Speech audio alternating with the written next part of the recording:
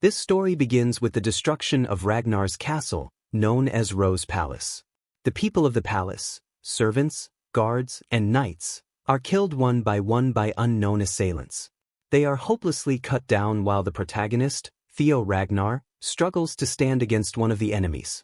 Theo swings his sword upward, forcing his opponent back. The man raises his sword and brings it down, but Theo manages to block the strike just in time. The Ragnar clan is a Grand Ducal family responsible for guarding the empire's northernmost borders. Their power comes from a unique constitution said to be inherited from dragons. For over 1,000 years, the Ragnar clan has served as the empire's great northern wall. Every member of the Ragnar bloodline is born with extraordinary magic, stamina, and skill in swordsmanship, everyone except Theo Ragnar. Despite his lineage, Theo possesses none of the talents that define his family. In the midst of the battle, Theo is stabbed in the stomach and falls to his knees. His opponent taunts him, saying that even at the end, Theo still doesn't understand. He tells Theo that no matter how hard he tries, there are some things he simply cannot achieve. People call it a lack of talent. The man then removes his mask, revealing himself as Rendon, someone Theo knows. Shocked, Theo demands to know why Rendon has done this. Rendon, unfazed, mocks Theo further. He says it was pitiful to watch Theo train every morning, knowing that all his effort would never get him anywhere. Rendon laughs cruelly, telling Theo that he is the perfect imbecile of Ragnar, someone who should have stayed hidden away because he had no talent. Rendon found it laughable to watch Theo struggle to make something of himself. Anger surges through Theo as he clenches his teeth. He forces himself to stand. He demands to know if Rendon only became his sword instructor to betray him and sell out Rose Palace. In response, Rendon slashes Theo's arm, causing him to scream in pain as his blood splatters everywhere. With a sigh, Rendon asks why Theo blames him. He grabs Theo's hair, pulls his head up, and tells him that everything happening is his fault. Rendon questions why Theo can't see it. With blurred vision, Theo hears Rendon tell him to look ahead and understand why Rose Palace is burning and why his family is dying. Another man approaches, dragging a woman and throwing her at Theo's feet. Rendon cruelly asks why his mother has become a cold corpse. Theo is stunned and horrified to see his mother dead in front of him. Rendon tells him once more that all of this is happening because Theo is the weakest in the Ragnar clan, a clan ruled by strength. In his anguish, Theo whispers Rendon's name, grabs the sword in front of him, and swings it in a fury. But before he can strike, a sword is thrown at him, stabbing him in the chest. He falls to the ground as blood pools beneath him. The man beside Rendon scolds him for talking too much and orders him to finish the job. Rendon apologizes, saying he was merely reminiscing but is nearly done. Theo, lying on the ground, wonders what Rendon means by done. Is this truly the end? Regret washes over him as he realizes he couldn't protect anyone or accomplish anything. As everything burns around him, he wonders if things would have been different if he had only possessed talent. Tears fall from his eyes as he closes them in pain, consumed by the flames alongside his servants, his mother, and the place he loved. Suddenly, a system message appears: "You have died. Your trait has activated, and you are returning to the regression point." Theo opens his eyes, confused, to find himself face to face with Rendon once again, who casually remarks that he seems tired. Rendon suggests they end the lesson for the day, but Theo is stunned and disoriented. He doesn't respond, wondering if what he just experienced was real. Did he really die? Rendon, noticing Theo's silence, comments on how absent-minded he seems. Theo, lost in thought, wonders if his death is real and if he is now flashing back to his life. He can't believe that Rendon's face, of all things, is what he's seeing in these final moments. With a sigh, he thinks that even death has a cruel sense of humor. But then, a system message pops up in front of him. It reads, "Tutorial Quest Number 1. Punch Rendon in the face." Theo looks at Rendon, wondering what in the world is happening. Was this really how flashbacks were supposed to work? He glances back and forth between Rendon and the system message, quickly realizing that Rendon couldn't see it. Rendon asks him what is wrong, but Theo, still in shock, lets go of his wooden sword. His fist trembles as he thinks that despite not understanding what is going on, perhaps this is a gift from the gods, a chance to vent his frustration before it is all over. With that thought, Theo launches his fist at Rendon, thinking that if this is a dream, he might as well give Rendon a good pummeling. His punch lands squarely on Rendon's face, stopping everyone in their tracks. But to Theo's surprise, the punch doesn't even hurt Rendon. He is left wondering why the dream feels so real, yet his punch is so weak. Rendon, unfazed, swings his wooden sword forward and strikes Theo in the shoulder, sending him flying to the ground. As Theo slams into the dirt, Rendon scolds him, reminding him that he had said their lesson was over. Theo winces in pain, confused. Was he supposed to feel pain in a dream? Rendon sighed and told him that he understood Theo's frustration, especially with the awakening ceremony fast approaching, but that didn't excuse a student lashing out at his master. Theo was taken aback. Awakening ceremony? What was Rendon talking about?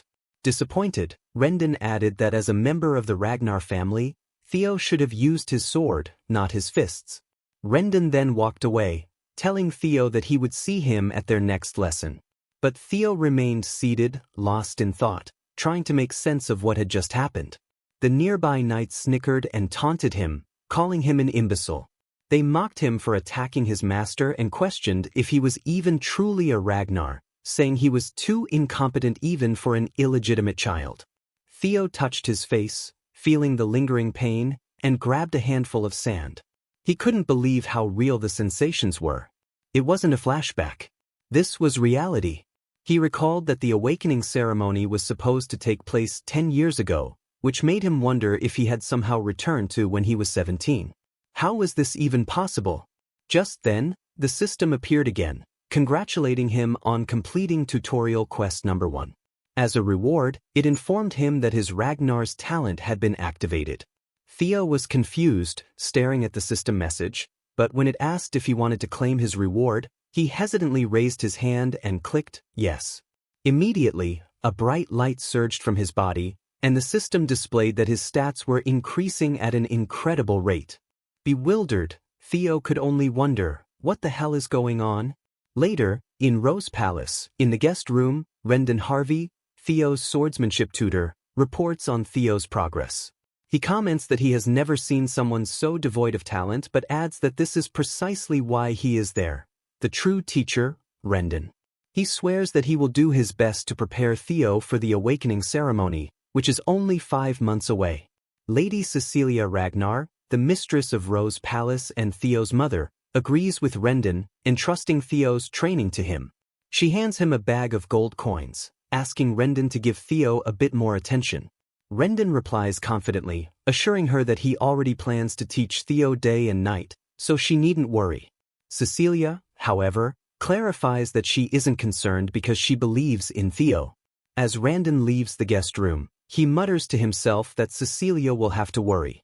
Although he isn't truly training Theo properly, it's still true that Theo lacks talent. He scoffs, calling Cecilia a concubine and thinking to himself that, like mother, like son, their bloodline won't lead anywhere. Still, Rendon finds the situation ideal. He's receiving an excellent salary and has the title of tutor to the Ragnar family's direct line as a reward for secretly sabotaging Theo's growth and feeding information to a mysterious benefactor. Rendon knows his future is secure.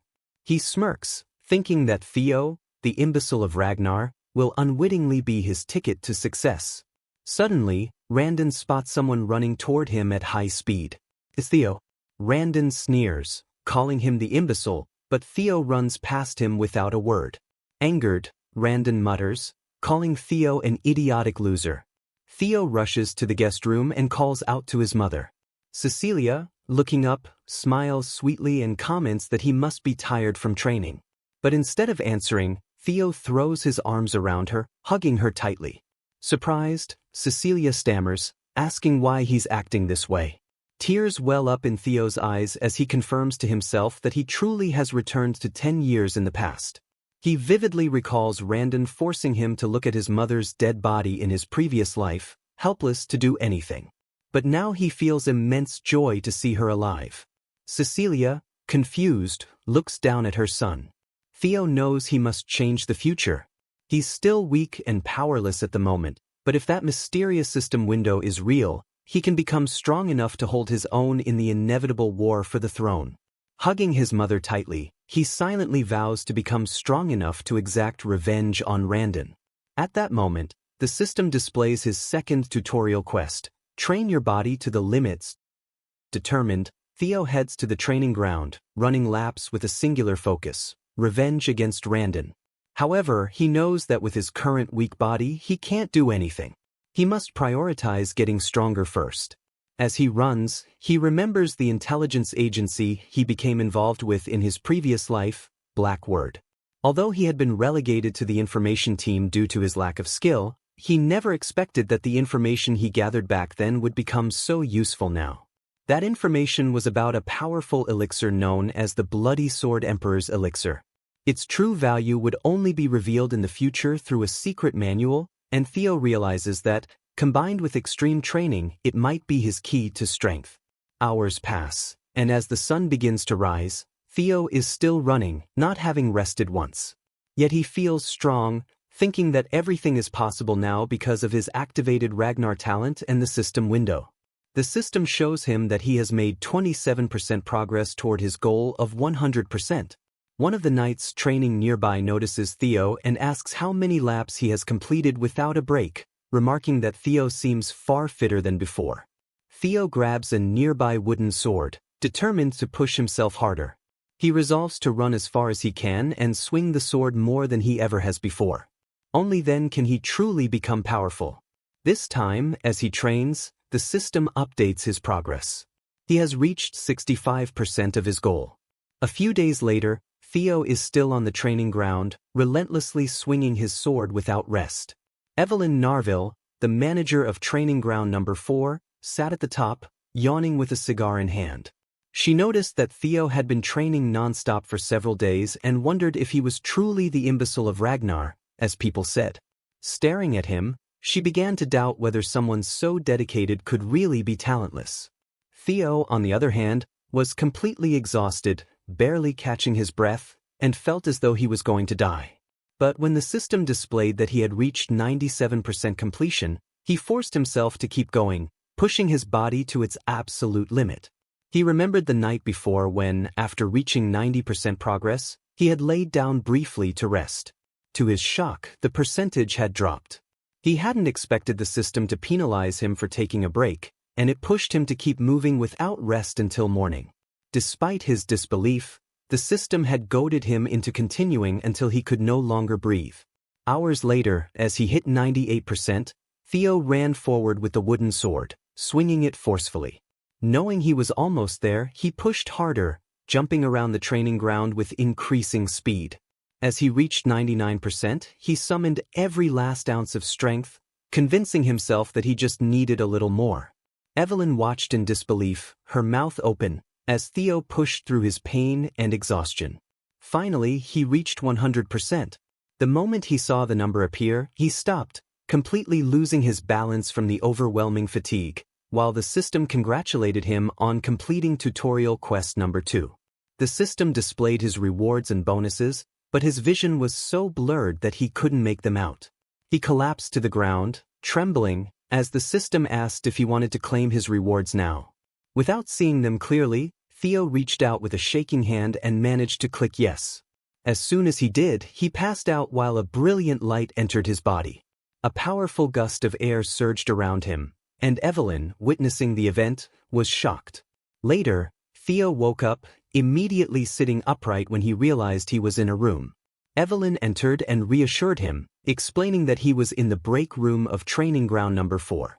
She added that even a Ragnar would collapse if they pushed themselves as hard as he had. He recognized her, which surprised Evelyn, though she introduced herself properly. She explained that he had lost consciousness while training alone in the morning, so she had moved him there to recover. Theo thanked her, understanding the situation. Evelyn handed him a glass of water, then asked if he knew that within the Ragnar clan, opening one's mana hall before the awakening ceremony was strictly forbidden. Theo, still confused, replied yes. Evelyn then pressed further, saying that he should also be aware of the consequences of breaking that rule. Theo, puzzled, asked why she was suddenly bringing this up. Evelyn's tone grew serious as she explained that right before he lost consciousness, a mana wave had occurred, one that aligned with the opening of a mana hall. Theo was taken aback, and she asked if he had perhaps opened his mana hall, addressing him as young Master Theo Ragnar. Theo was left wondering what she meant by this, knowing that if he had opened his mana hall, he shouldn't have survived. But then he felt something within him and recalled the system notification. He had obtained a dragon heart as a reward. He also remembered that, as a bonus reward for his fast completion of the quest, he had received the magic power equivalent to 10 years of his past life. Stunned and in disbelief, Theo couldn't fathom that he now possessed a dragon heart. A mana hall can be placed within a dragon's heart, and doing so makes it operate far more efficiently. However, humans, not being dragons, place their mana halls in the lower abdomen because the human heart cannot handle the burden. This is why every warrior, especially those like the Ragnar clan, longs for a dragon heart. It's seen as a shortcut to overwhelming power, but humans have never been able to overcome their natural limitations, until now. With the dragon heart granted to Theo, he found himself in a precarious situation. Theo knew that Evelyn Narville was no ordinary person. A high-ranked swordsman, she had retired after losing her left arm and now managed training ground number 4. However, she had once been the commanding officer of the white-armored dragon cavalry, so respected that even the demon dragon of the cavalry adored her. She was renowned for her principles, not caring for status or strength, and she could not tolerate dishonesty or cowardice. Theo recalled that in his previous life, when he had been stubborn, Evelyn had relinquished her position as his direct master. In other words, if Evelyn discovered the truth about his dragon heart and the mana hall within it, she would report him for execution without hesitation. But then Theo smirked, wondering if he could outmaneuver her without getting caught. In a calm but serious tone, Theo asked Evelyn if she could handle the consequences of accusing him, an heir of Ragnar, of breaking such a grave rule based solely on her suspicions. Her momentary feelings could lead to his execution, but her principles might also trap her. Evelyn, stunned, listened as Theo reminded her that if she were wrong, accusing him without proof would mean defiling the Ragnar name, to which she agreed. When he seriously asked her what the punishment was for such a crime, she replied, execution. Theo praised her knowledge of the rules and provocatively suggested she go ahead and check for herself. Evelyn, unnerved, studied his expression, uncertain about what she was feeling. Could Theo be that kind of person? She released her power, convinced there had been a mana wave, and angrily prepared to check his abdomen, believing there could be no exceptions to the rules. But when she looked, there was no mana hall. Confused, she started to wonder if she had been mistaken. Still, the possibility seemed impossible to her. Theo, seeing her confusion, casually asked, "Is there no mana hall?" Realizing her error, Evelyn immediately knelt before him, shouting for him to execute her as punishment for her wrongful accusation. She explained that she had been wrong and would pay for her sin with her life. But Theo, smiling, knew there could be no mana hall visible because dragon hearts were different. A dragon heart's mana hall could be controlled and hidden at will by its user, and since the fact that humans could possess a dragon heart wouldn't be known for several years, Evelyn would never suspect the truth. Theo reached out to her, but instead of punishing her, he simply tapped her shoulder and told her there was no need for such actions. This shocked Evelyn. As Theo turned to walk away, he calmly remarked that she had done what she thought was right and that there were few people brave enough to risk their lives to demand the truth from an heir of Ragnar. Theo recognized Evelyn's strength and realized it would benefit him to raise her debt to him. He then explained to her that the reason opening one's mana hall before the ceremony was forbidden was out of fear that it might overflow. He added that it was kind of amusing that she had been worried about him, the so-called bastard of Ragnar, overflowing his mana hall. He thanked her for her concern and care, leaving her stunned, the cigar still unused in her mouth. As Theo walked out of the training grounds break room, he thought about his dragon heart and 10 years' worth of magic power from his past life that the system had given him.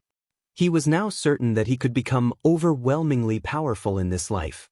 A few days later, Rindan shouted at Theo, telling him that his sword swing wasn't right and that he needed to adjust it more to the right. Rindan, growing frustrated, asked how many times he had to repeat himself. Theo thought it was nice that he was getting stronger, but pretending to be weak while enduring Rendan's lessons was exhausting. He glanced at Rendan, calling him a bastard in his mind, realizing that Rendan was subtly yet deliberately teaching him flawed sword techniques. As Rendan tried to adjust his grip, Theo became more certain that someone was pulling the strings behind Rendan's actions. He knew he had to uncover the identity of the mastermind behind his murder. Suddenly, an idea came to Theo, and he smiled, confident that he could handle the situation. He called out to Rendan, who quickly snapped, reminding Theo that chatting during lessons was prohibited.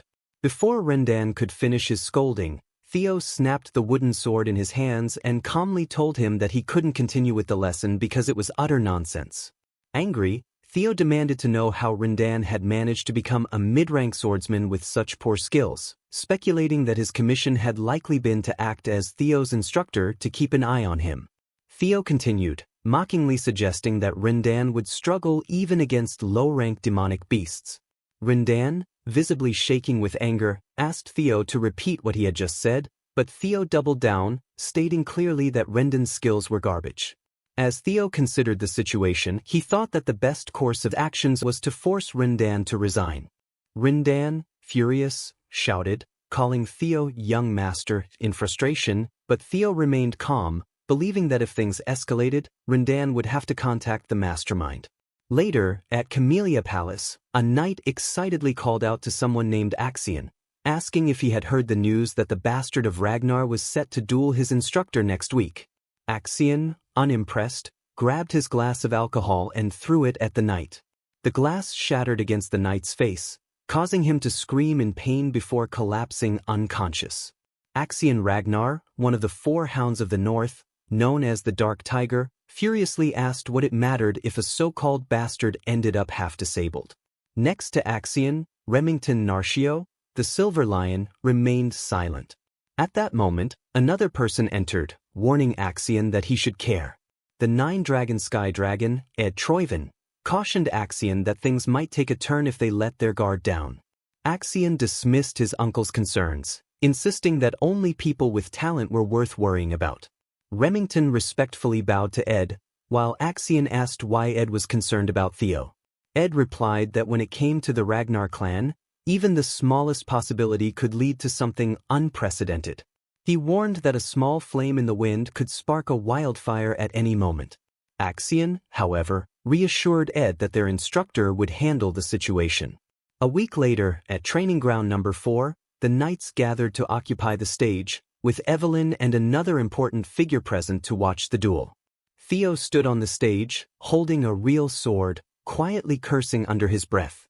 His initial goal had been to humiliate Rendan and get him fired, but things had spiraled out of control. The crowd cheered as both Theo and Rendan took the stage. Theo thought that, given how far things had escalated, he might as well seek revenge. At that moment, the system displayed his 3rd tutorial quest. A week earlier, when Theo confronted Rendan by telling him his swordsmanship was trash, he also fired him on the spot, ordering him to get lost. Furious, Rendan called after him as Theo walked away, shouting that he couldn't accept the dismissal since there was still plenty of time left on his contract. But Theo simply asked, "What about the contract?" and told Rendan that as his employer, if he says he's fired, then he's fired. Though Theo wanted to beat Rendan to death, considering their history in his past life, he wasn't confident enough in his skills yet. He planned to separate from Rendan and dig up more information on him first. Rendan, on the other hand, knew that if he was fired like this, his mission would fail.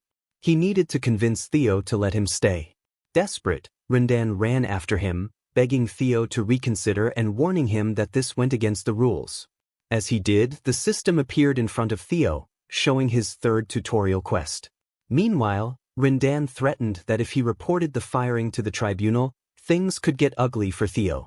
Suddenly, Evelyn appeared and suggested an alternative. She proposed resolving the issue the Ragnar way, which shocked both Rendan and Theo. Theo asked if she meant what he thought she did, and she confirmed yes, that they should settle it by a sword match as per the rule of the strong. Evelyn added that there was no need to involve the tribunal, the victor of the duel would decide. Rendan, excited by the idea, eagerly agreed, thinking the heavens were on his side. Evelyn then declared that the duel would take place in 1 week, leaving Theo stunned. She smiled, asking if they agreed it was fair, but Theo, unable to speak out loud, could only think to himself that it was not all right. He glanced at Rindan, who confidently smirked at him, fully aware that Theo wasn't yet capable of defeating him. Back in the present, 2 knights chatted nearby. A black-haired knight mentioned hearing that Theo couldn't even swing his sword properly yet, to which a brown-haired knight responded in disbelief, asking if Theo wasn't still a Ragnar at the very least. The black-haired knight laughed and replied that Theo wasn't a normal Ragnar, he was the cripple Ragnar, and there was no way he could beat a mid-rank swordsman like Rindan. On the stage, Rindan smiled smugly at Theo, offering him a chance to back down. He said that if Theo apologized now, he would forget everything, and there was no need for Theo to risk his life over his pride. Theo, however, retorted that he should be the one saying that. He warned Rindan that if he didn't want to lose an arm, it would be best to accept that he was fired. Rindan was infuriated by Theo's audacity. He had considered letting Theo off because he pitied him, but now he decided to kill him, pretending it was an accident. In Rendan's mind, the outcome of the duel was already decided, and it would work out better for him this way. With a smirk, Rindan invited Theo to make the first move, stating that as his teacher, he would graciously concede the opening strike. Theo dashed forward, shouting that he wouldn't hesitate. Rindan positioned himself and blocked Theo's attack, the clash of their swords ringing loudly. Moments later, the audience of knights stood up in shock, murmuring in disbelief. They watched as Rindan attacked Theo with a series of skillful slashes. The crowd started shouting, jeering that they had expected this. Theo, the imbecile, was losing. They ridiculed his inability to properly wield a sword, speculating that at this rate, Theo might die. Theo, blocking Rendan's attacks, mocked him, teasingly asking what had happened. Rindan shouted at Theo, reminding him that he was a mid-rank swordsman, the very type Theo had looked down on, and taunted him for being so hopeless in the duel. Rindan thought the outcome was obvious. Theo wasn't even a low-rank swordsman, just an apprentice. While Theo's skills had strangely improved recently, it still wasn't enough. If Theo were at the level of the 4 Hounds of the North, it might be a different story, but there was no way the imbecile of Ragnar could defeat him, Rindan was sure of that. Theo, however, remained calm. He recalled visiting Evelyn's office earlier to ask what she had been thinking when she suggested the duel. Evelyn replied that she was helping him because if Theo wanted to truly get rid of Rindan, he had to be thorough. She explained that Rindan likely had someone backing him, so simply firing him wouldn't solve the problem. Surprised, Theo asked how she knew, and Evelyn revealed that she had secretly investigated Rindan after noticing his odd teaching style.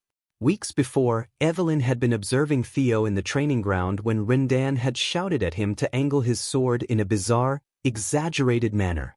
Evelyn, suspicious of such a ridiculous instruction, had someone look into Rendan's background, which led her to believe there was more at play. She wondered to herself where this person had come from, as it certainly wasn't the behavior of a competent swordsman. Theo realized that Evelyn hadn't uncovered this in his previous life, and he wondered if the recent incident with his mana haul had piqued her interest. Evelyn put down her tea and revealed that all of Rendan's traces led back to Camellia Palace, which shocked Theo. He seethed with anger, suspecting the conspiracy was tied to the miserable war for the throne, but he calmed down, admitting that it was impressive Evelyn had discovered so much. He also confessed that, despite everything, he wasn't yet strong enough to defeat Rendan. He asked what Evelyn intended to do now. Evelyn, however, told him that he was underestimating himself and that he could indeed beat Rendan. Back in the present, Rendan approached Theo with a mocking grin, shouting that if Theo knelt and begged for forgiveness now, he might spare him. Rendan swung his sword with great force, but to his surprise, Theo blocked the strike. Rendan felt a growing unease. Something was off. Theo glared at him in anger and swung his sword, pushing Rendan's blade aside. Rendan realized with mounting concern that Theo had been fending off his attacks for a while now. This wasn't the Theo Ragnar he knew. Rendan, bewildered, swung his sword again, wondering how Theo's skills had improved so much in such a short time, but once again, Theo effortlessly pushed his blade away. The audience gasped in disbelief. Rendon was being pushed back by the very person they had all thought was hopeless. Among the spectators, Remington silently observed the unfolding duel. Evelyn smiled as she watched the scene, recalling her conversation with Theo. She had told him that if she trained him personally for just 1 week, he'd be able to suppress someone like Rendon easily. She had also remarked that Rendon, being a disgrace to a teacher, had no rights as an instructor. Theo had smiled at the time, amazed that things were working out in his favor. He knew that having Evelyn in his debt had been worthwhile. However, one thing still concerned him. Theo had asked Evelyn why she was going so far to help him. Was it because of what had happened last time? Evelyn admitted that was part of it, but also revealed that there was someone she knew, someone obsessed with collecting talent, who would likely take an interest in Theo. Rendon swung his sword backward, preparing to attack with great force, but Theo easily blocked the strike. Panic set in as Rendon struggled to understand how Theo, who had shown no talent from the beginning, could suddenly perform so well. Rendon began to wonder if Theo had been pretending to be weak all along. As Rendon pushed harder, trying to overpower him, he questioned why Theo had hidden his abilities. Theo then asked Rendon who was backing him, causing a wave of shock to wash over Rendon. In a fit of anger, Rendon swung his sword in a wide arc, furious and demanding an explanation for Theo's accusation. Theo, barely pushed by the attack, calmly mentioned that he had noticed the substandard lessons Rendon had been giving him. Rendon, feeling cornered, insisted that he had worked hard to help Theo, but Theo cut him off, suggesting that Camellia Palace might be involved. Rendon froze momentarily, speechless, wondering how Theo had uncovered this. Seeing Rendon's hesitation, Theo smiled, pleased that his assumption had hit the mark. Theo then leaped forward with intensity, questioning whether Rendon knew what it felt like to lose an arm. Before Rendon could react, Theo sliced through Rendon's arm in a single decisive strike. Rendon watched in shock as his severed arm flew into the air. The spectators, including Remington, were stunned by what they had just witnessed. Rendon collapsed, screaming in pain as he clutched his bleeding shoulder.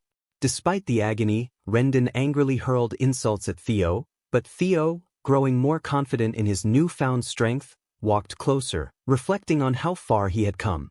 He thought back to the time when Rendon had blamed him for being weak and now considered how the tables had turned.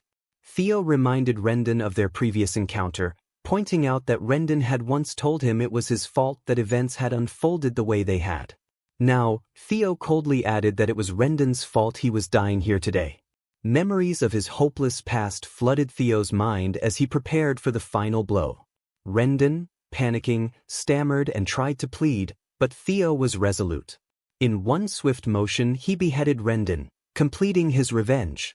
The system immediately congratulated Theo on completing his third tutorial quest.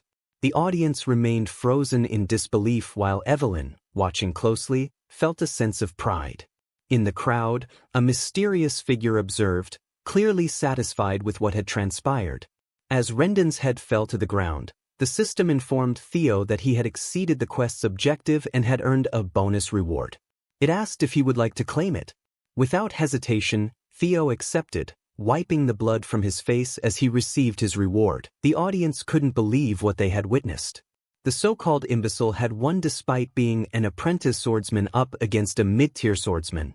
They murmured in disbelief, questioning how such a thing had happened. Theo, looking down at Rendon's lifeless body, thought back to his previous life and couldn't believe he had suffered at the hands of someone so weak. He knew, though, that things would be different from now on. The system then notified him that his ability, Observation, had been activated as a reward, along with an additional reward of 1 year's worth of magic power. He was amazed to receive a full year's magic power but was curious about what exactly Observation was. Caught up in his thoughts, Theo didn't notice someone approaching from above. Suddenly, a figure landed on the stage with a deafening crash, shattering the floor beneath them and leaving Theo in shock.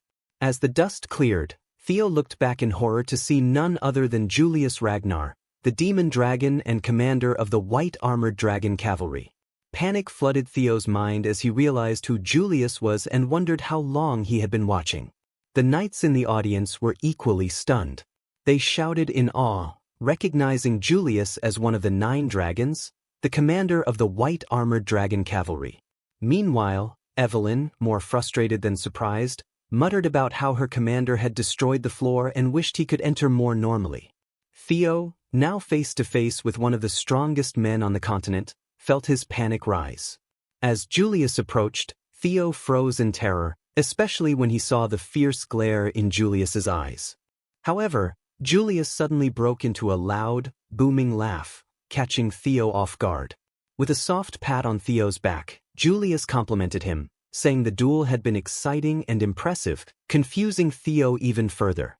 Julius continued, expressing his surprise at Theo's abilities. He asked if the student had truly surpassed the master, then realized it might be a bit disrespectful since Theo had killed Rendon. Still, Julius shrugged it off, remarking that a man like Rendon likely deserved it.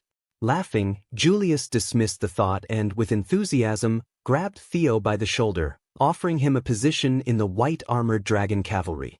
Theo was shocked by the offer, while Evelyn smiled knowingly from the sidelines. The knights were in disbelief. They couldn't fathom how the imbecile of Ragnar had been scouted into the elite White Armored Cavalry. Despite Theo's victory, they didn't think it warranted such an honor. Remington, standing nearby, turned to a fellow knight, asking if there had ever been a case where an apprentice swordsman, especially one who hadn't even undergone the awakening ceremony, had been scouted. After a moment's thought, the man replied that he had never heard of such a case. Remington agreed, certain it was unprecedented, as it was impossible to gauge someone's true potential while their mana hall remained closed. Even if their swordsmanship was excellent, they could lack magic power, which made it risky to recruit them. Remington couldn't understand how even someone like Julius could see such potential in Theo. To everyone's shock, Theo declined Julius's offer. He stared at Julius seriously, causing the commander to fall silent, speechless. Remington, Evelyn, and all the knights watching were equally confused, unable to comprehend why Theo had rejected such an opportunity. The entire training ground fell into stunned silence as they stared at the two figures on stage. In the days that followed, gossip about Theo Ragnar spread rapidly. People were stunned by the news that the so-called imbecile had killed his own master. Many concluded that Rendon must have been weak for such an event to happen. What shocked people even more was that Julius Ragnar, the demon dragon himself, had tried to recruit Theo into the White Armored Dragon Cavalry after witnessing the duel, only for Theo to decline because he felt his skills weren't yet enough. Word quickly spread that Theo was a humble Ragnar, a rare quality that left many surprised. Meanwhile, at Camellia Palace, Emil Ragnar, the Lady of Chamia and mother of Axion, expressed her frustration, saying that things had become complicated and she couldn't believe Theo had killed Rendon. Ed, her brother, calmly reassured her, reminding her that Rendon had been assigned to Theo specifically because of his poor skills. Emil agreed, stating that the death of someone like Rendon wasn't important to them. However, her real concern was that Julius, the demon dragon, had personally reached out to Theo, and to make matters worse, Evelyn had ordered it. This meant they could no longer interfere by assigning Theo a new master. Emil explained that if Theo started standing out, it would become much harder for them to take control of Rose's palace. At that moment, the door to her room opened, and Axion entered, asking what she meant by standing out. He confidently told his mother not to worry, assuring her that the clan head wouldn't take an interest in Theo, so their plan could proceed as usual. Emil asked Axion if he understood that the best way to take control of Rose Palace, without offending the clan leader, was for Theo to remain powerless. Axion reassured her, saying that Theo was still powerless and that there was no way someone like him could have changed much. He also reminded them that Evelyn and Julius had always been drawn to underdogs. Ed, however, sternly cautioned Axion not to make any rash decisions. Ignoring the warning, Axion reached for the table and declared that since his mother and uncle were so concerned, he'd play with Theo a little and remind him of his place. The next day, at the training ground, after their session, Evelyn praised Theo for his progress. He thanked her, remarking on how much better it was to learn from a proper master like her. Evelyn responded that it would have been even better if he had joined the White Armored Dragon Cavalry, and she asked him why he had declined the offer. Theo admitted to himself that he did have some regrets about turning down the cavalry, especially since it had been his dream in his past life. However, joining now would limit him too early. He thought about the privileges that would come to the top performer of the awakening ceremony, something that far surpassed joining the cavalry. He told Evelyn that he didn't want special privileges and still felt he wasn't ready, but he was satisfied with her training for the ceremony. Evelyn accepted his answer and mentioned that Commander Julius would likely be disappointed. Curious about Evelyn, Theo activated his observation ability. He saw that she was 24 years old, held the title of former deputy commander of the White Armored Dragon Cavalry, and was a high-ranked swordsman. Her current status showed that she admired his humility and character, felt energized from teaching him, and missed the cavalry. Theo smiled, realizing how useful his observation ability was, and he felt pleased to discover that Evelyn was genuinely happy to teach him. Suddenly, a young man approached, excusing himself and introducing himself respectfully as Sibaldry from the Southern Inspection Post. He explained that he needed to discuss something with Theo.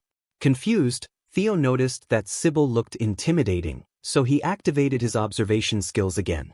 The system revealed that Sibaldry was 17 years old, held the title of Dunce of the Southern Inspection Post, and was also an apprentice swordsman. Sybil's rank was loyalty, and his status showed a strong admiration for Theo and a desire to spar with him, which left Theo shocked. He couldn't believe that someone with such a serious expression was eager to spar with him.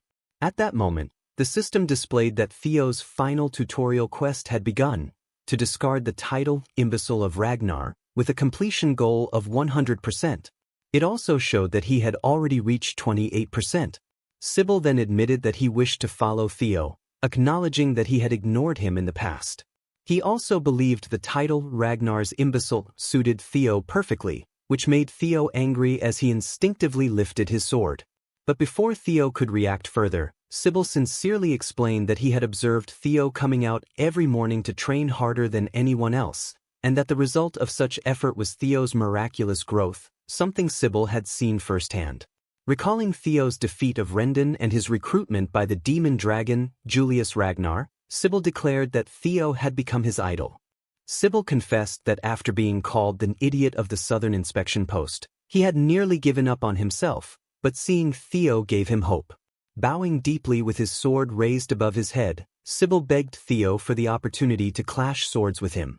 Normally, Theo would have doubted Sybil's true intentions, but after using his observation ability, he confirmed that Sybil was genuine. This was unexpected, but Theo realized that after taking down Rendon and with the rumors of Julius's attention spreading, people driven by an inferiority complex would likely challenge him. What he didn't expect, however, was that some would want to follow him instead. He guessed that at the very least, the pride of the Ragnar bloodline still held sway among people like Sybil. Theo understood that eventually, he would need followers of his own if he were to become the head of the Ragnar clan. His fourth and final tutorial quest, discard the title Imbecile of Ragnar, was directly tied to this. Theo knew this was a title he had never been able to shake in his previous life, but this time, with new opportunities, he was determined to completely rid himself of it. Turning to Evelyn, Theo asked if they could have a moment. Evelyn, with a proud smile, agreed and encouraged him to show off his skills. Raising his sword, Theo formally introduced himself as Theo Ragnar, apprentice swordsman of Rose Palace awaiting the awakening ceremony, and proudly named Evelyn Narville as his master. Evelyn beamed at this. In response, Sybil introduced himself as Sibaldry, apprentice swordsman of the Southern Inspection Post and a practitioner of the Cure clan swordsmanship, specializing in the quick sword. After the formal introductions, Theo suggested they have a good spar. Sybil immediately sprang forward, launching his sword at Theo. Theo easily blocked the attack, and Sybil noted how fast Theo was. Despite being known as the idiot of the Southern Inspection Post, Sybil was still confident in his speed. Sybil continued to swing at Theo, recognizing that his opponent's skills were indeed the real deal. Theo, blocking each of Sybil's slashes with ease, thought back to how, in his previous life, he would have struggled to fend off even a few strikes. With a powerful swing, Theo raised his sword and sent Sybil flying, effortlessly overpowering him. Sybil spat out in pain as he slammed into the floor, but instead of frustration, he smiled happily. Sybil praised Theo, acknowledging that he had lost to his young master, and thanked him for the opportunity, saying he had learned a lot from the spar. Theo raised his sword again, signaling that the duel was over, and told Sybil it was a good fight. Theo noticed his reflection in his shining sword and wondered if he could use his observation skill on himself. Curiosity piqued, he activated the skill. To his surprise, it worked, displaying a screen that read "Observing Theo Ragnar." He was taken aback by the details it showed. His title was still Imbecile of Ragnar, and his talents included Player Ragnar, Observation, and 4 locked talents labeled as Denied Access. His status indicated a strong yearning for the awakening ceremony. His level was 1, with the following stats: Strength 13, Dexterity 14, Vitality 12, Magic Power 190, Intelligence 11, and Luck -49. The system popped up, explaining that his stats were now perceivable, and all stats would be represented by numbers going forward. Theo noted his talents being categorized, and he wondered if completing more quests would unlock the 4 hidden abilities. He was pleased to see that he could personally check his stat values, especially noticing that his magic power was high thanks to his past life's magic and the dragon heart. However, the negative luck stat puzzled him. He wondered if it meant he had been cursed and if all the bad luck from his previous life had stemmed from this. Deactivating his observation skill, Theo thought to himself that he needed to find a way to increase his luck. Just then, he heard people approaching from behind and turned to see several men watching him. Evelyn observed that although Rendon had been weak, he was still a mid-rank swordsman, and the fact that Theo had defeated him and received the approval of Julius meant that, in Ragnar's rule of the strong society, people would either envy him or admire him. The group gathered behind Theo seemed to fall into the latter category. The knights had been shocked by Theo and Sybil's duel, confirming that the rumors were true. They wondered if they could have blocked Theo's strikes had they been in Sybil's place.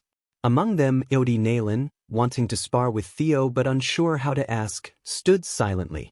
Theo used his observation ability on him and learned that he was 19 years old, held the title pillar of the Nalen Viscount, and was a low-rank swordsman. His talent was passion and perseverance, and his current status revealed a strong desire to spar with Theo.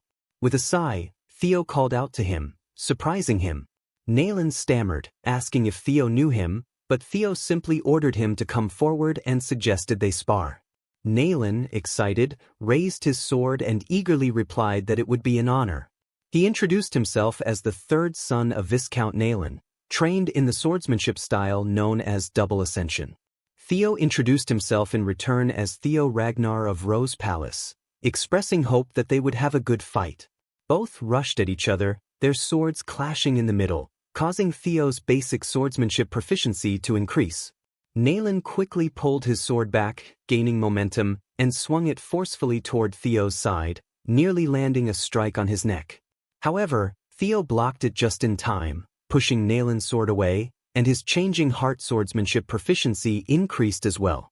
Nalen, stunned by Theo's skill, admitted defeat, stammering as he acknowledged his loss. The system informed Theo that he had gained Nalen's approval, and his luck increased by 1 point. This left Theo wondering if gaining people's approval could improve his luck and if it also tracked his reputation.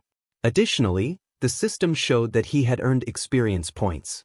Theo slashed his sword forward, engaging with the next knight who wanted to fight him. Knowing he needed to keep pushing himself, he continued to defeat his opponents one by one. After each victory, he earned their approval. Bennett Romo's approval increased his luck by 1, followed by Eric Morin, who also granted him an additional point of luck. He continued to battle, gaining the approval of Manfred Ember, Manuel Noir, Vero Perrin, and Daniel Ran, each victory adding another point to his luck. After defeating several knights, Theo took a moment to catch his breath. He asked who would be next, but when no one stepped forward, he opened his status window. Despite having fought so many, his quest progress had only increased by 1%. Confused, he wondered if it was because these knights already respected him to some extent. He began to suspect that to make significant progress, he needed to challenge stronger foes or prove himself in front of those who still looked down on him. A different kind of event was required. Suddenly, a voice from behind remarked on how exhausted he seemed and asked if he would be all right. Theo responded that he'd rest when necessary, but for now he didn't need it. The man stepped forward, revealing himself as Remington Narcio, one of the 4 Hounds of the North, who then requested a spar with Theo. Theo was shocked. Remington was a member of the prestigious 4 Hounds of the North, which included Hulkus Lank, Ray Ragnar, Axion Ragnar of Camellia Palace, and Remington himself. These were the strongest warriors of the Ragnar clan's awakening ceremony generation. Remington introduced himself and explained that he had come early to see Theo's swordsmanship before the awakening ceremony. Curious, Theo activated his observation skill and saw that Remington was 17 years old, held the title of Deputy Clan Head of Narcio, and was also known as the Silver Lion, one of the 4 Hounds of the North. His talents were listed as sword genius, keen senses, and extremely hard worker. His current status revealed that he was surprised to see a rival he hadn't expected. Raising his sword, Remington thanked Theo for fulfilling his wish, expressing his desire to test his skills. Theo raised his sword and introduced himself as the 31st son of the Great Guardian of the North, Theo Ragnar, and an apprentice swordsman preparing for the awakening ceremony. Smiling, Theo felt honored. He never imagined he would meet and fight the legendary sword genius, Remington, someone he had admired for a long time. While his quest was still ongoing, the thrill of fighting Remington was all that mattered to him at that moment. Theo humbly told Remington that it was an honor to cross swords with the famed deputy clan head of Narcio. Remington, in turn, expressed his excitement for the upcoming battle. As they both took their stances, Theo wondered if his current abilities were enough to defeat someone as formidable as Remington, one of the 4 Hounds of the North. Their swords clashed, sending a loud metallic sound reverberating through the area as their battle began. The system showed that Theo's tutorial quest progress had increased by 1% due to the strong clash of their swords. One of them shattered into pieces, destroyed. Evelyn observed calmly, but the knights were stunned. Half of the broken sword fell to the ground. It was Theo's. The spectators couldn't believe that their young master had seemingly lost. Sybil, in disbelief, shouted that it couldn't be true, but Manuel pointed out that it was an obvious result. No matter how much Theo had grown, he couldn't defeat one of the 4 Hounds, the strongest warriors of their generation. Still, Sybil praised Theo's fighting spirit. The knights were even more surprised when Remington admitted that it was his loss. He thanked Theo for the good duel, explaining that his sword had already been worn out and he was exhausted, which meant the duel was his defeat. However, Theo responded that on a battlefield, no one would offer such considerations and admitted that he had lost the moment he lost his sword. Remington smiled at Theo, and they shook hands. Remington expressed his hope for a proper duel next time, and Theo agreed, hoping for the same. Manuel was shocked to see that Theo had been acknowledged by one of the 4 Hounds, while Sybil proudly shouted to Manuel that their young master Theo was different. Evelyn sighed in relief, and the system informed Theo that his quest progress had increased to 35%. Theo looked at Remington, acknowledging his strength. He understood that while he had gained incredible power from talents and secret manuals through the system, Remington's skill was still far beyond his. The moment their swords clashed, Theo realized that he still had much to improve. Though disappointed that the duel ended prematurely, Theo felt he had gained a lot. Not only had his luck increased by 10 points, but his reputation had also improved significantly. However, he was still dissatisfied with his quest progress, which hadn't moved as much as he'd hoped. He began thinking about what stage or event might help him gain more approval. Remington then called out to him, explaining that he hadn't come just to duel. Handing Theo an envelope, Remington invited him to join the Scaled Dragon Society. Sybil was shocked, knowing that the Scaled Dragon Society was a prestigious group, exclusive to those who had been specially selected. He couldn't believe that Remington had personally invited Theo. Theo, equally surprised, questioned whether someone like him was suited to join such a famous group. Remington dismissed Theo's doubts, saying that he was more than qualified. He explained that the Scaled Dragon Society wasn't as serious as it sounded. It was simply a social group for peers preparing for the upcoming awakening ceremony. Curious, Sybil asked why Theo was being invited, while Bennett, overwhelmed, looked ready to cry. Theo wasn't sure of Remington's motives for the invitation, but he knew that the Scaled Dragon Society was centered around Axion and filled with people who looked down on him. He realized this would be the perfect environment to progress his quest and gather information on Axion and Camellia Palace. There was no reason to refuse. Accepting the invitation, Theo thanked Remington and confirmed that he would participate. The knights were amazed that Theo had been invited to the Scaled Dragon Society, and the system informed him that his quest progress had increased by 1%. Remington shook Theo's hand, pleased with his decision, and told him that if he had any questions he shouldn't hesitate to ask. Remington then mentioned that the next meeting would be in 2 weeks. Evelyn, lighting her cigar, watched them silently, deep in thought. A moment later, at Rose Palace, Cecilia barged into Theo's room, calling out to him.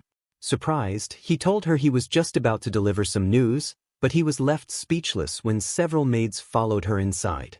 Stammering, he asked his mother what was going on. Cecilia excitedly explained that she had heard about his invitation to the Scaled Dragon Society. She went on to explain that the society included Axion, the son of the cunning Emil, as well as brilliant talents like Remington. The maids began assessing which colors suited him best while Cecilia explained that the Scaled Dragon Society garnered attention from the council. Everything about him, from how he dressed to how he composed himself, would be scrutinized. As Cecilia measured his shoulders, she reassured him that while his etiquette would be flawless, his attire and demeanor were matters she could help with. She reminded him that she used to be an actress, so this was something she knew well, and she was more than happy to assist him. Theo knew he was often labeled the illegitimate child of a commoner concubine, and his mother had always felt guilty about it, even though it wasn't her fault. In the cold Ragnar clan, he could only imagine how hard it must have been for her, especially with a son who was often seen as lacking. Cecilia then hugged him tightly, calling him her son, and told him she believed in him, that she knew he could succeed. Theo smiled, touched by her words, and hugged her back, assuring her that there was no need to worry anymore. The room was filled with emotion, and everyone present was moved by the moment. Cecilia, with pride, declared that her son was joining the Scaled Dragon Society.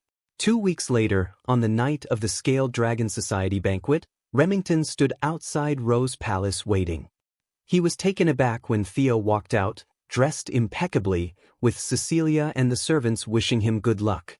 Theo smiled at Remington, but Remington, still in awe, asked if it was him, commenting on how different he looked. Theo laughed, telling Remington to stop teasing, but Remington insisted he was being genuine and pointed toward the carriage. As they got into the carriage, Theo reflected on Remington's words. He did feel different. He had grown taller, his muscles had become more defined, and 2 weeks of diligent training had paid off. During that time, Remington had visited him daily, and they had grown closer. Not to mention, Theo had also gained new followers. Evelyn had sighed many times during the 2 weeks, saying she only intended to teach him for a short while, but somehow got pulled into a more involved process.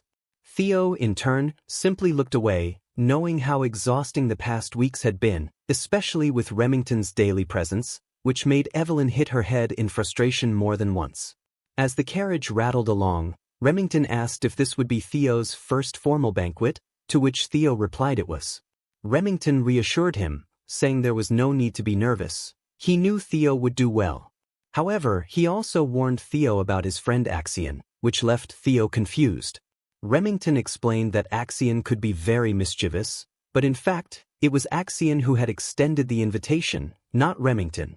Axion had expressed a desire to meet Theo and had gone so far as to prepare the banquet in his honor. Remington hoped Theo wouldn't think too harshly of Axion. Theo, now understanding that it was Axion who had invited him, smiled, thinking it was all going a bit too well. He replied that he was looking forward to it, fully expecting the evening to come with its share of insults and challenges. Meanwhile, at Camellia Palace, Axion held a glass of alcohol, excitedly anticipating the arrival of what he saw as a new toy, Theo, the imbecile of Ragnar. A moment later, the carriage stopped, and the driver informed them that they had arrived. Remington stepped down first, followed by Theo, who looked up to see they had reached Camellia Palace, the place that had once instigated Rendon to interfere with his growth and ultimately consumed his mother and the entirety of Rose Palace. Remington asked if they should head inside, and Theo responded affirmatively. As they walked, Remington mentioned that Axion would personally greet him at the entrance, a rare gesture.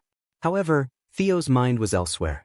He knew Axion was likely trying to halt his rise, but Theo had come prepared, determined to make Axion realize who he was dealing with.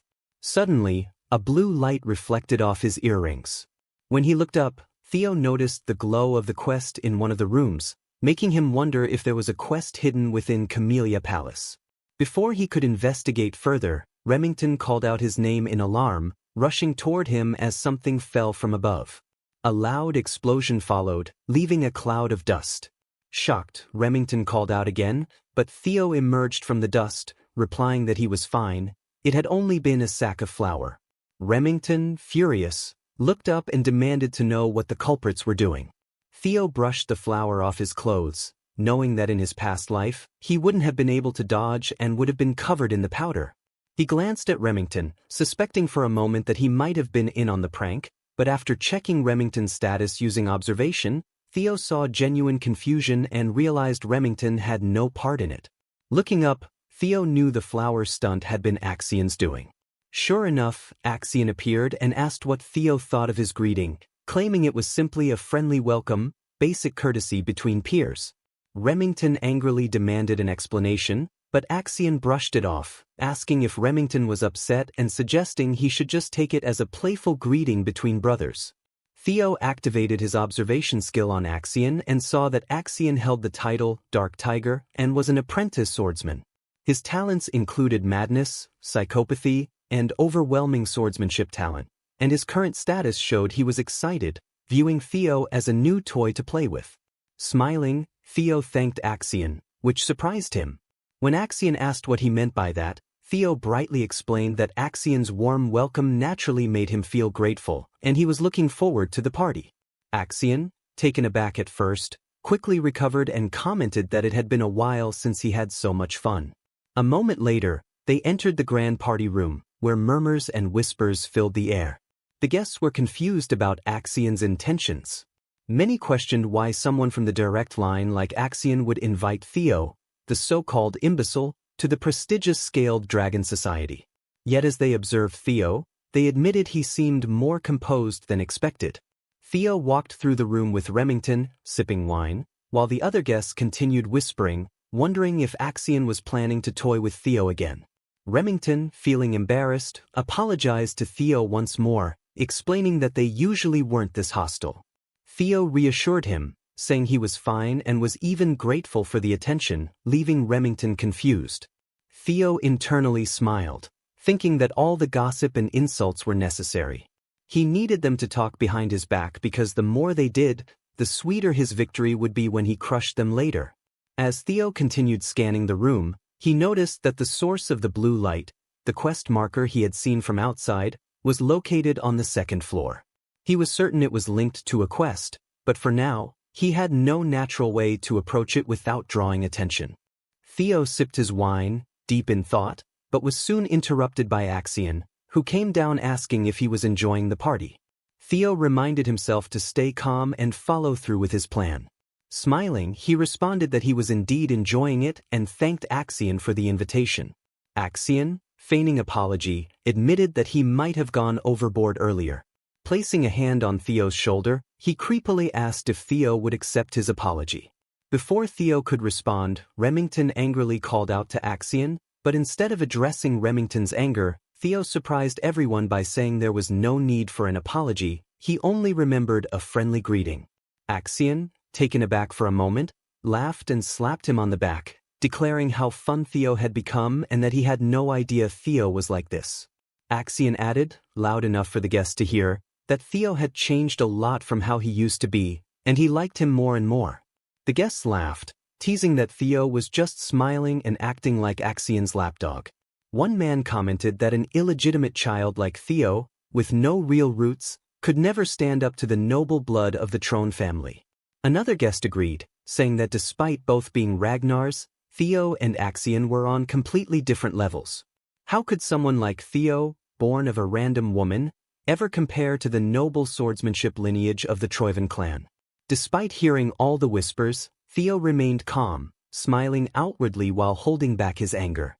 The guests then shifted their gossip to Remington, wondering why he was so close to Theo.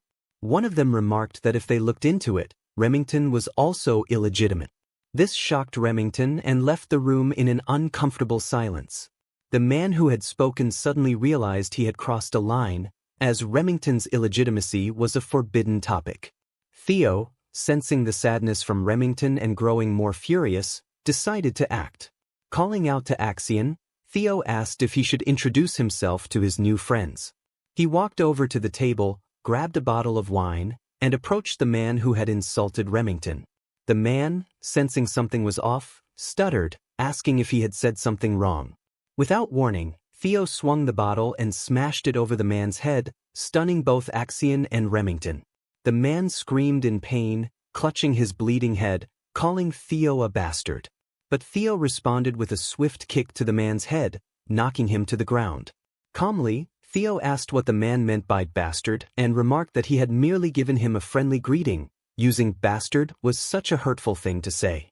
The other guests panicked, whispering in disbelief and questioning whether Theo was truly the imbecile they had assumed. As this unfolded, Theo's tutorial quest progress jumped to 43%. Remington, shocked, realized this wasn't Theo he knew and wondered if Theo was acting for his sake. Meanwhile, Theo stood over the fallen man and, with a cold smile, stated that he had extended his welcome. Stepping on the man's arm, he asked if it was time for the man to say his goodbyes. Gripping his arm tightly, the man pleaded for Theo to wait, but with a swift motion, Theo snapped the man's arm, the bone breaking audibly. Everyone in the room stood frozen in shock and disbelief as Theo's quest progress surged to 59%. As the man collapsed in agony, Theo released his grip and casually asked if anyone else wanted to say hello. His quest progress increased again, now reaching 66%. At that moment, guards emerged from hiding, surrounding Theo and drawing their swords, aiming them at his head. They shouted that harming their young master would be paid for with death. Theo wasn't surprised. He knew the man he had just beaten was Ian Hanavi, the third young master of the Hanavi clan, one of the 6 snow clans that supported Ragnar. But this was exactly why he had come to the Scaled Dragon Society, knowing it was filled with enemies. Theo addressed the guards calmly, telling them that he knew the Hanvi clan's position and he expected that they wouldn't stand idly by while the imbecile they had always looked down on suddenly started fighting back. But he no longer planned to tolerate their disrespect. Theo then asked the guards, "So what if Ian is the young master of the Hanavi clan?" His words left the knights stunned. He followed up with a sharp question, asking if the dogs of a Ragnar Bannerman clan dared to demand his death and if they were prepared to take responsibility for such words. The knights stood frozen in fear, wondering what kind of pressure they were feeling and if this could be the imbecile of Ragnar they thought they knew. One of the knights suddenly realized the gravity of the situation. Theo, as a direct descendant of Ragnar, held the right of succession. Ragnar was the Lord of the North, ruling over the 6 snow clans. Declaring death upon a bloodline of the Dragon Lord was a sin so severe that the destruction of an entire clan wouldn't even be considered unreasonable. The knight understood that while this hadn't applied to Theo for a long time, it did now, and they would need to apologize immediately. But before they could act, Theo gave the order to kill them. A sword flashed through the air, swiftly decapitating the knights who had aimed their blades at Theo. He stood calmly, staring as the bodies collapsed to the ground. The guests, Remington, and even Axion were shocked by the sudden violence, while Theo's quest progress jumped to 70%. At that moment, Evelyn appeared, asking Theo when he realized she had been following him. He replied simply that it was obvious, though he hadn't known why she was following. Theo felt relief, knowing she was there, allowing him to turn the tables without hesitation. As they exchanged glances, the room fell into a tense silence. The night before, in a quiet room, Julius poured himself a glass of wine and reminded Evelyn that she had once said she wouldn't take on any more disciples. He asked if her new swordsmanship disciple, Theo, was to her liking. Evelyn, not indulging in small talk, asked if Julius didn't have someplace else to be, reminding him that he only ever stayed close before her retirement. Laughing, Julius admitted that tormenting her had become his latest joy and again pressed her for an answer about Theo. Evelyn sighed, pointing out that the wine Julius was drinking was expensive. Julius drank it anyway and pressed her once more for an answer. Finally, Evelyn admitted that Theo had far exceeded her expectations, considering both his attitude and talent. She stated that he was the best student she had ever taught. Julius, curious, reminded her that Axion had once passed through her hands as well, and asked if she still considered Theo to be better. Evelyn confirmed this, explaining that Theo's potential was far beyond even Axion's. She assured Julius that these were not empty words. Julius chuckled, noting that Evelyn's sharp eyes gave her an advantage in seeing such things. He then asked if Theo had been hiding his strength all this time since it was impossible for someone to change so drastically overnight. Evelyn agreed, saying it seemed Theo had been concealing his abilities, but she found it strange that someone who had kept their strength hidden for so long would suddenly start flaunting it. She added that being too hasty often led to mistakes, and it felt as though Theo was being chased by something. That, she said, was why she was concerned about his attendance at the Scaled Dragon Society. Julius, seeing her worry, suggested it was likely because of Axion and advised her to follow Theo if she was so concerned. Confused, Evelyn asked what he meant. Julius explained that when wolf cubs searching for blood gather, they tend to solidify their hierarchy. Something was bound to happen. He then added with a sly grin that while she was there, she might as well tempt Theo into joining the white-armored dragon cavalry. Julius placed a cavalry uniform on her table, leaving her momentarily stunned. As he walked toward the door, he suggested that both she and Theo join the cavalry together. Smiling, Julius teased her, saying she couldn't retire just because he couldn't ride a dragon and that she should take responsibility for the one she had introduced. Waving goodbye, Julius commented that the wine had been excellent, leaving Evelyn speechless. She glanced at the uniform and quietly remarked that of course it tasted good. It was expensive. Back at Camellia Palace, Evelyn watched Theo and realized he had orchestrated the entire situation on purpose, having known she was following him all along. It dawned on her that perhaps Theo had joined the Scaled Dragon Society with this exact plan in mind. He wasn't someone she needed to worry about after all. She wondered when exactly he had noticed her presence, confirming to herself that he was far from ordinary. Theo had sensed Evelyn's presence the moment he entered the carriage. His dragon heart allowed him to unleash his energy perception, often referred to as a sixth sense. He was thankful for it, knowing the stage had been set and that the final step of his plan was about to unfold. He turned to Evelyn and called out to her, stating that most of the people present had shown disrespect to a successor candidate. Calmly, he asked her what the punishment was for such a crime. His question shocked and horrified the guests. Evelyn replied that, according to clan law, immediate execution was possible. Smiling at her answer, Theo said that since the offenders were all children who hadn't even undergone their awakening ceremony, she should take only one of their arms and leave it at that. Without hesitation, Evelyn dashed at the guests, replying that she understood. Panic spread among the nobles as they stuttered, begging her to wait, but it was too late. She swiftly cut off the arm of the first noble in her path, announcing that she was done with the second son of the Byron clan. One by one, she moved through the room, cutting off the arms of the first son of the Red and White Mercenary Corps, the fourth daughter of the Ceres Merchant Guild, the third son of the Clark clan, and the first daughter of the Howard clan. With each strike, Theo's tutorial quest progress increased, first to 72%, then to 76%, and finally to 79%. One of the nobles grabbed Axion's pants, begging him to intervene, but Axion merely stared down at him, asking why he should help when it was just a greeting. The man stuttered in disbelief, trying to process Axion's response, but before he could react further, Evelyn slashed his arm, leaving him writhing on the floor in pain. Evelyn announced that she had dealt with the first son of the Perenk family. Axion and Evelyn locked eyes, and Axion remarked that he hadn't expected to meet her again under these circumstances. Evelyn respectfully raised her sword to her head and acknowledged it had been a while. Theo's quest progress jumped to 82%. Axion realized that Evelyn had only targeted those who had insulted Theo's bloodline, leaving him unable to interfere even as a fellow successor candidate.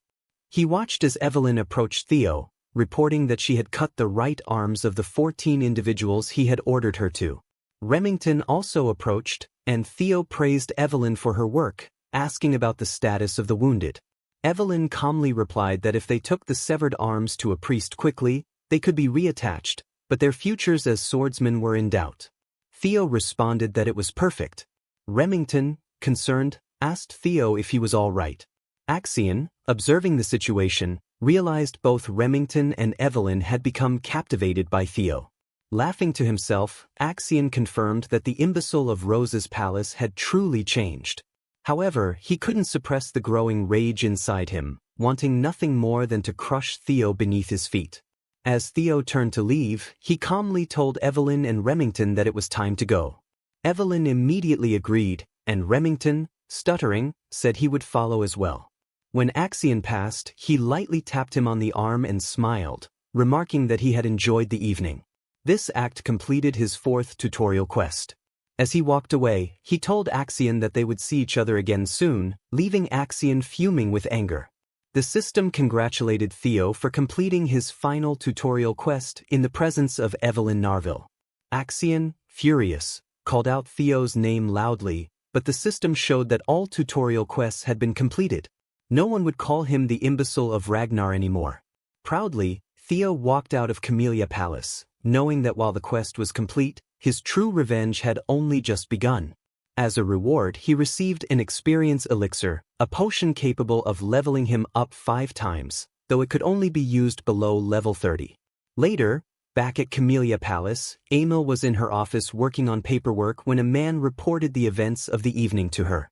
In shock, she ordered him to repeat the information as the man confirmed the chaos at Axion's Scaled Dragon Society. Emil and Ed were left speechless. Meanwhile, at the Rose Palace Inn, Sybil lifted his glass of alcohol high, shouting that they were celebrating their young master Theo's unbelievable high society debut. The others cheered, clinking their glasses together in excitement as they partied around Theo, making him feel a sense of relief. He drank his beer in victory, surrounded by people he could finally call his own. That same night, at Camellia Palace, a loud slap echoed from one of the rooms, reverberating down the hallway. Inside, Emil furiously confronted Axion, scolding him for giving Theo, the imbecile bastard, justification to act, for allowing his people's arms to be chopped off. Axion simply replied yes, which only fueled Emil's rage. She shouted, asking if he believed any of it made sense, and reminded him how many times she had warned him not to take Theo lightly. She then ordered Axion to forget any plans of pressuring Theo into submission, pointing out that he had just given Theo the grounds to go wild. Emil stressed once more that she had warned him repeatedly.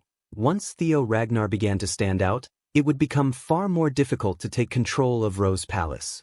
Axion tried to reassure his mother that she needn't worry, but she cut him off, shouting that she didn't want to hear it. She ordered him to reflect on his acts, accusing him of almost ruining their grand plan just for the sake of shallow enjoyment. Axion reluctantly replied that he would keep it in mind before leaving the room. As Axion exited, Emil furiously asked, "Who does he take after to be so impulsive?" A voice from the shadows replied, "He took after you when you were young."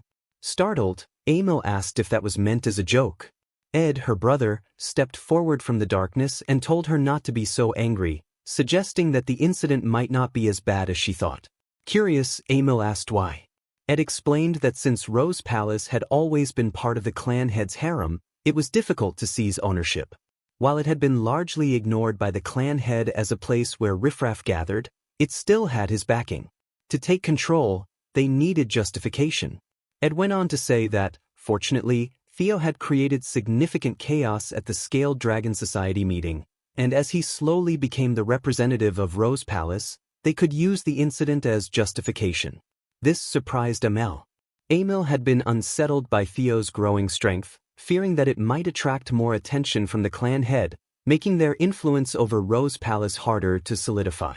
But Ed suggested they could now use Theo's rise to their advantage. By using legal procedures under the pretense of discipline, they could quietly suppress Theo and his growing influence, leaving Rose Palace with no choice but to submit to the Troivans, thus taking over without causing a stir. Emil, closing her fan with excitement, asked Ed how long it would take to prepare everything. Ed smiled and told her prep operations were already complete. He assured her that by the time she woke up in the morning, she would hear uplifting news. With that, he encouraged her to enjoy a bath and get a good night's sleep.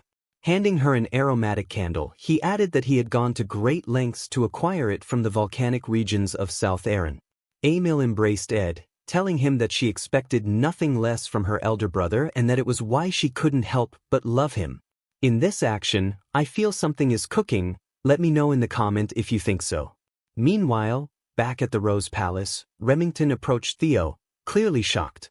He confessed that he hadn't realized Theo cared so much.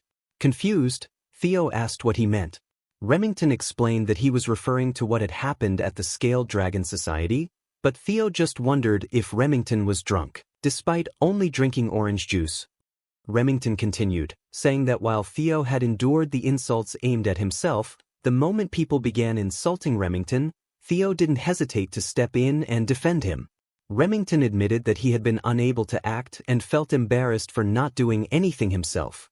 Looking at Theo, Remington found himself increasingly surprised by the person Theo had become. He reflected on how Theo had endured being looked down upon for so long, seen by many as an untalented illegitimate child. Yet, despite all that, Theo had emerged stronger. Remington also remembered that Theo had faced opponents even when the odds were against him, wielding his sword without hesitation and standing firm in battles where his strength alone wasn't enough. In those moments, Remington realized Theo possessed both the willpower and courage to fight for others, not just himself. Remington's status showed that he was deeply touched, believing that Theo genuinely cared for him. Theo, however, quickly realized that Remington had greatly misunderstood something. Remington recalled his clan's orders to build friendly ties with Axion, but his heart was set on something else. Suddenly, Remington stood up and, with a determined voice, declared that he wished to follow Theo from now on.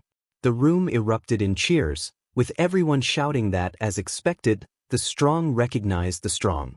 Theo, caught off guard, tried to explain the misunderstanding, calling out to Remington to wait.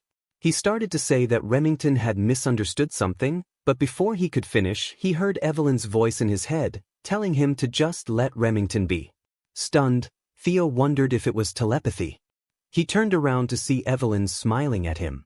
Using telepathy, she explained that it wasn't a bad misunderstanding and that perhaps everyone just wanted to get along with him.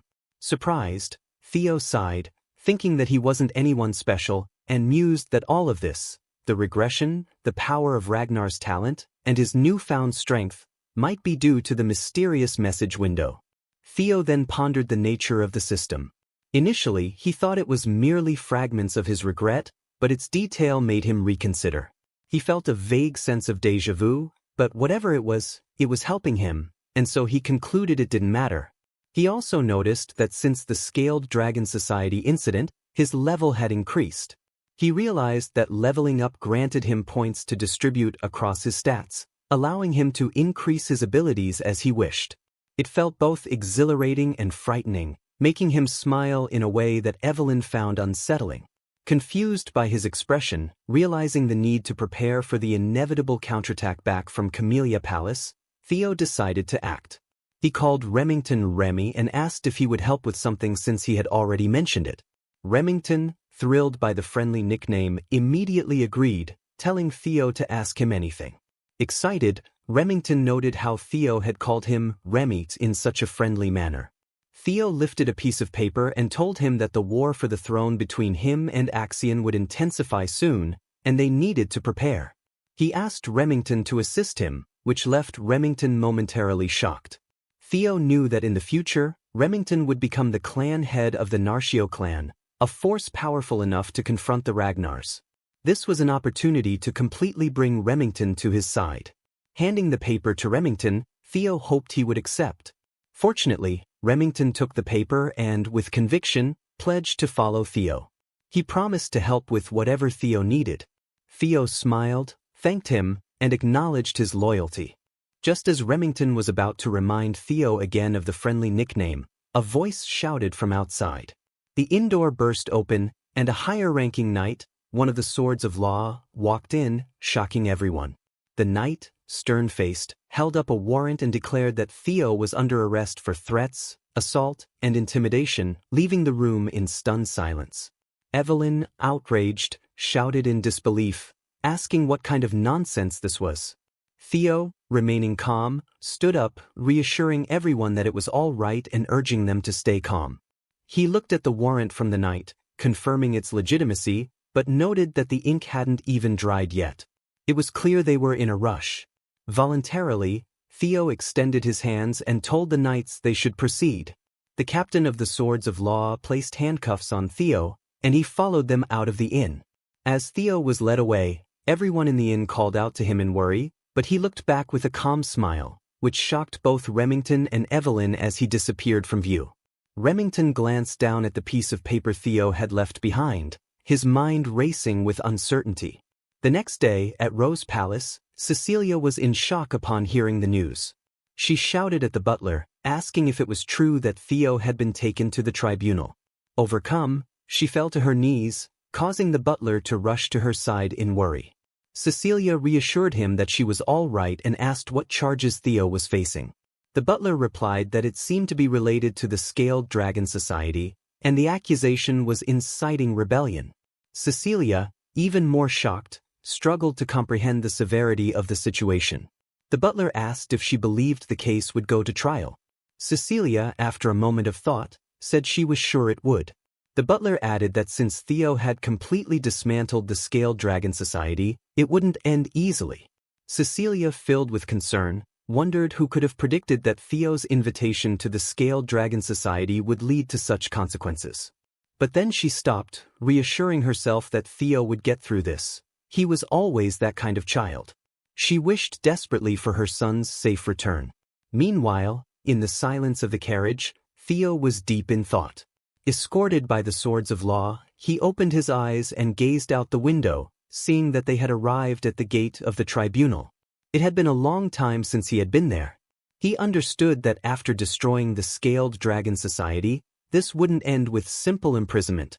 A trial was inevitable. He also knew that being brought before the tribunal meant they intended to challenge his qualifications as Ragnar's successor. When they reached the tribunal door, the knight ordered Theo to get off. He quietly complied, thinking that they probably wanted to crush him completely this time, but that was exactly what he hoped for. With a faint smile, he followed the knights inside. Upon entering the grand courtroom, the head knight announced that Theo Ragnar had been escorted in. One of the officials inside ordered him to be brought forward. Theo, smiling, walked into the court, knowing that if he was going to reveal what he had prepared, it needed to be on a stage as grand as this one. As he surveyed the room, he confirmed that some powerful figures had gathered. Julius, the demon dragon and captain of the white-armored dragon cavalry, Ed Trovian, the sky dragon and director of the Central Intelligence Bureau, OSA Ragnar, the sword dragon and lady of Plum Blossom Palace, and Wolfgang Ragnar, the elder dragon and head counselor. In his past life, Theo would have been overwhelmed by the presence of these powerful figures, barely able to breathe, but now he was different. Wolfgang called his name, and Theo respectfully responded, acknowledging that it had been a while since they last met. He knew Wolfgang despised half-bloods like him. Illegitimate children were disgusting in Wolfgang's eyes. Theo noticed that Wolfgang didn't even bother hiding his contempt. Wolfgang cut to the chase, telling Theo that pleasantries were unnecessary and reminding him that he had been summoned to answer for his crimes. He continued, saying that the Byron clan, the Ceres Merchant Guild, the Red and White Mercenary Corps, and even the Hanabi clan were now clamoring to cut ties with the main Ragnar family because of Theo's foolish acts. Wolfgang, filled with anger, shouted at Theo, asking if he, a mere bastard, could bear the damage he had caused. He accused Theo of dragging Ragnar's honor through the dirt and declared that he would be held accountable. Theo, facing the strong enemy, calmly agreed that Wolfgang's words were correct. He admitted he had been careless, which seemed to momentarily calm Wolfgang, but then, to the shock of everyone in the room, Theo added that his mistake was not cutting off their heads, but only their limbs. The room fell silent as Theo continued, explaining that those people were subjects, and the relationship between lord and subject was based on the bestowal of land and honor in exchange for loyalty and lives. That was the way of chivalry. He then raised his voice, accusing the nobles of daring to threaten their lord and asserting that if he had known they would be so insolent, he would have executed them immediately. He insisted they must be punished and that the principles of chivalry had to be restored. With intensity, he asked how he could sit by and watch as Ragnar's honor, upheld for over 1,000 years, was trampled. Wolfgang and Ed were left speechless, shocked by Theo's bold words. Julius, on the other hand, smiled to himself, impressed by Theo's resolve, thinking that Theo was as impressive as ever and confident that the situation would end with a normal punishment. Wolfgang, fuming, shouted at Theo, accusing him of mocking the council with his sophistry, but before he could continue, Osa Ragnar interjected. She calmly stated that she had listened to Theo's arguments, and while they were correct in theory, she reminded him that Ragnar's strength alone was not enough to make it great. Surprised, Wolfgang turned to her, but Osa continued, explaining that if Ragnar ignored the voices of their vassals and knights, they would inevitably fall. One cannot rule the world through tyranny alone, she added. Theo respectfully acknowledged her words, saying he would keep them in mind. Theo knew Osa Ragnar was the clan head's first wife, the sword dragon, and the most formidable swordsman in the north. She was known to be wise and powerful, and he was relieved that she didn't seem hostile toward him, though he couldn't quite understand why, given her knowledge of the destruction of Rose Palace. Osa then warned him that the punishment he would receive was justified. Theo, maintaining his calm, asked what that punishment would be. Wolfgang, still seething, declared that Theo would face 3 months of probation. Theo pointed out that the awakening ceremony was in 2 months, prompting Wolfgang to shout at him for daring to talk back. Osa, however, calmly explained that they had considered that and decided to allow him to participate in next year's ceremony instead. She also added that the 15 children injured by him would likewise participate next year. Ed, observing quietly, thought to himself that Julius's opposition to harsher punishment had lightened Theo's sentence. However, this outcome still worked in their favor. Delaying Theo's participation in the awakening ceremony was a significant dishonor within Ragnar, especially for the one representing Rose Palace. This dishonor would give Camellia Palace ample justification to overshadow Rose Palace once their plan was in motion. Ed believed Theo would be powerless to stop it. He even considered that if Theo foolishly attempted to appeal, they could simply eliminate him. But Ed didn't believe Theo would be that reckless. Suddenly, to the shock of everyone in the room, Theo announced that he wanted to appeal. The strongest dragons in the room were visibly stunned. Ed grinned widely, thinking that Theo's arrogance truly knew no bounds, making their plans even easier. Julius, worried, asked Theo if he understood what appealing truly meant. Theo confidently replied that he did. Theo knew his punishment, which was a mere 3-month probation, wasn't something that could be resolved so lightly. It was nothing more than a slap on the wrist, and he suspected that Julius had pulled some strings to secure such leniency. Still, Theo had no intention of accepting even that minor punishment. In the strong and proud Ragnar clan, appealing meant war. Theo declared that in the end, only the victor could speak the truth, and he intended to be rewarded, not punished. As Theo spoke, the system notified him that he had entered the main scenario. The dragons were stunned by his audacity. The system informed him that this scenario would reveal many secrets hidden within the tightly sealed world of Ragnar, encouraging him to succeed. His scenario quest number 1 was labeled The Successor's Path. Meanwhile, at the hidden northern branch of the Ceres Merchant Guild, chaos reigned. The guild building was being burned to the ground, and a figure in a cape swiftly swung a sword, cutting down one of the guild members with ease. As the destruction finished and the last of the guild members lay dead, the cloaked figure turned around. It was Evelyn. She heard Remington approaching, confirming that this was the place they had been searching for, just as their young lord Theo had predicted. Remington, holding a small chest, showed it to her and declared that Camellia Palace, under the Trovian name, was finished. Back at the courtroom, Ed, unaware of what had just transpired, smiled confidently, thinking that their plans were proceeding smoothly and without interruption. Once the head dragons calmed down, Wolfgang addressed Theo, incredulously. He questioned whether Theo truly intended to escalate an issue that could be resolved with just 3 months of probation into a full-blown war, accusing him of being beyond arrogant. Wolfgang then asked if Theo believed he alone could stand against the combined forces of the 15 clans. Theo calmly responded that was something he would handle himself. He added that in cases where there is a vast power imbalance, isn't it normal to resolve appeals through proxy battles? Julius knew that typically an appeal meant deciding the outcome through war. However, when an outright war was nearly impossible due to a massive power disparity, a proxy battle, where each side sends a representative for a one-on-one duel, would be held. In this case, the representative of the defendant would naturally be Theo, while it was highly likely that Axion would represent the plaintiff. Julius realized that if Axion became Theo's opponent, it was almost guaranteed Theo would lose. He began to wonder if Theo had some hidden strategy, or if he was under the mistaken belief that either Julius or Evelyn would step forward as his representative. If so, Julius thought Theo would be gravely disappointed. Theo then proposed that, following the established rules, they choose their representatives and hold the proxy battle in 1 week. He asked the council how they felt about his suggestion. Ed, deep in thought, figured this was Theo's tactic to rely on either Julius or Evelyn to fight for him, knowing their personalities would prevent them from doing so. This would leave Theo no choice but to fight himself. Ed decided that Axion would be sent to crush Theo, and through this, Theo would learn his place. Ed was just about to voice his agreement with Theo's appeal and announce Axion as the representative when they were interrupted by a familiar voice. Every person in the room was stunned when they recognized it.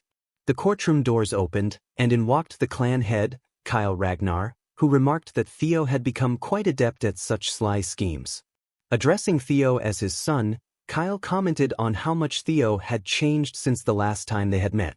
Immediately, the head dragons bowed to their knees to greet their clan head, and Theo followed suit, bowing deeply as he introduced himself as apprentice swordsman Theo Ragnar. He respectfully greeted Kyle, referring to him as the incarnation of the great dragon god. At that moment, the system popped up in front of Theo, revealing that his first scenario quest was titled The Path of the Successor. To achieve this, he needed to take over Camellia Palace and uncover its secrets.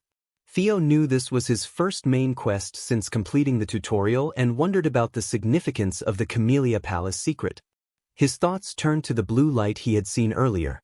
He had been too caught up in recent events to pursue it, but now he realized there was something important there. However, Theo reminded himself that this wasn't the time to get distracted. He peeked up at his father, recognizing that an unpredictable and dangerous variable had just entered the situation. His carefully laid plans could be thrown off course with Kyle's unexpected arrival, and Theo couldn't help but wonder why his father had come. Kyle ordered Theo to stand, which he did immediately. The clan head then told him that he had heard about the situation by chance on his way to the tribunal and understood that Theo was in a complicated position. Kyle continued, saying that he also heard Theo wish to resolve the matter through an appeal by a proxy battle, to which Theo confirmed that it was correct. Kyle looked at Theo and said that if he planned to go through with a proxy battle, it would be difficult for him to enter the fight himself. He then asked Theo who he intended to choose as his proxy, knowing this was a test. Ed, alarmed by the exchange, watched closely. Theo, however, confidently responded by asking what Kyle meant by someone standing in his place. He declared that there was no one else, and he had always intended to fight for himself in the appeal. Kyle, intrigued, told Theo he would lose, but Theo calmly replied, "How can you know unless I try?" He then confidently told his father that even if forced to bend, he would never lower himself willingly. Kyle smiled and burst into laughter. Turning to the others in the room, he repeated Theo's words aloud. Even if forced to bend, he will not lower himself willingly. Kyle proudly proclaimed that no better description of a Ragnar existed than that. Kyle shouted with satisfaction, clearly pleased with Theo's attitude, and thanked him for his boldness. Theo smiled, knowing the proxy battle was just bait. He wasn't planning to fight.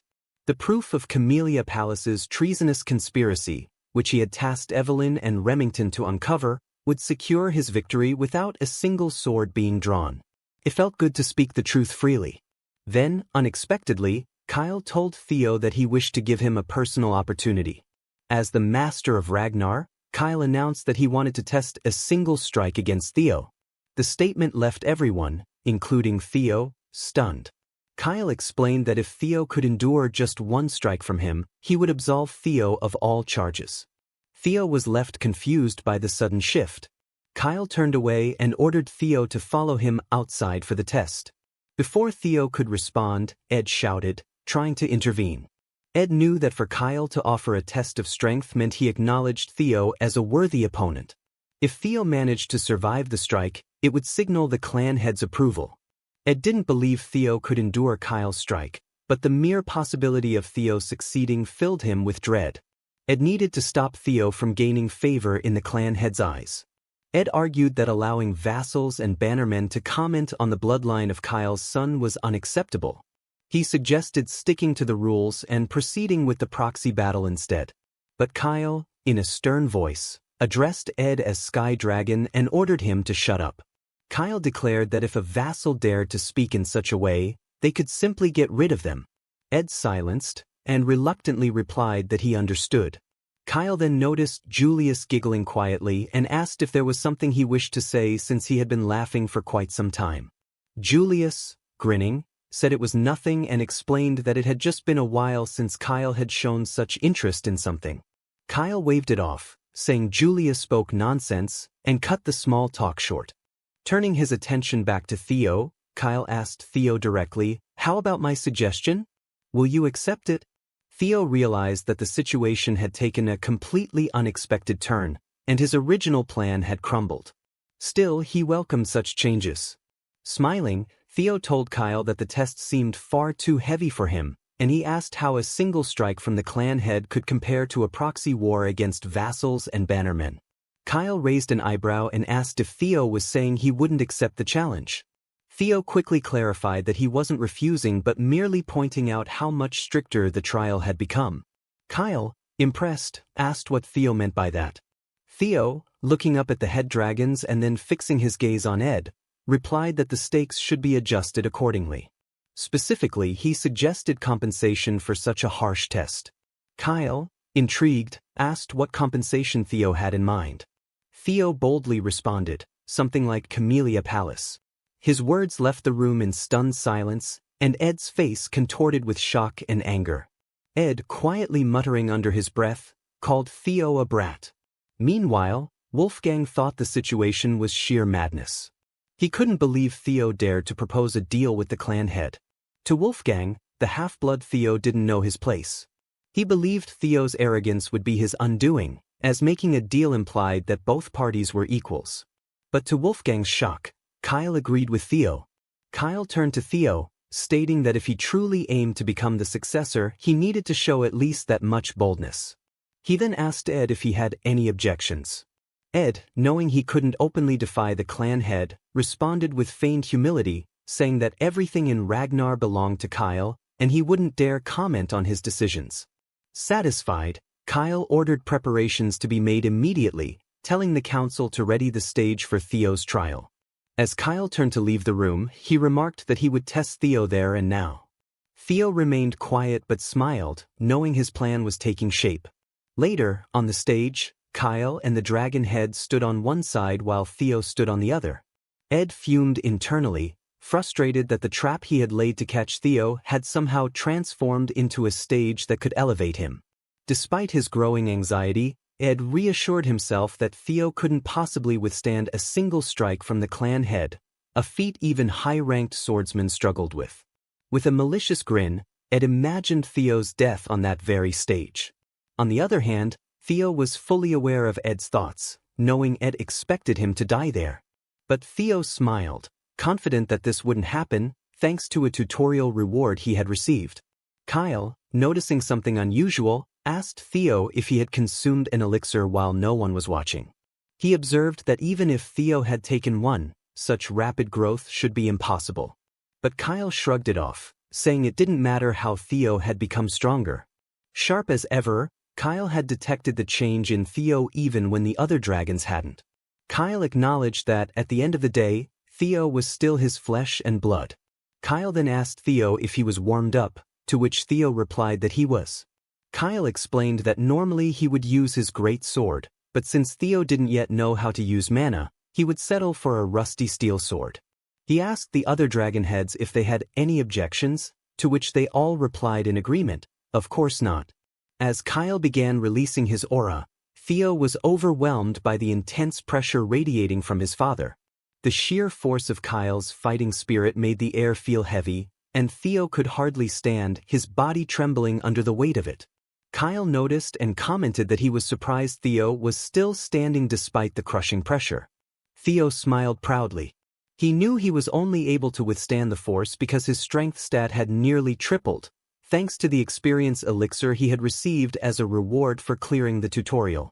The elixir had granted him 5 additional levels, and he had allocated all the points to strength. As a result, his level had increased by 7, and his strength had shot up to 52. Theo felt an exhilarating sense of freedom, as if he had left the realm of the ordinary and stepped into the extraordinary. With his newfound strength, he believed he could block a single strike from his father. Kyle raised his sword, and everyone held their breath in suspense. When Kyle released the sword in Theo's direction, Theo quickly positioned himself, bracing for the impact. The sword connected, causing the floor beneath him to explode and shatter into pieces from the immense power. Thick smoke filled the air from the destroyed ground, but as it cleared, Kyle was stunned to see that Theo had managed to block his strike. Kyle, impressed, released Theo and began walking away. Before leaving, Kyle remarked that it had been a long time since he had found a decent son. At that moment, Theo's sword cracked and shattered into pieces just as he collapsed from exhaustion and lost consciousness. Ed and Wolfgang were in disbelief that Theo had withstood the blow, while Julius and OSA looked relieved. Kyle then announced that Theo Ragnar had proven his innocence through sheer will, and the trial was concluded. The system appeared in front of Theo, congratulating him for completing the sudden quest, single strike of Kyle Ragnar. As a reward, he had obtained inventory authority and the blue key. The next day, sunlight streamed through the window, hitting Theo's face and waking him.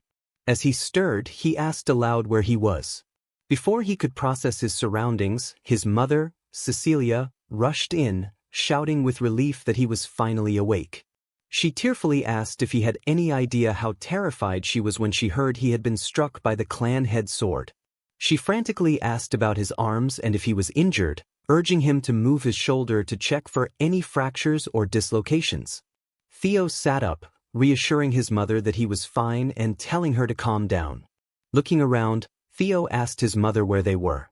Just then, Julius entered the room, informing him that by order of the clan head, the former lady of Camellia Palace, Emil, along with Axion and the director of intelligence, Ed, had been removed. Shocked, Theo asked if that meant he had passed.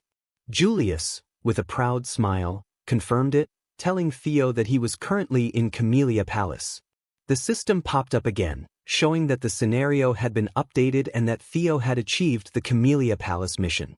His last mission was to uncover Camellia Palace's secret. Meanwhile, outside Camellia Palace, Emil furiously stomped her feet, shouting in disbelief at being forced to vacate what she believed to be her rightful property. Enraged, she repeatedly stomped her feet into the ground, ignoring her servants' desperate pleas for her to calm down and compose herself.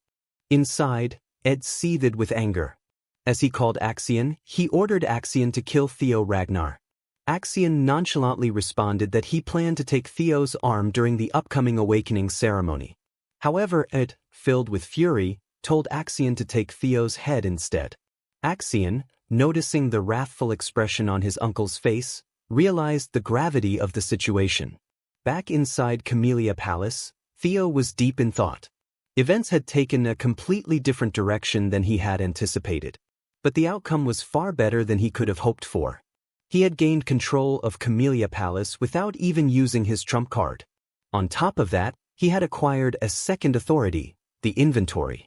Curious, he opened his inventory, reached inside, and pulled out an apple. He took a bite while walking around, marveling at the concept of being able to store and retrieve objects seemingly out of thin air. Though he didn't fully understand how it worked, he knew it would prove incredibly useful. Theo reached into the inventory again and pulled out the blue key.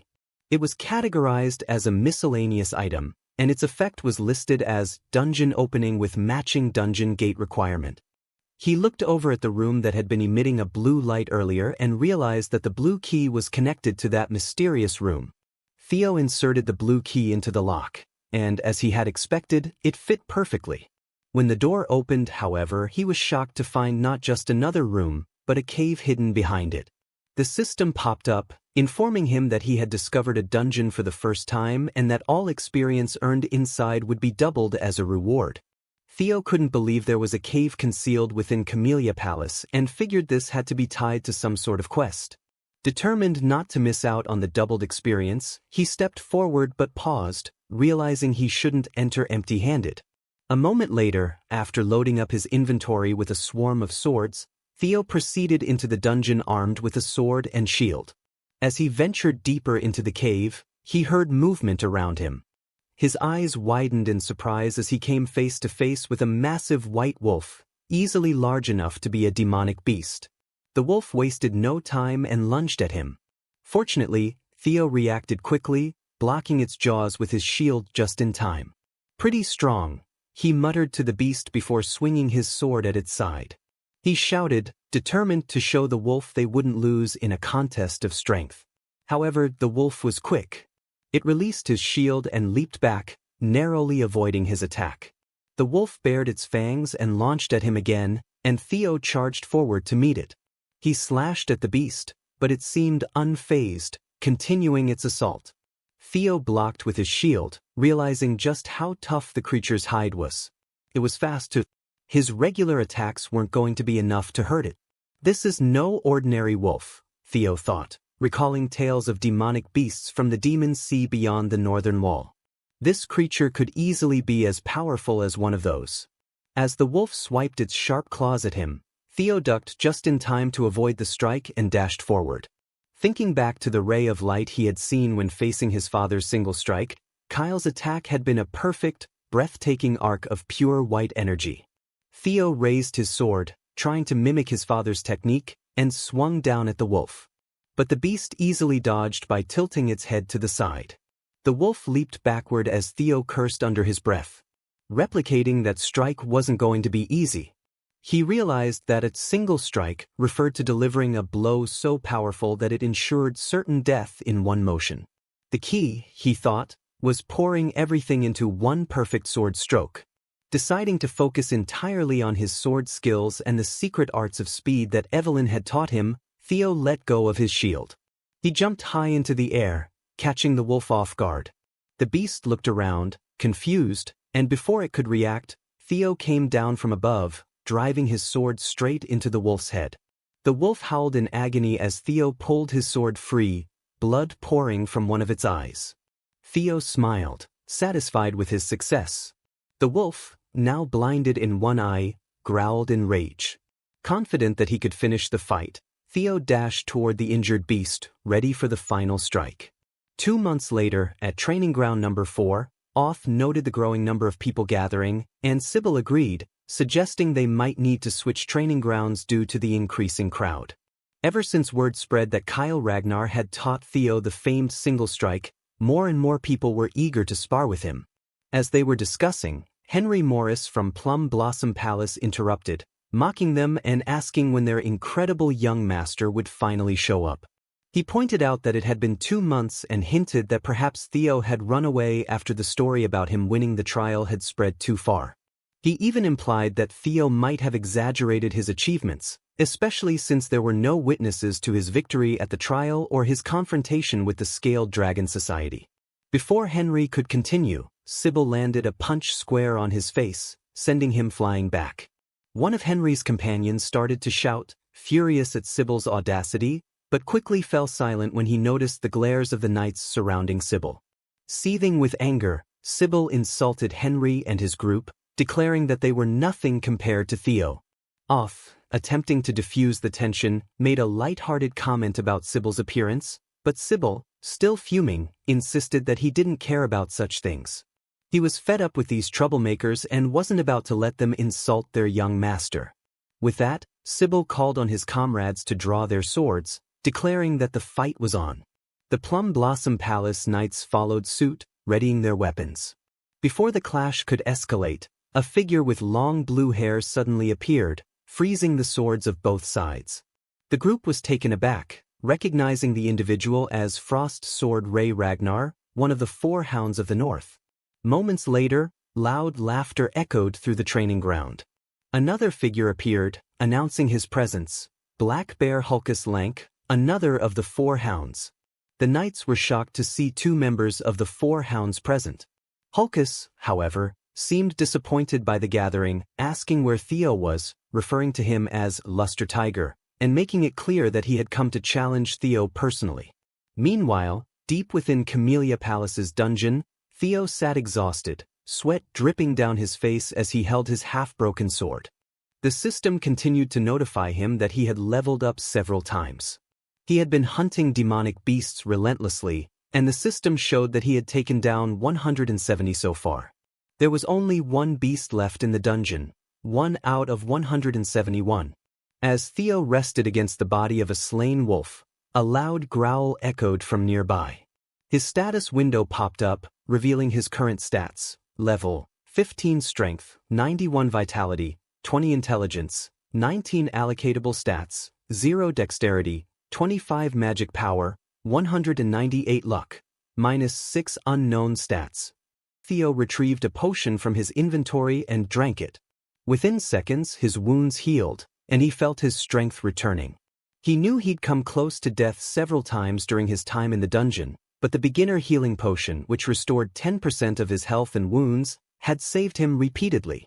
Surveying the bodies of the demonic beasts he had slain, Theo reflected on how tough the fights had been at the start.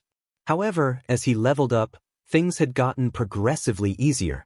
Time had flown by, and it was hard to believe that 2 months had already passed since he entered the dungeon.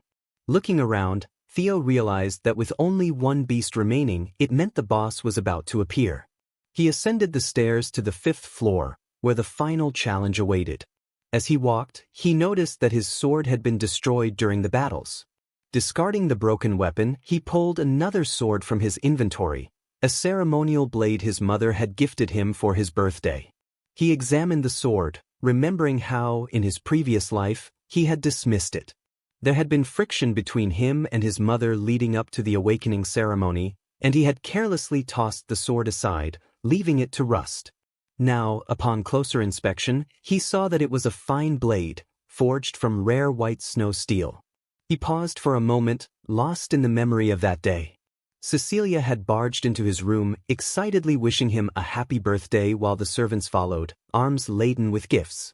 She had waited until midnight to surprise him, but in his frustration, Theo had shouted at her angrily, telling her that with the awakening ceremony approaching, he had no time for birthdays or presents.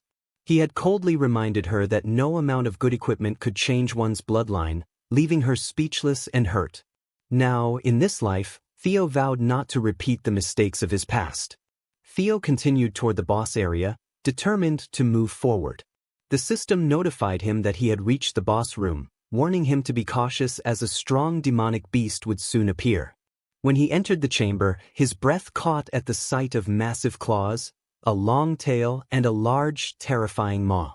It was a dragon, or rather a lesser drake, slumbering before him. As he approached cautiously, he let out a small sigh of relief. It wasn't a full dragon, just a lesser drake. Still, he was wary. Theo recalled the legends of the Ragnar clan, said to be descendants of dragons. The final boss of this strange quest seemed to have a draconic form, making him wonder if it was more than mere coincidence. He wasn't entirely sure what it all meant, but one thing was clear: he needed to defeat the drake to clear the dungeon and complete the quest. The system displayed the remaining objective for scenario quest number 1, showing the final demonic beast of the dungeon. Taking a deep breath, Theo prepared himself for the battle. He questioned whether he could defeat it, considering it was still a kind of dragon. As he positioned himself for the fight, he decided to use the single flash technique.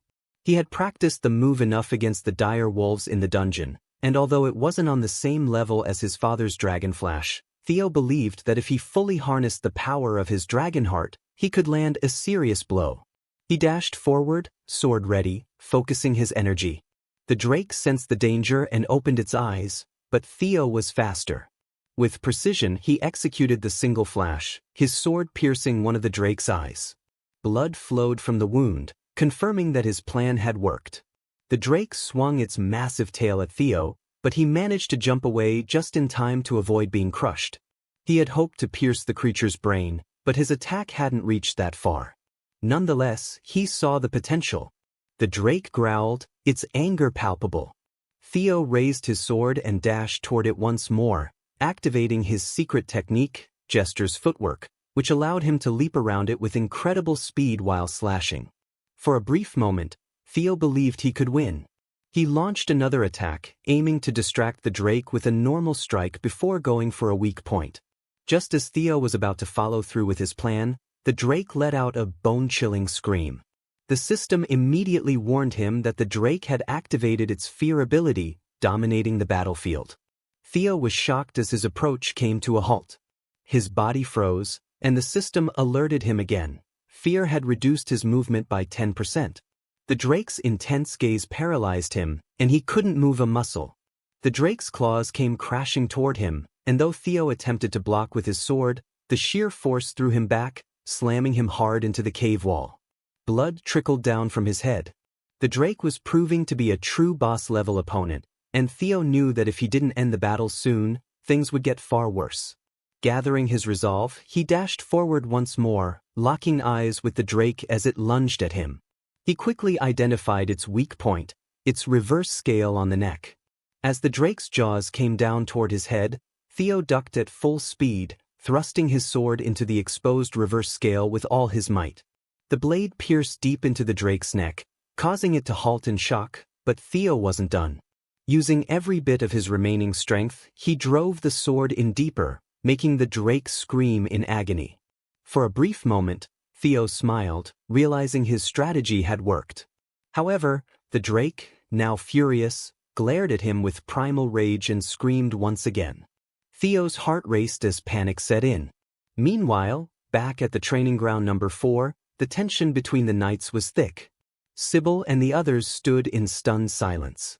Hulkus, clearly agitated, demanded an explanation from Ree, shouting that Theo Ragnar needed to face him first. Ree, unfazed, dismissed him, stating that losers should stay out of it, which only fueled Hulkus' rage. Hulkus retorted that 3 years had passed since their last duel and that he had improved enough to close the gap between them, but Ray continued to call him a loser, causing Hulkus to snap. Enraged, he lunged at her, declaring they should duel again to see who deserved to fight Theo. Hulkus swung his massive sword at Ray, but she effortlessly blocked the attack without moving. Sybil, confused by the sudden escalation, asked what was happening, while Henry, still nursing the punch he had received from Sybil earlier, admitted that he didn't know but was terrified. Before the situation could worsen, Remington appeared, swiftly stepping between Ray and Hulkus, using his sword to stop their clash. Remington reminded them that if they wanted to brawl, they should do it elsewhere. He wouldn't allow them to cause trouble in Theo's domain while their master was away. Hulkus, seemingly unbothered, greeted Remington cheerfully and stated that he had been wanting to duel him as well. Remington, growing irritated, asked if Hulkus hadn't heard what he just said, but before he could finish, he sensed something. Everyone in the training ground felt it, a powerful and overwhelming force. Remington immediately turned toward the source, wondering what could be radiating such immense killing intent. His eyes widened as he realized it was coming from none other than Theo, who was slowly approaching them. The pressure emanating from Theo was suffocating, leaving Remington to wonder what had happened to him during his 2 months of seclusion. Ray, on the other hand, remained quiet, simply observing him. Hulkus, however, smiled widely upon seeing Theo, eager for their confrontation. Theo carried with him the aura of the Lesser Drake, a power strong enough to dominate the battlefield. A moment ago in the dungeon, the Drake had glared at Theo in anger. After letting out a final roar, for a brief moment, Theo braced himself for another attack, but instead, the Drake collapsed to the ground, dead. The system congratulated him for successfully hunting the Lesser Drake. As Theo pulled his sword from the creature's reverse scale, He reflected on how close he had come to being defeated when the drake had begun thrashing wildly after he struck its weak spot. He genuinely thought it was over. Exhausted, he lay down on the drake's body, relieved that it had worn itself out over time. He reaffirmed that the reverse scale was indeed the weak spot. The system displayed his rewards: a lesser drake's tooth and a lesser drake's claw.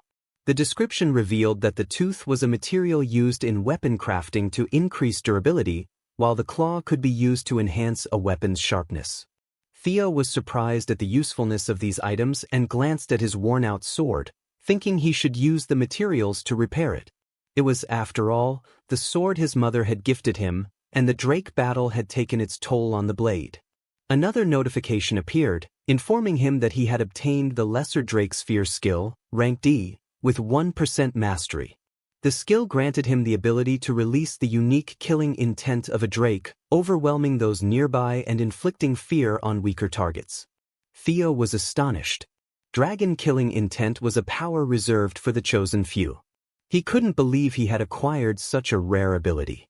Excited at the possibilities, though uncertain of its immediate usefulness in a place like Ragnar, where powerhouses were abundant, he stored Drake's tooth, claw, and sword in his inventory before leaving the boss room. The system confirmed he had successfully cleared the Camellia Palace dungeon. Later, as he exited the dungeon room, Theo felt a wave of relief wash over him. He had completed the quest. The system once again congratulated him, presenting him with a reward for clearing scenario quest number 1, a nest compass. The compass, listed as a miscellaneous item, had the effect of guiding the holder toward a nest. Theo stared at the strange object, wondering what it could mean and if it was tied to his next quest. Unsure of its immediate use, he stored it in his inventory for safekeeping. As he began to walk toward his room to rest, his exhaustion made each step more difficult. Suddenly, a maid rushed toward him, shouting that something urgent had happened. Frustration surged through him. He just wanted to rest, but he turned to face the maid. The maid was visibly shocked upon seeing his disheveled appearance and the blood on his clothes. Worried, she asked where he had been, but Theo brushed it off, telling her it was nothing. When he asked what the matter was, the maid panicked, explaining that there was a brawl happening at training ground number 4. Shortly after, Theo arrived at the training ground, visibly irritated. Without hesitation, he activated his new Lesser Drake Sphere skill, unleashing a wave of killing intent as he commanded everyone to leave. Those weaker than him were instantly overwhelmed, collapsing under the weight of his presence. Hulkus noticed the power Theo was radiating and smiled in satisfaction, clearly impressed. Laughing, Hulkus dashed toward Theo, eager to test his strength. He proclaimed that he knew Theo would be fun and swung his sword at him with full force. However, Theo easily deflected Hulkus's attack with a swift upward swing, sending Hulkus flying backward. The sheer force of Theo's counter shocked everyone present, including Remington and Ray. Hulkus, still reeling from the deflection, couldn't believe how effortlessly his strike had been repelled. Hulkus forcefully stood to his feet and furiously shouted that there was no way he was taking it. Black Bear, like Hulkus Lank, had always been considered one of the weakest of the 4 Hounds of the North because Hulkus had fully developed his skills and wasn't particularly smart either. Hulkus then swung his massive sword down at him, yelling for him to try blocking it. He braced himself, knowing that, as a member of the Lank clan, Hulkus had never been outmatched in terms of strength. He blocked Hulkus's sword and deflected it by swinging his blade downward. Then, using his single flash technique, he sliced Hulkus. A proud smile crossed his face as he realized that he had just parried Hulkus's powerful sword and even countered it. He thought to himself that all the effort spent leveling up had been worth it. Hulkus coughed up blood, his body splattered with it, before collapsing to the ground unconscious. He sighed, realizing that he had unintentionally used his full strength in the swing, but was relieved that it was Hulkus Lank, known for his toughness, who had been on the receiving end. This meant Hulkus had merely fainted. Meanwhile, Sybil was shocked but soon proudly cheered for him, along with the other followers, shouting that their young master Theo had defeated the Black Bear and taken down one of the 4 Hounds with a single strike. His followers continued to cheer, though Theo tried to explain that Hulkus was still alive. Just then, his sword cracked and half of it fell to the ground, leaving him shocked. Panic set in as he realized that the sword his mother had given him was destroyed. Sybil, however, shouted in admiration, claiming that, as expected of him, he had even broken his sword with a single strike. Annoyed, Theo angrily asked Sybil why he was so happy about it. Meanwhile, Remington and Ray watched from a distance in silence, both in shock. Ray quietly stared at Theo, recalling a time from her childhood when he had asked who she was, why she was walking in the cold, and if she wasn't freezing. He had placed his scarf around her, asking if that would help, but then said she still looked cold. Smiling warmly, he had taken her hand and led her away, promising to bring her to his house until the snow stopped so he could take her home. As Ray remembered this, a soft smile formed on her face. She then turned and walked away, leaving Remington stunned, wondering if Ray Ragnar had just smiled. Shortly after, back at the palace, Theo found himself at the celebration, wearing a hat and blushing in shyness as the maids joyfully congratulated him on his new title, Luster Tiger. They praised him for achieving the title, excitedly telling him that he had worked so hard for such a long time and just needed to keep up the momentum to the awakening ceremony. Cecilia, his mother, then placed a huge bowl of food on the table, proudly calling him her son. She began feeding him large portions, encouraging him to try the abalone dish. He tried to stop his mother, but she continued to feed him eagerly, insisting that he also try the meat from chickens fed only acorns from the western Laxaria desert. As she went on, he wanted to stop her, but when he saw how lovingly she was trying to feed him, a wave of sadness washed over him. He remembered seeing her corpse in his past life and became emotional, but he sweetly told her the food was delicious, appreciating her efforts. A little later, after they had finished eating, Theo showed his mother the broken sword. She was shocked, stuttering as she asked what had happened to it. Theo stood off to the side, nervously clutching his full stomach. He explained that the sword had broken during training and apologized sadly for destroying the precious gift she had given him for his birthday. To his surprise, Cecilia angrily cursed an old woman, causing Theo to look at her in confusion. She shouted that the damn old woman had sworn that because the sword was made from white snow steel and ebony steel wood, it would never break. Theo, still perplexed, asked if she meant the ebony steel wood from the southern Gaia jungle. Cecilia confirmed, explaining that the old woman had claimed only rare and precious materials were used, but that was a lie since the sword had broken so easily. Theo knew that ebony steel wood was a peculiar plant that grew by feeding on iron, making it a rare material that retained the flexibility of wood while being as sturdy as steel. He recognized that the sword was of high quality, but hadn't realized it was so valuable. He wondered just where his mother had obtained such a sword. Cecilia, still furious, declared that it wouldn't do and that she would confront the old woman for an explanation. She added that the old woman had better replace the sword with one that was perfect for her son. Theo assured his mother that he was fine and could simply use another sword, but Cecilia disagreed. She insisted that now that people had begun to recognize his true worth, they needed to be even more meticulous, especially with the awakening ceremony less than a week away. She refused to let him attend the ceremony with a shabby, broken sword. Theo sighed and smiled at her determination, turning to leave. Cecilia told him that since they were already discussing it, they should go right away. Theo picked up the broken sword from the table and asked where they were headed. She replied confidently, saying they were going to the best workshop in all of Winterra, the Basque Workshop. The Basque Workshop, one of the 3 major weapon manufacturing centers in Winterra, was renowned not only for its enormous size, rivaling that of a factory, but for another key reason. The most notable aspect of the workshop was its master, a figure classified as special rank by the intelligence agency, and a blacksmith who held the prestigious title of Master Craftsman, a title shared by only 2 other Ragnar artisans. This person was also known by the fearsome nicknames the Elf of Capitalism Incarnate and the Demon Craftsman Curson. Theo couldn't believe he was about to meet such a legend and wondered how his mother knew the Demon Craftsman. To his surprise, Cecilia casually asked Curson if she was still smoking and called Curson mother, leaving Theo both shocked and confused. Curson immediately rebuffed the term mother, reminding Cecilia that their relationship had ended the day Cecilia chose to run away. This revelation left Theo stunned. He had always believed his mother to be an orphan with no remaining family. The fact that Curson, a high elf, was his grandmother made Theo realize that he was a quarter elf himself, which might explain his striking appearance. Curson, addressing Cecilia, asked what had brought their dear customers to the workshop when she had never visited before. Without missing a beat, Cecilia tossed the broken sword to Curson, replying that she was there to return a defective product. Curson caught the sword, visibly irritated, and retorted, asking how Cecilia could dare to call a sword forged by her, Curson, defective.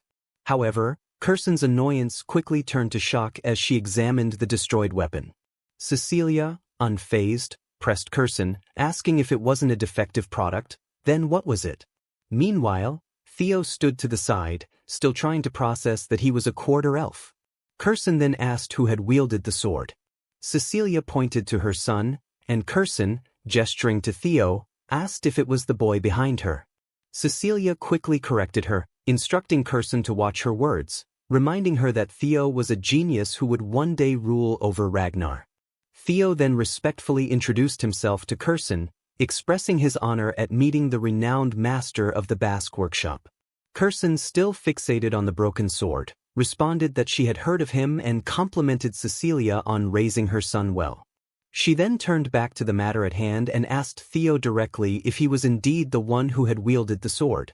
When he confirmed this, Cecilia once again insisted that the sword was defective. Curson, however, remained calm, stating that the explanation would be lengthy and invited them to follow her inside for further discussion.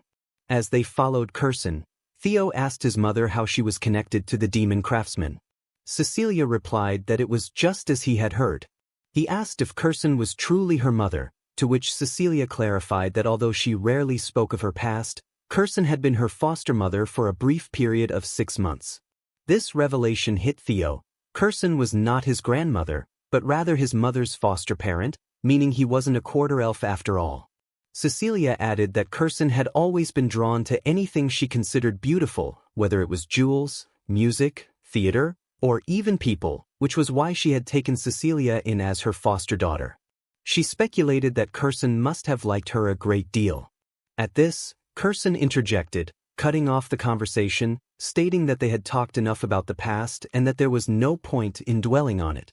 Cecilia, however, teased Curson, betting that she didn't truly feel that way, which irritated Curson further, though she continued walking in silence. Theo then asked his mother how she ended up leaving that place. Just as Cecilia was about to reply, Curson interrupted, telling him that Cecilia left on her own 2 feet, saying she'd become the Ragnar clan head's wife. Curson added that she couldn't believe Cecilia would willingly go to such a miserable place, calling it a foolish decision. Still, she acknowledged it was commendable that Cecilia had survived there as long as she did. Cecilia, however, shrugged it off, saying that the clan head was just too handsome, dashingly manly, and he loved her dearly. Curson scoffed, retorting that despite running away from home, Cecilia had come crawling back last year to ask her to forge a sword as a gift for her son. Curson added that she had never seen such shamelessness, prompting Cecilia to shout at Curson to stop. Cecilia then turned to Curson, asking why she would say such things in front of her son. Curson merely responded by asking if she was wrong, which made Theo smile. He had never seen his mother speak in such a way before and realized that he hadn't learned much about her in his past life. He thought himself an ungrateful son, perhaps too obsessed and consumed by clan matters. As he looked at his mother, he realized the demon craftsman seemed to genuinely care for her, and he wondered why his mother had kept quiet about this in his previous life. Curson abruptly stopped walking and announced that they had arrived. She pointed to a room, stating it was her master's office. Cecilia asked why they had come so far inside and demanded that Curson give Theo the best sword ever to make up for her mistake. Curson, ignoring her, told Cecilia to wait outside and gestured for Theo to enter the office with her, leaving Cecilia shocked and confused.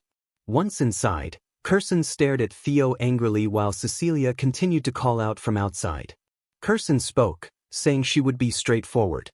She asked Theo if he possessed a relic of the Primordial Dragon. Confused, Theo asked if she was referring to the ancestor of the guardian dragon that protected the Ragnar clan. He explained that he had heard the legend, how their progenitors scattered the Primordial Dragon's treasures across Winterra for the descendants of the Ragnar clan. Kirsten then pulled out the broken sword and shouted that she could tell he was feigning ignorance, which shocked him.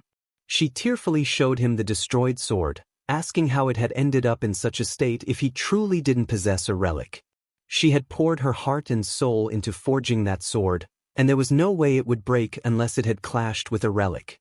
Tears in her eyes, Kirsten asked if he had any idea how much the sword had cost her. Theo apologized, knowing the sword had only been damaged during his battle with the Drake, but he couldn't understand why Kirsten kept mentioning a relic. Kirsten turned around, telling him to forget about it and that it would be faster to show her instead. She pulled out an object covered in chains and asked Theo what he saw.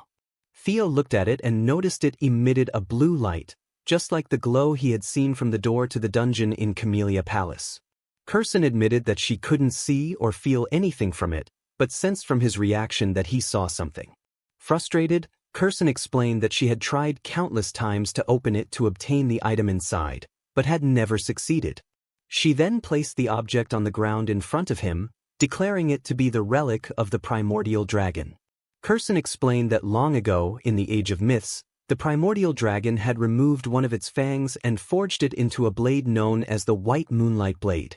She told Theo that if he could break the seal on the case and successfully retrieve the sword, she would give him the White Moonlight Blade. Theo was surprised by the offer, but Kirsten warned him that he might lose his life in the process. She asked if he wanted to try. For a moment, Theo didn't respond. Then, with determination, he declared that the sword was his. Just then, the system interface appeared before him, displaying the scenario, Quest Number 2, The Path of the Successor. His mission was to be chosen by the Primordial Dragon's relic, the White Moonlight Blade. The White Moonlight Blade, the sword of the leader of Black Snow and one of the 9 dragons, was shrouded in mystery. Few people knew what the sword looked like because almost everyone who had seen or spoken of it either disappeared or died. However, by sheer coincidence, Theo had once seen the true form of the White Moonlight Blade when he encountered the Black Dragon. He remembered asking the Black Dragon if he could see the sword, and against all odds, the dragon had allowed it, leaving Theo to wonder why he had been spared. He knew that the Black Dragon's White Moonlight Sword was a relic of the Primordial Dragon. 4 years later, Theo ran into the Black Dragon again and realized Kirsten still had the sword during that time. So when Kirsten asked him if he wanted to give it a shot, he knew he had to obtain it, no matter the cost. He confidently replied that the sword was his. Now, as Theo examined the sealed case, he noticed that the lock was similar to the one in Camellia Palace. He pulled out the blue key, suspecting that it might be the key to unlock the case, which greatly surprised Kirsten. He inserted the key into the lock and twisted it. To his astonishment, the chains around the case released themselves. Kirsten was equally shocked, but as dark energy began to pour out of the case, she rushed toward Theo. However, the dark power quickly consumed him before she could reach him, leaving Theo to wonder what was happening. Suddenly, he found himself in his old body, standing in the ruins of Rose's palace. Confused, he wondered why he had returned there. Realization hit him. He had forgotten how weak he once was. He needed much more power to defeat Rendon and destroy Camellia Palace. Just then, an eagle appeared before him, ready to attack. But before it could strike, Theo swiftly grabbed its beak with his hand, shutting its mouth. The image of the ruined Rose Palace vanished, and Theo addressed the eagle, incredulous that it had tried to take over his mind by exploiting his desire for power. He realized the sword wasn't called a monster sword for no reason. Shocked, the eagle called him insolent and demanded to know how he had resisted. Theo calmly replied that he had already conquered the despair the sword showed him long ago. Calling the eagle dummy, he then asked if it thought he would be tempted by such paltry power when he already had quests to complete. The eagle, flustered, shouted back, asking what he was talking about. Gripping the eagle's beak tightly, Theo commented that it didn't resemble the griffin in his memory, which had been at least 10 meters tall. Now the creature was his height, much smaller. The eagle protested, yelling at him to let go.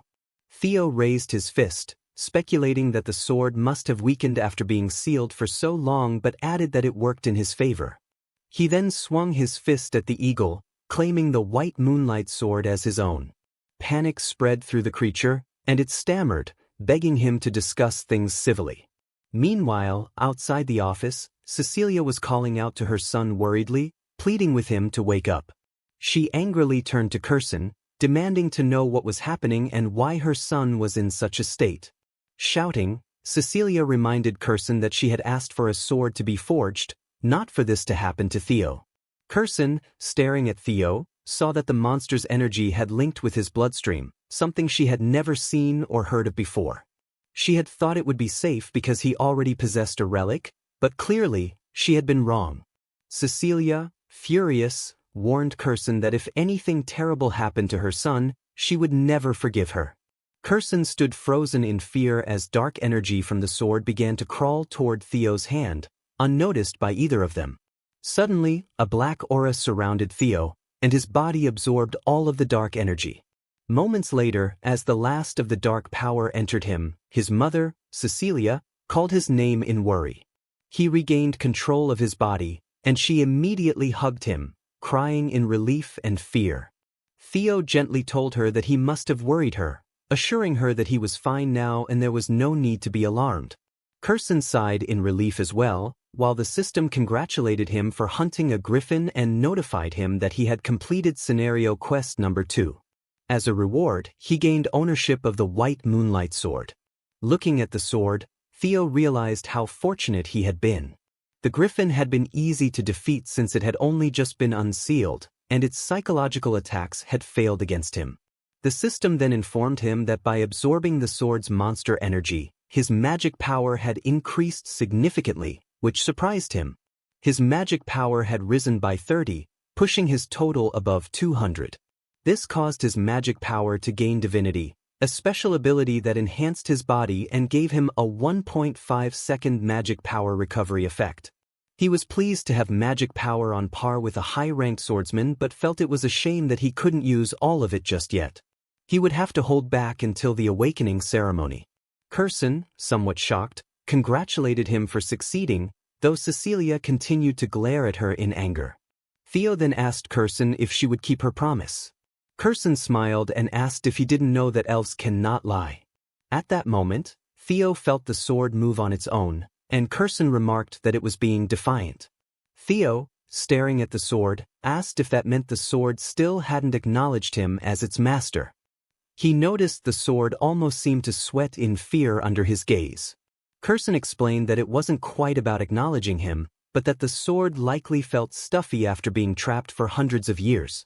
Now that it was finally free, it wanted to release its pent-up frustration. She pointed to a flashing board and suggested that Theo try swinging at it with all his strength. When he asked if that would be okay, Curson confidently assured him there was no need to worry. She explained that even if it was the white moonlight sword, a swing from someone who hadn't even gone through the awakening ceremony wouldn't be able to damage the Basque workshop. Though her words irritated him slightly, Theo agreed.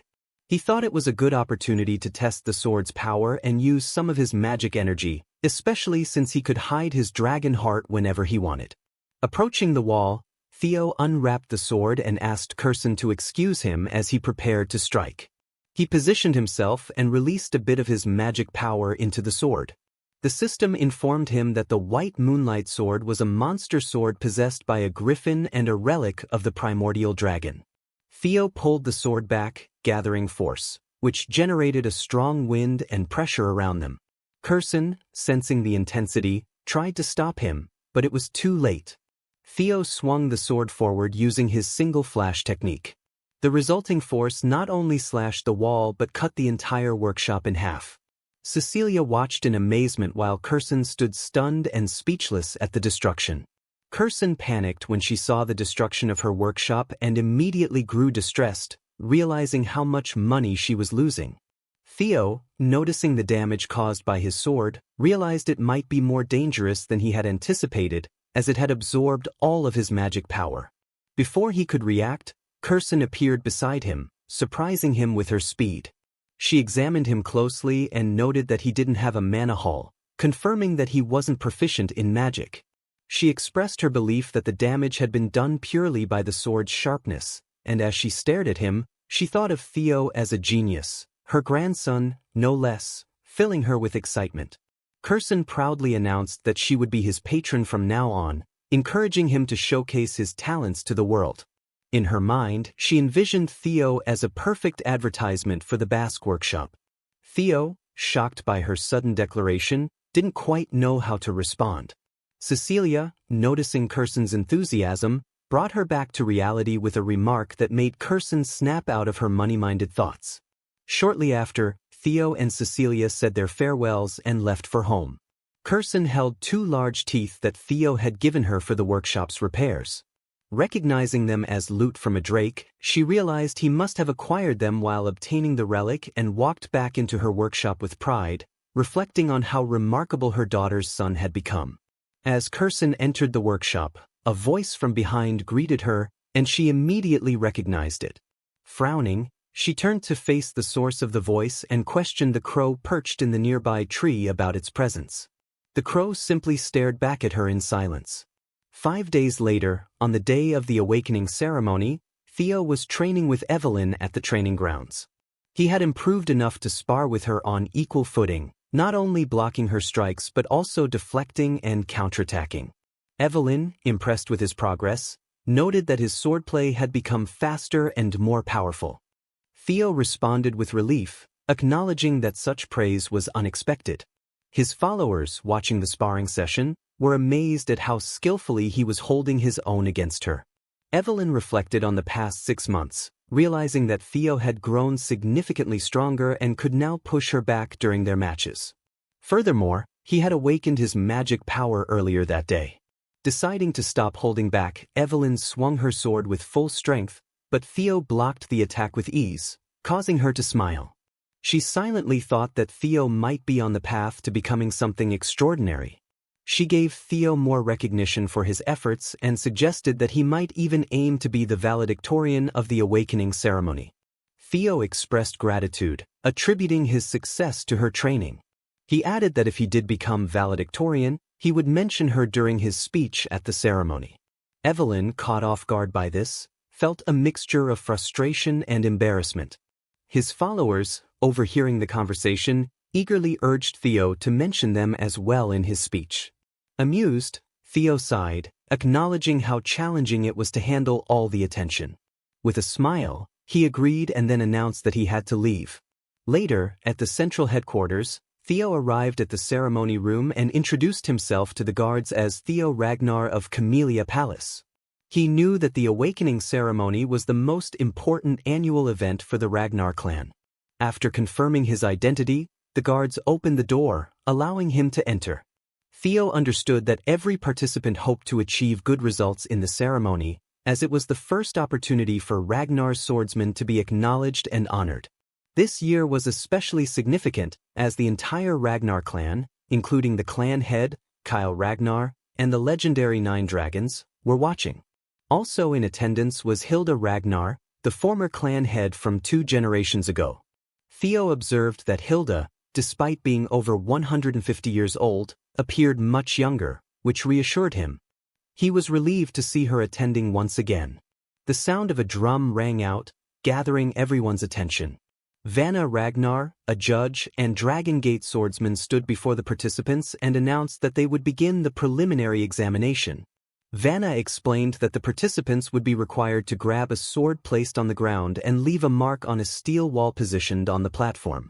He further clarified that the wall was forged using a mixture of white snow steel, meaning that ordinary steel blades would be unable to scratch it. However, if the participants infused their attacks with magic power, the situation would change. Vanna then prepared to distribute Soma to the participants. Vanna explained that 1 pill of Soma would grant each participant 10 annuals of magic power. This elixir would help them open their mana halls, enabling them to cut through the white snow steel wall using the provided swords. The depth of each participant's cut would determine their result in the examination. After providing these instructions, Vanna called out to the participants, announcing that the first person he named would step forward, take a Soma, and begin. Theo Ragnar was called as participant number 1. He walked toward the stage, recalling that in his past life, Axion had been the valedictorian. Approaching the knight standing by the stage, Theo took the soma and pulled a normal sword from where it was embedded in the floor. As he approached the white snow steel wall, he thought to himself that this time Axion would not claim the title of valedictorian. At that moment, the system interface appeared before Theo, displaying scenario quest number 3, the victor of the awakening ceremony. His mission was to become the valedictorian of the ceremony. Meanwhile, Hilda Ragnar turned to Kyle and asked if Theo was the boy he had mentioned before. Kyle nodded, confirming that Theo had indeed caught his attention. Hilda, intrigued, admitted that she had become curious after hearing that Kyle was keeping an eye on Theo. She remarked that it would be interesting to see just how competent this descendant truly was. Theo relaxed his shoulders, feeling a bit nervous. He guessed it was because it had been a while since he last experienced something like this. Vanna instructed him to swallow the soma, and Theo acknowledged the order, opening his mouth to take it. As he did, he recalled how in his past life he had swallowed the soma but was unable to control the mana, severely injuring his Danton. This time, however, he was confident that such a mishap wouldn't happen again. As Theo swallowed the soma, a surge of magic mana erupted from him. Vanna was shocked, witnessing the sheer volume of mana spilling out, unable to believe the intensity of the mana wave Theo was generating. Vanna thought that Theo might be unable to control it properly. He knew that when someone swallowed soma, it was crucial to be cautious, as the mana hull needed to settle carefully in the Danton. Talented Ragnars, with their large amounts of mana, could easily become disabled if they weren't careful. Vanna assumed Theo was in danger as well, expecting him to lose control. To his astonishment, however, the mana stabilized in Theo's stomach, and he managed to control it completely. Vanna, in disbelief, questioned how Theo had endured it. Theo, relieved that he now had both a dragon heart and a mana hull, thought it was almost too easy this time compared to his past life. Holding the sword tightly, he knew he was now officially allowed to use mana. With determination, Theo swung the sword backward, releasing mana into it. He ran toward the white steel wall and swung the sword forward, releasing his mana in a powerful burst. As the vast amount of mana poured out, a dragon force emerged from his attack. Remington, Ray, and Hulkus, who were watching, were stunned by the display. The dragon attack flew straight at the white steel wall, cutting it with a single slash technique. The sight of this left Axion furious. Theo's attack left a deep, visible scratch on the wall even from a distance. Vanna, still in disbelief, announced that Theo Ragnar had passed. The crowd, shocked, murmured among themselves. No one had seen something like this since the young Master Thorkel, and they questioned whether it was truly the sword slash of someone using mana for the first time. The system then informed Theo that his luck had now reached 0, and the curse of bad luck that had plagued him was finally lifted. As a result, his fame would begin to slowly spread throughout the world. Excitement filled Theo. He was no longer cursed and had now reached the same starting point as everyone else. The system further revealed that many prominent individuals had taken notice of his exceptional performance. Osa Ragnar Plunus wished to take him as a disciple, Julius Ragnar was displeased by the attention Theo was receiving, Robert Ragnar was cautious of him, and Hilda Ragnar had shown a strong interest in him. As Theo stepped off the stage, his thoughts turned to the unexpected interest from both the Black Dragon and the Sword Dragon. However, what mattered most to him was catching Hilda's eye, knowing that she possessed the heart of Garuda. Theo realized that if he could obtain it, he would become stronger than anyone present at the ceremony. A moment later, Sybil took his turn and slashed the wall, leaving a small scratch. That was enough to pass. Proudly, Sybil approached Theo, telling him he had also succeeded. The next 3 participants were Ray Ragnar, Hulkus Lank, and Remington Narcio. All of them passed, each leaving deep scratches on the wall. Sybil couldn't help but notice that all 3 of the 4 Hounds of the North had achieved monstrous results, yet none of them had made a mark as impressive as his young master. Sybil knew that the only one left to go was Axion Ragnar, considered the strongest of the 4 Hounds. The participants began to whisper among themselves, some commenting that it had become a contest between the Luster Tiger, Theo, and the dark tiger, Axion. Others doubted even Axion would be able to surpass Theo's feat, which visibly angered Axion. He rushed to the stage, clearly determined to prove himself. Vanna instructed Axion to swallow the soma and began to offer more guidance, but Axion, impatient, swallowed the soma without waiting. He immediately swung his sword backward, prompting Vanna to shout for him to wait, but Axion unleashed his attack, and a dragon force erupted, cutting deep into the wall. Vanna, speechless, realized that the participants had surprised him several times today. Axion's slash crossed over Theo's, leaving a similarly deep mark that could be seen even from a distance. Vanna then announced that Axion had passed, but the crowd was in disbelief. The slashes made by Axion and Theo were almost identical, leading many to wonder who had won. As Axion glanced at the wall, he overheard participants whispering that the precision grading would likely determine the victor. Without a word, he turned and left the stage.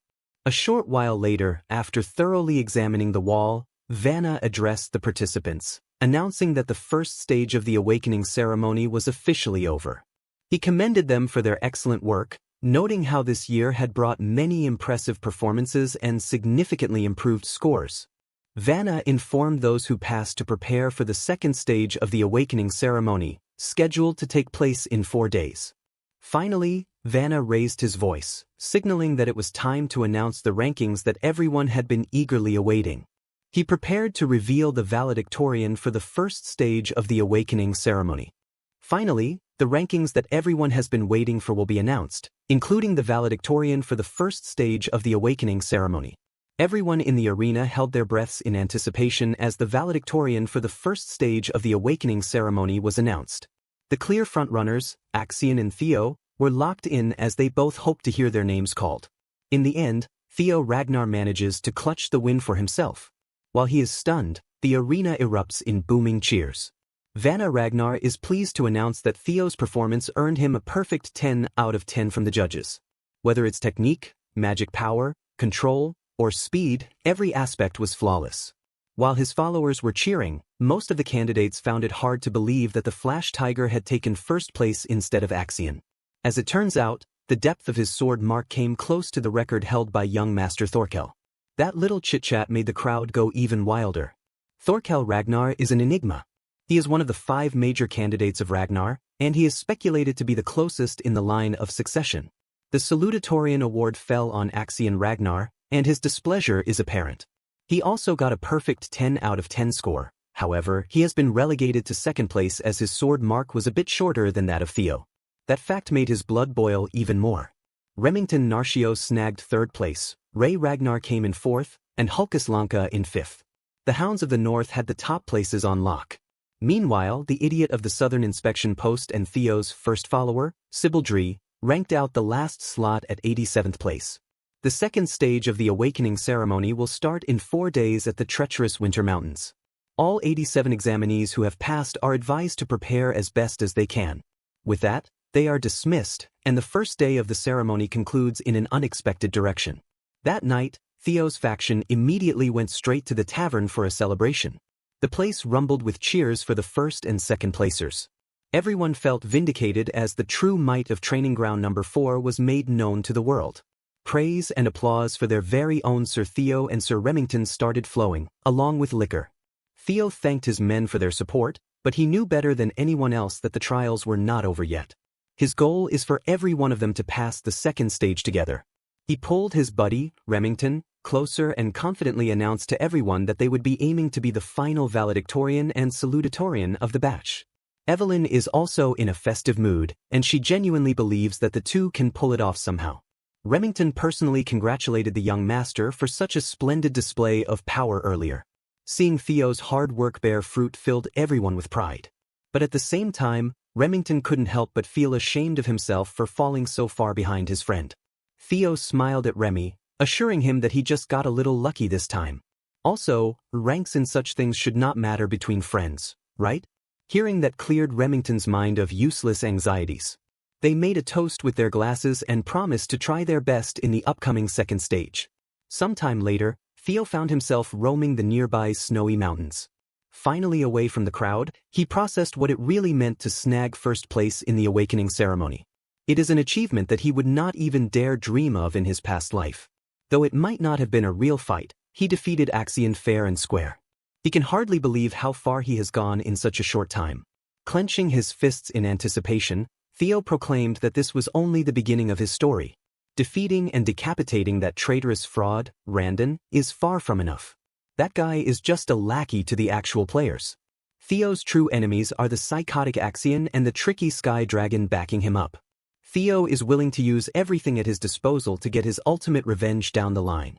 For now, he has another matter of great importance to take care of concerning the nest compass he got as a reward. The mysterious artifact is actually pointing toward the Winter Mountains, the venue of the next trial. In the second stage, he will have the chance to find out what the compass is steering him toward. While he was lost in his own thoughts, he sensed something fishy nearby.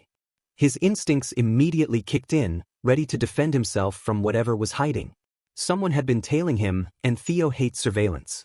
The hooded spy watched in surprise as his target vanished into thin air, only to feel the cold glint of a blade aimed at his neck from behind. Theo demanded to know who the spy was, and the man tried his best to convince Theo that he was not his. He introduced himself as Gatsby Jotun of the renowned Gale Sword Platoon. Gatsby insisted that his captain sent him after witnessing such a splendid performance at the first test of the awakening ceremony. Theo had an unreadable poker face as he stared into the man's soul. It seems like the scouting offers are arriving sooner than expected.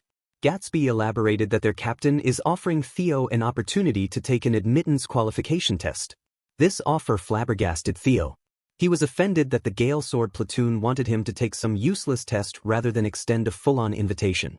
Gatsby bragged about the illustrious reputation of his platoon, asserting that even a chance to take the test is hard to come by. Before the man could spout any more, a fiery voice cut him off, calling the Gale Sword Platoon a bunch of morons. A woman carrying a great sword on her back addressed Theo as young master and offered a far better deal than the morons of the Gale Sword Platoon. This feisty girl is Ian Saucely, also known as the Fire Goblin and Vice Commander of the Black Iron Cavalry. She personally came to extend a direct invitation for Theo to join their ranks. Gatsby stumbled over his words as soon as he saw who had just arrived. Those who recognize the Fire Goblin's name know not to piss her off. But before Ian could get close to Theo, multiple scouts from different factions came out of hiding, fearing that such a promising candidate might get signed before they could extend their offers. They all ran in, shouting their ridiculous proposals. The Black Sword Platoon was willing to promote Theo to squad leader within 3 years. The Swords of Law and the Security Bureau also threw their eager hats into the ring. Annoyed at the bidding war unfolding, the Fire Goblins snapped in anger. The scouts were supposed to entice the young master with promises of assisting in advancing his career, only to end up fighting and bickering amongst themselves. Theo just watched from the sidelines as the idiots cursed and jabbed at one another. He figured that he should just quietly slip away before they pestered him even more. But his exit plan might have to wait. Pink plum petals slowly filled the area, dancing in the air. A sultry voice silenced everyone with sheer aura. Even though she knew she would be criticized for being too greedy, the newcomer just couldn't help herself. Slightly sullying her sterling reputation was nothing if it meant gaining an exceptionally talented individual to her side. The lady of the Plum Blossom Palace, the sword dragon herself, Osa Ragnar Plinus, had joined the scouting war, shocking everyone into silence. Ian was the only one who dared to question what business the clan head's first wife had in this place. Lady Osa confessed that she came with the same intention as everyone else. She had come all the way out here just to see Theo Ragnar personally. While Theo was dealing with the ridiculous situation he was put in, the salutatorian was relieving some stress by beheading some people. Calling Axion Ragnar a sore loser is an understatement. He was wantonly killing his men to vent his frustrations. He weaved, maneuvered, and slashed his way through a number of young swordsmen, treating them like training dummies as he snuffed their lives out one by one. Axion Ragnar is hungry for blood, and blood he shall get. With every dash and slash he remembers Theo's smug face. The image of Theo unleashing so much draconic aura when he took the first slash in the trial had been etched deep into Axion's disturbed mind. Losing by a few millimeters made the defeat even more infuriating. The only thing running in his mind is the thought of killing and gutting their Ragnar. For now, killing his own men will do. By the end of his rampage, he had completely abandoned his blade in favor of using a much more hands-on and brutal approach to venting his anger. By the time he calmed down, the training ground was already filled with lifeless young swordsmen who thought they were just getting a spar with their young master. When another person stepped into the arena, Axion's eyes darted around. Without even looking at who just arrived, he picked his sword back up and motioned to attack. He threw the whole blade with pinpoint accuracy, aiming for the intruder's head. But for someone like the Sky Dragon, stopping such an elementary outburst is simple. He just grabbed the sword's tip out of the air. Edtrovian cursed his nephew out for being so pathetic, pointing out that releasing his rage on random people won't change a thing. When Axion got a good look at his uncle, he calmed down a little. The Sky Dragon advised that, at times like this, Axion needs to cool his head and come up with a proper plan. Edtrovian had already put some things in motion, and Axion only needed to follow. The nefarious uncle and nephew duo are hellbent on turning the second stage of the awakening ceremony into their Ragnar's funeral. Back in the snowy woods, the scouts made way for Lady Plum Blossom out of fear and respect. They knew that whatever they tried to offer Theo would be insignificant if she was in the competition. Just as they were about to appeal how unfair that would be, the space between Theo and Lady Osa was severed from the outside world, locking them in her personal domain. Ian reckoned that setting up an isolation zone could only mean one thing: she might be planning to personally share her teachings with the young Ragnar. Inside the swirling lump of energy, the isolation zone was a lot bigger than it looked from the outside, as the space stretched as far as they could see. Theo recognized this as one of Lady Plum Blossom's signature moves. She can freely create a perfectly isolated space severed from the outside. He used to hear stories about the technique, and now he's experiencing it. His popularity is catching up with him. Lady Plum Blossom laughed at his reaction. She's certain that the demon dragon will be furious once he finds out what she's trying to do, but no one can stop her from giving Theo a gift if she wants to. By gift, it can only mean one thing. She slowly unsheathed her blade as she described how intense the clan head swordsmanship was. It is akin to dragon fire descending from the heavens, destroying and incinerating everything in its path. Lady Plum Blossom's style, however, cannot be more different than that, as she prefers to embrace countless variations in her swordplay. Theo looked around to see that the snowy trail he had walked on a minute ago had turned into a tranquil field of vibrant plum trees. Her steps were rhythmic, sending ripples on the surface of the still water floor with each stride. This is the form of the dragon she pursues, one that contains constant and infinite changes. As the sword dragon began slowly moving forward, she started swinging her sword, making the plum blossoms bloom. Countless petals gently drifted down as her blade softly traced through them, dancing alongside her movements. She executed a peculiar flow of movement that seemed impossible. She slashed, stabbed, and chopped with a strange tempo. By the end of her demonstration, she slowly lowered her sword, making the petals spiral alongside the blade, beautifully falling to the ground. It was absolute cinema, a feast for Theo's eyes. The ridiculous thing was that the entire sequence was performed within just a single breath. What she just showed was the celestial flower rain, the first full-bloom technique of the plum blossom style. Opening her eyes, the First Lady's deep gaze turned towards Theo. The young man was speechless as he felt his heart pound loudly. He had just witnessed something truly awe-inspiring. Within a single, continuous movement, he counted 120 circles and variations. It gave credence to the claims that, in terms of pure swordsmanship, she is above even the clan head. If Theo could absorb and apply even a little of what he had just seen into his single flash, his power would undoubtedly skyrocket. He humbly asked her if he was really deserving of such a gift. She laughed lightly and assured him that it was fine as long as he enjoyed watching it. Finally, Lady Plum Blossom dissolved the isolation zone. The tranquil field of plum trees vanished, and the snowy woods returned. She asserted that if Theo ever wishes to see what comes after the first technique, he can come to find her whenever, after the awakening ceremony. Such a blatant offer shocked the scouts. The First Lady simply wishes for Theo to become a new wind in this desolate place. With that, her body turned into a pile of beautiful plum petals, drifting away. Theo knew more than anyone that he had just received something far too great. It would be hard even for him to act shamelessly and not show any gratitude to the First Lady. Now he's in a complicated position. He reckoned that it would be way too greedy to become Lady Plum Blossom's disciple and join the white armored dragon cavalry at the same time. 3 days later, the second phase of the trial finally kicked off into full gear. The 87 eligible candidates had gathered at the Winter Mountains near the northern Great Wall. Such a treacherous venue was perfect for the challenge ahead. The Winter Mountains stretch across a ridiculously vast distance, from their home of winter all the way to the Demon Sea. In this place, the Ragnars have shielded humanity with all their might. They have been at war with the cursed land beyond the Great Wall for over a millennium now. They have been culling the Demon Sea, a place where countless demonic fiends lay waste. High-ranked swordsman and second-stage exam overseer Theo Ragnar cautioned everyone that the new generation would inherit that duty one day. This makes Winter Mountain the perfect testing ground. However, as apprentice swordsmen, the examinee are not allowed to cross over to the Demon Sea, and the exam area is restricted to the inner side of the Great Wall. Today, the exam is very simple. They will have 15 days to defeat demonic monsters that roam the Winter Mountains and retrieve the bells that have been placed on their necks.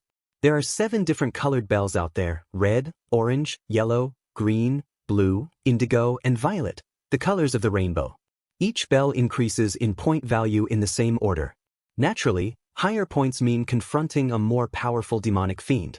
Overseer Jackie emphasized the danger of violet bell fiends. Those abominations are at a level that no apprentice swordsman can touch, let alone defeat. Yet they are worth a ton of points. The hunting method will be left entirely up to the examinee. Whatever method they choose to use doesn't matter. All they have to do is bring back the bells to be tallied before the exam ends. Everyone picked up on what the overseer implied. Since they can use whatever method they want, snatching someone else's prey or bells is allowed.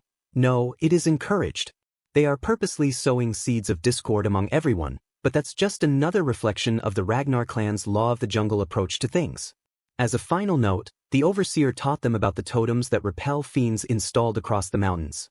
Inside these safe zones, supplies have been buried nearby, and everyone is encouraged to utilize them effectively.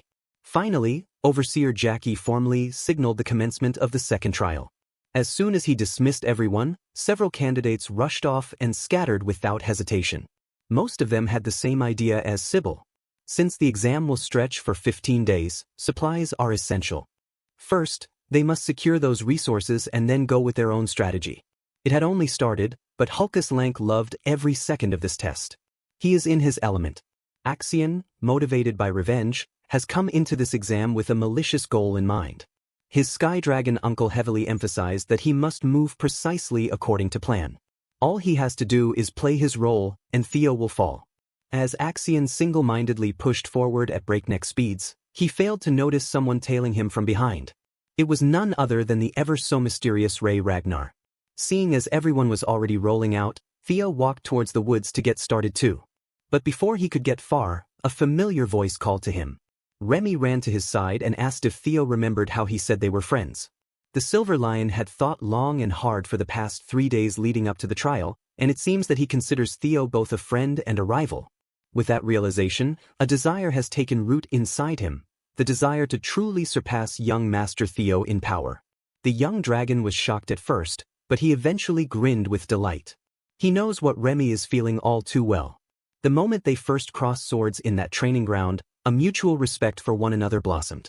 Theo felt the same way as the Silver Lion. He considered him a dear friend and rival too. Remy heartily laughed in relief, as he had been stressing if the feeling was one-sided.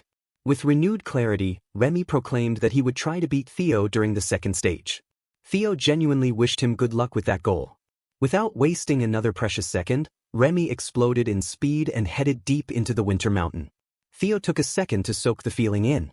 Someone incredible like Remington has set him as a goal, someone to surpass.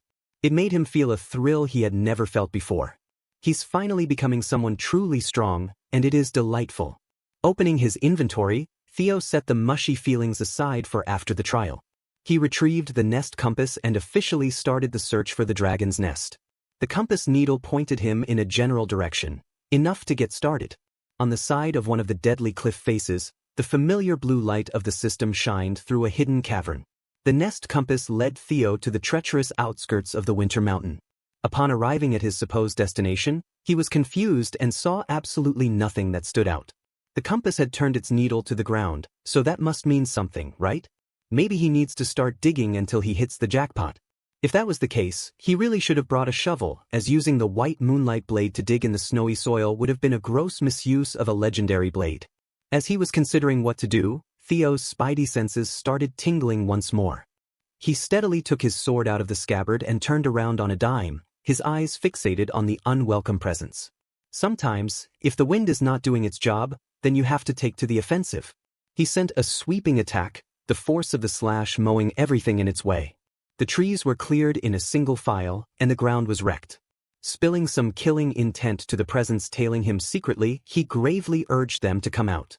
Some unsavory characters started coming out of the woods, confused as to how Theo noticed their well-concealed presence.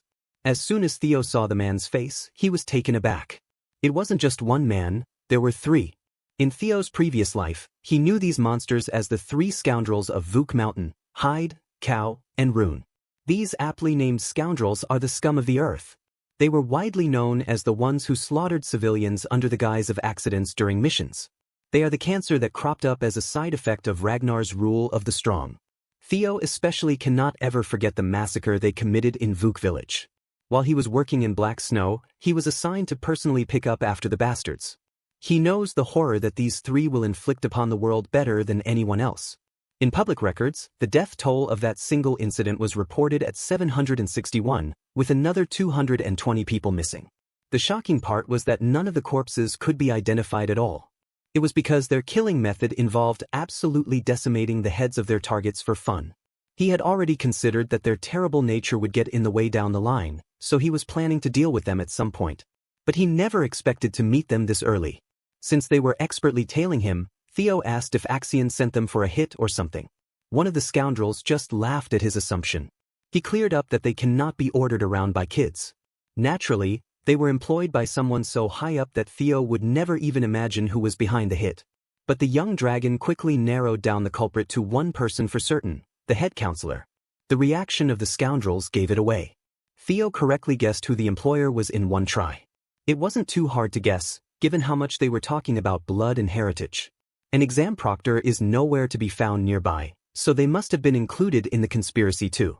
Theo's sharpness was a big problem, but the scoundrels were confident that they would get this job in the bag no matter what.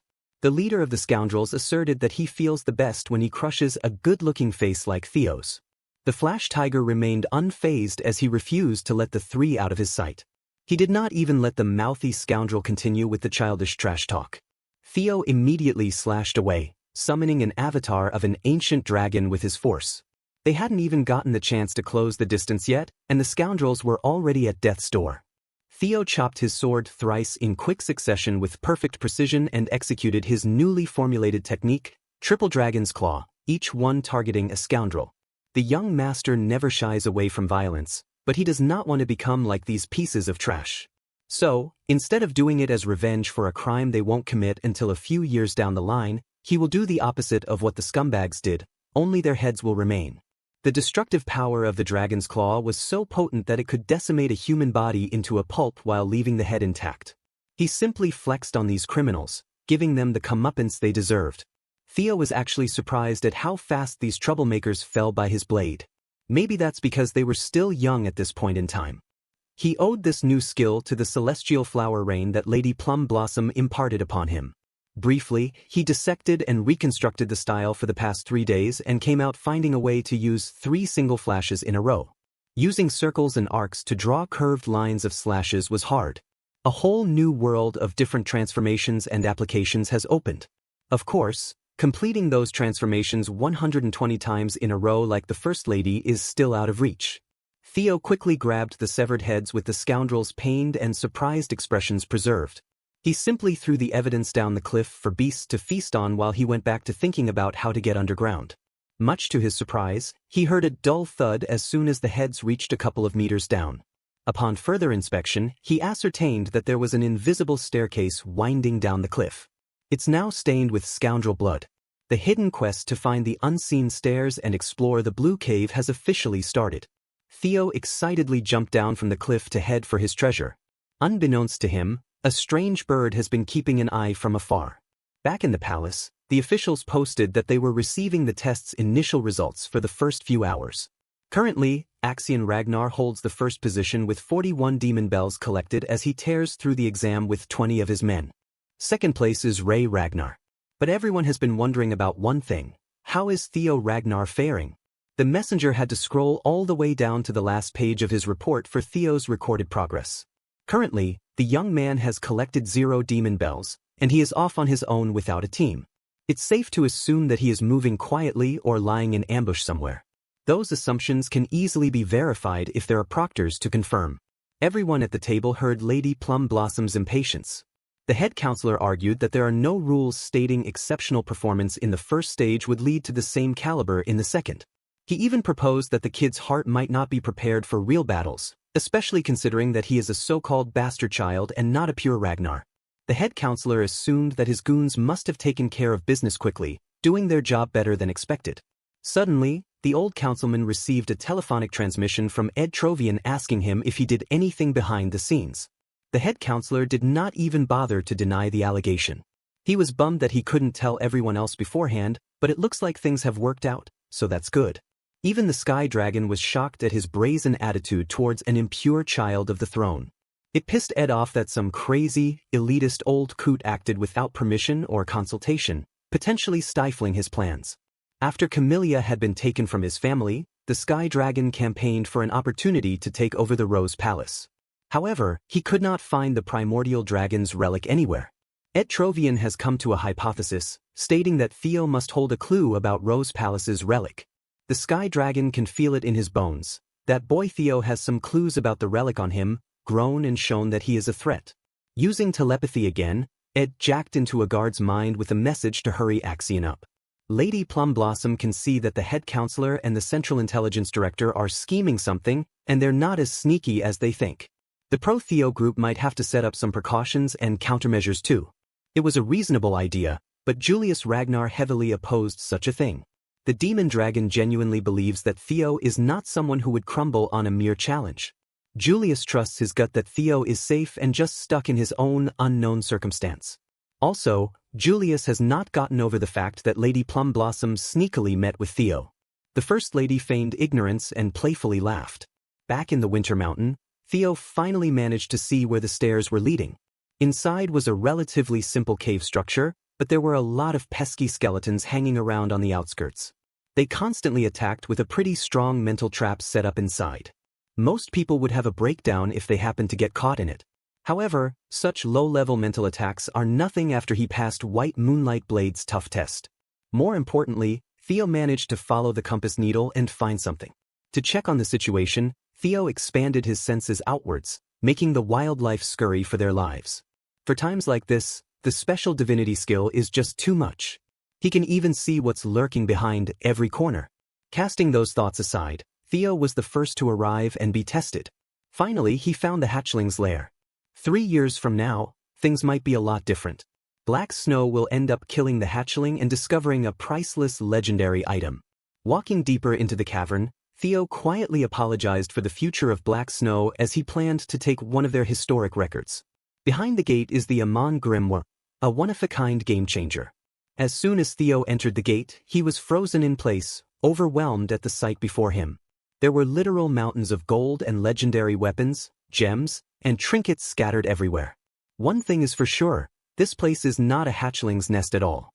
In the middle of the gigantic room was a sleeping draconic beast, an ancient dragon, using its sea of gold coins as bed. Looking a bit closer, he saw that it seemed to be in a deep sleep, uncaring of the outside world. Theo wasn't delusional. He knew that if this thing woke up and attacked, he could forget about the relic and all the riches in this place, and he would surely die. Could the reports from Black Snow be false? Why is there a full-grown dragon in the chamber instead of just a hatchling? Maybe he's a victim of misinformation, or maybe he just came 3 years too early. Either way, he needs to think of his next move in this unexpected situation. He seriously considered just leaving without touching anything. It's unfortunate, but he can always just come back before the Black Snow can get here again a few years later. But that choice left his hands as soon as the dragon opened its eyes. When he turned around, Theo was locked into a staring contest with one of the most archaic beings in the world. Much to his surprise, the ancient dragon, Lodbrok, spoke in human tongue, calling him the first selector that had come in a long time. The giant beast was actually kind of chill. It even introduced itself without a hint of hostility. Lodbrok explained that the Ragnar calls her the guardian dragon and the owner of Winter Mountain. Everyone who grew up around there knew the name Lodbrok. Trying not to be rude and disrespectful, Theo crashed down to his knees and paid respect to his ancestor. Lodbrok was quite interested in the fact that the young human called her an ancestor. As far as Theo was taught his whole life, the guardian dragon, Lodbrok, is the companion of the Ragnar clan's progenitor, Sigurd, and the mother of Fridleif. The beast asserted that Fridleif, the bastard, must have been spreading nonsense out there. While it's true that she and Sigurd were old companions for a time, she viewed it just as a sign of respect for the contractor who sold his soul to dragons. There wasn't much emotional exchange between them. It is impossible for humans to mate with dragons in the first place. This led Theo to ask if his family's line really has the blood of the dragon or if it is just one big propaganda to lift the Ragnar name up. Lodbrok cleared up that the claim was not wrong at all.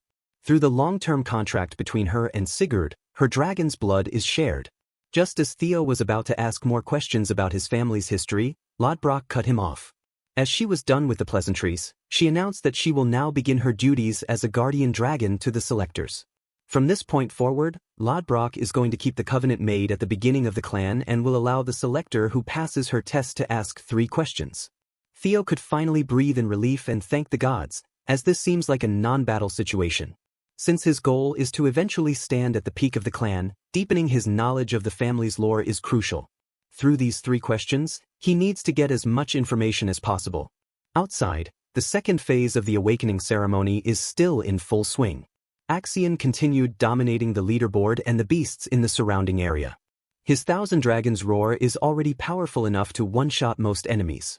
As a white tiger beast fell to the snowy ground, bloodied and lifeless, Axion walked closer. He was heading for the green bell dangling on the poor cat's neck. With another bell secured, that makes 57 confirmed kills. He's quickly racking points up. Nevertheless, killing these monsters was secondary. Axion was just itching to find Theo. But his scouts kept on telling him the same report. Theo was nowhere to be seen, over and over. One of Axion's lackeys, Orion Gardner, smugly remarked that Theo must be scared now that he has to risk his life and face real monsters. Orion was determined to attach himself to Axion's entourage the whole way through, no matter what. He feared and believed in the maniac's strength, but he might have run his mouth a little too far when he admitted that Theo got stronger but lived as an idiot for far too long. The next thing you know, Orion's tearing up and gasping for oxygen as Axion's hand slowly crushes his windpipe in a chokehold. Axion reckoned that this peasant of a follower must not know a simple fact. Because he had never been strong in the clan, having power means having no need to fear anything. The Dark Leopard is on the brink of mentally breaking at this point, and he's still as cruel and paranoid as ever. Orion tried to eke out an apology between his desperate gasps for air. This little outburst would have continued if not for another messenger coming in with a message from the director of the Central Intelligence Bureau, Ed Trovian. The message was simply a reminder to hurry up and carry the plan out. Axion threw the peasant away like garbage and asked the messenger to send a reply to his uncle to stop pestering him. He doesn't need to be reminded of the goal because no one in this world wants to kill that punk Theo more than this psychotic half-brother of his. Meanwhile, Theo is just chilling down in the dragon's den, still trying to think of a fitting question that would give him as much information as possible. After a while, he finally came up with his first question. Lodbrok yawned. She was just glad that the young man finally made up his mind, as the boredom nearly knocked her back into a deep sleep. The first question was why the guardian dragon is still here. He kept it short and sweet. Lodbrok instantly clocked his strategy of asking basic questions to figure out some hidden background knowledge and praised the kid. The reason why she's still hanging around is quite simple. There exists a monster situated at the very edge of the world. Its body is spread across the seas. They call this entity the Nameless Monarch. For the past 1,000 years or so, Lodbrok has been lying in wait and staying in her lair because she was tasked with the mission to protect the world. The Winter Mountain and this dragon's den are just an outpost. Theo fell silent, digesting the bombshell that his ancestor had just revealed. He was certain that he did not feel it wrongly. For a brief moment, he felt what seemed like fear in Lodbrok's eyes. Who would have thought that an almost godlike figure as powerful as an ancient dragon is still capable of feeling terror? There is an existence out there that brings fear to a deity who has reigned for over 1,000 years. The Nameless Monarch must be one freaky bastard. Theo desperately wanted to ask more questions and dig deeper into the lore, but there were more important things he had to find out first. For the second question, he asked what exactly these ancient dragon relics he kept on hearing about were. Lodbrok answered that there are about 3 relics out in the world. Though she doesn't know much about them, she can sense that the young selector has been quite lucky. The three that Lodbrok knows of are the dungeon in Camellia Palace and the White Moonlight Blade. As for the last one, it's a bit more complicated. Lodbrok called it the ancient dragon Fafnir's relic. It is a result of a great ancient dragon's soul fragmenting into 31 different pieces. These pieces were then bestowed upon humans in hopes of protecting humanity and resisting the nameless monarch. The form of these ancient dragon relics is not limited. Some could be an item, some could take the form of an experience, and a rare few even turned into intangible yet strange phenomena. Hearing that last part made the gears in Theo's head turn. He could finally see that he always had the last relic in him. Everything he experienced after regressing in time flashed before his eyes. Going through 20 years of life and being brought back in time to the brink of death is the strangest phenomenon one can ever go through. His regression must have been just another form of the ancient dragon's relic, which means Theo himself contains the relic. He must have been given a fragment of Fafnir's soul. But something's not adding up. There's always a dragon protecting the relics, but there was no such thing in his regression. Realizing something, Theo came up with a third and final question. He looked at Lodbrok, right into her piercing eyes, and asked why he was chosen. Why would the hand of fate choose someone as talentless as Ragnar's imbecile to fight something as powerful as the nameless monarch? Lodbrok stared back fiercely and decided to answer his final question with a question of her own. She asked why Theo would think that he was the only one chosen out there. The simple reply made Theo realize that he had not been looking at the bigger picture. He might not be the only one chosen by these powerful relics. Sky Dragon Ed Troven, Demon Craftsman Curson, and even the Black Dragon all knew about the existence of relics. They even actively go out of their way to find and collect said relics. Chances are, they were also chosen by some form of Fafnir's soul fragment. If that's the case, are they also seeing the same messages he has been seeing? Did they also regress back in time? While this series of questions led Theo one step closer to uncovering the world's truth, it also made things a lot more complicated. To summarize, there is a nameless monarch lurking at the fringes of the planet that even the ancient dragon fears, and it is entirely possible that there are more regressors apart from Theo. Now that Lodbrok has answered his 3 questions, the quest is complete, and Theo will be given his reward. The young man was so engrossed in all the implications of what he just found out that he almost forgot that he came to obtain Amon's grimoire. But now that his horizons have expanded, he had changed his mind. He needs something bigger, a lot bigger. He wanted something that cannot be compared to any item in this treasure trove. As a reward for the quest, he is given the chance to pick and take anything from the ancient dragon treasures. Lodbrok proudly boasted about the variety and sheer quantity of her treasures collected from all around the world. There were gems, relics, elixirs, skill books, armaments, anything you could think of, she had them in stock. Whatever Theo chooses will be a priceless fortune worth beyond his wildest imagination. Lodbrok urged him to pick wisely, and she said she would deliver. Theo's lips slowly twisted into a sly smile. When prompted by the ancient dragon to state his desire, Theo Ragnar proudly proclaimed that he wanted to have Lodbrok herself. That answer was definitely out of her expectations. Lodbrok laughed, remarking that it seemed her popularity was timeless and calling it quite the funny joke. She then asked Theo what he truly desired.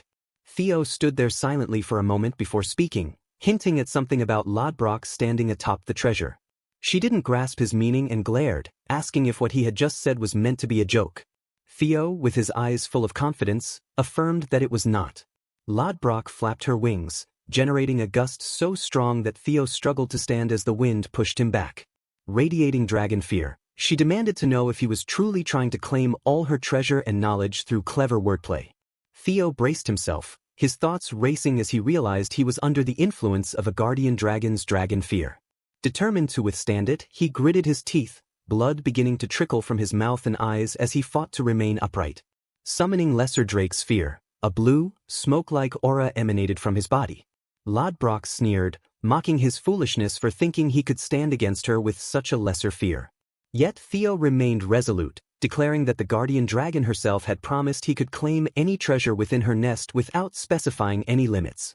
He suggested, with a risky hint, that she herself could be considered part of that treasure. With his eyes wide and teeth clenched, Theo knew this was a gamble, risking his own life, but the potential reward was too great to pass up. He thought to himself that Lodbrok, the guardian dragon who helped establish the Ragnar clan alongside progenitor Sigurd, was a figure of unmatched prestige. There could be no greater claim to legitimacy than to stand as her chosen one. He steeled himself, thinking of past missed opportunities, and declared with fierce resolve that he wouldn't let this chance slip by. Blood continued to drip as he demanded that she honor her promise, choosing her as his prize, and asked her to stand by his side. Lodbrok, seeing Theo's unwavering determination, found herself reminded of Sigurd. Watching him endure her fear and defiance, she felt a spark of familiarity. Slowly, she exhaled and said she would accept his request. Theo, stunned by her response, took a moment to process her words. As her immense form began to transform, her dragon body emitted a fog, and her golden eyes glowed with ancient power. The fog faded to reveal a human-like figure standing amidst her treasure. As it cleared, the figure became fully visible, a woman with horns, her face partially shrouded in mist. The remnants of the fog disappeared, and a breathtakingly beautiful woman emerged, bearing an aura of an ancient dragon. Taking a few steps forward, she chuckled, observing that Theo seemed taken by her beauty. She then revealed, with a hint of sadness, that she was over 2,000 years old, explaining that she had lost her heart 50 years ago. She told him she only had about 3 years left to live because of her condition, adding that she had been patiently waiting for death and was unable to leave her nest. She extended her hand toward him and asked if he still wished to choose her as his reward. Theo smiled, responding firmly that his answer remained unchanged. He would still select Lodbrok as his reward. A system window appeared, confirming that Theo had selected Ragnar's guardian dragon, Lodbrok, as his reward. Lodbrok shook her head, half amused, and called him foolish, though she also acknowledged that such stubbornness was fitting for a chosen one. The system window then updated, granting Theo 2 new titles, Guardian Dragon's Significant Other and Descendant of the Progenitor.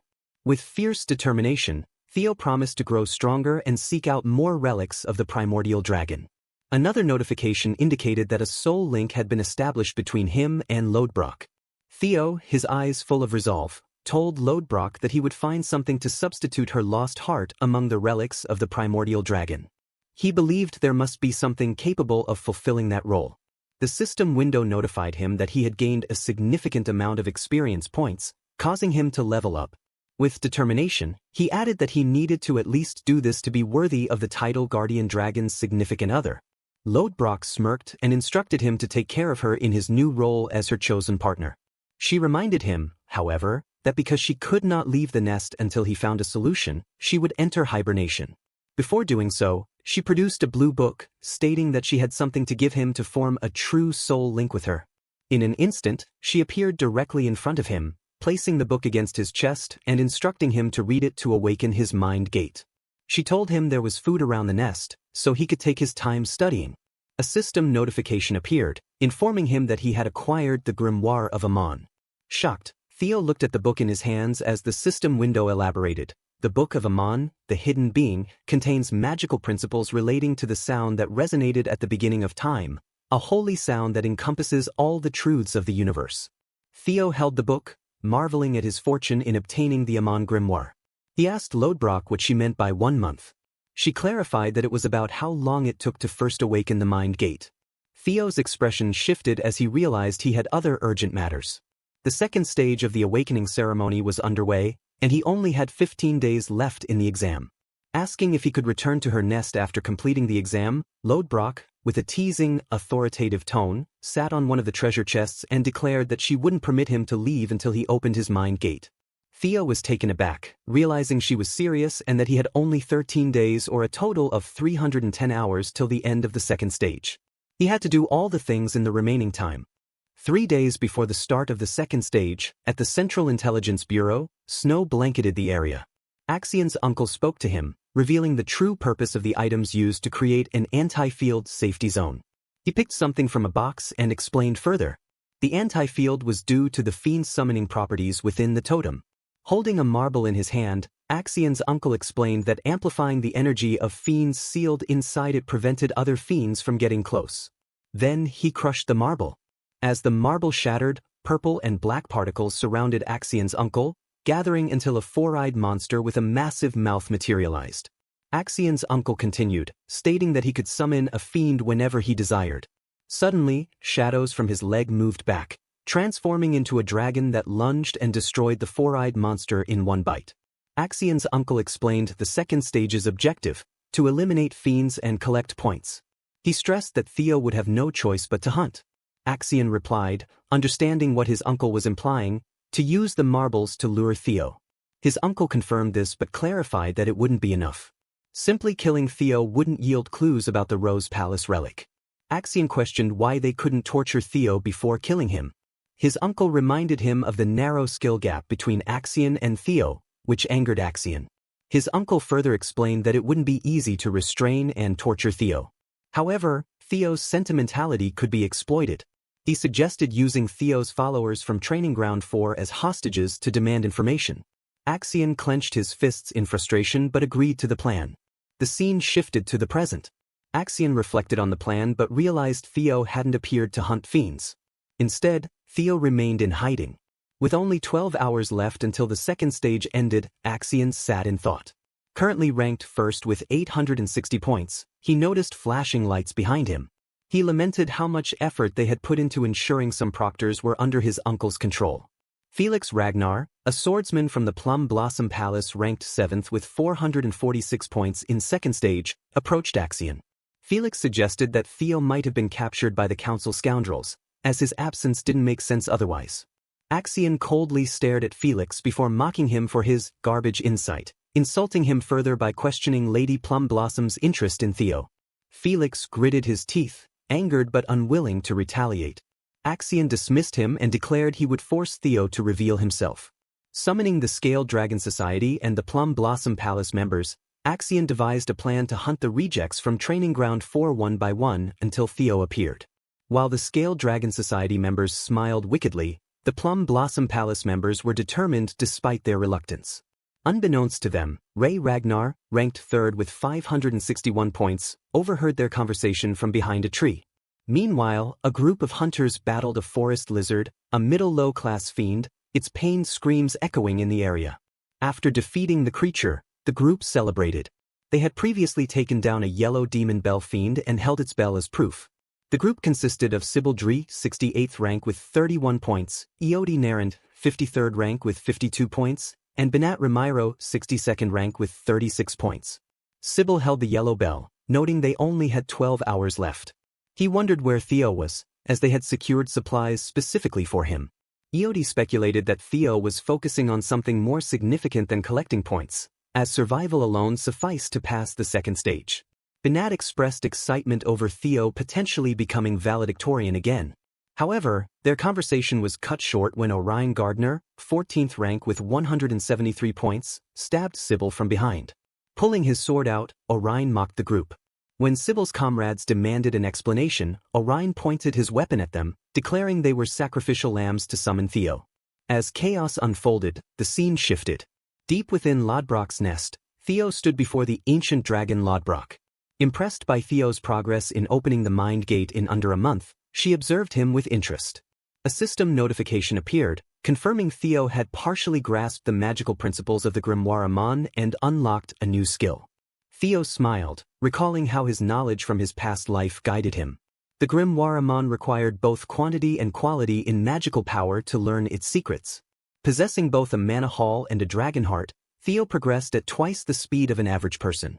Still, the system notified him that his stats were too low, resulting in the manifestation of a lower-ranked skill, Hatching Synchro, rank C, which allowed him to manipulate and read residual thoughts through psychokinesis. Lodbrok closed her eyes, acknowledging Theo's efforts as a basic requirement to call himself her significant other.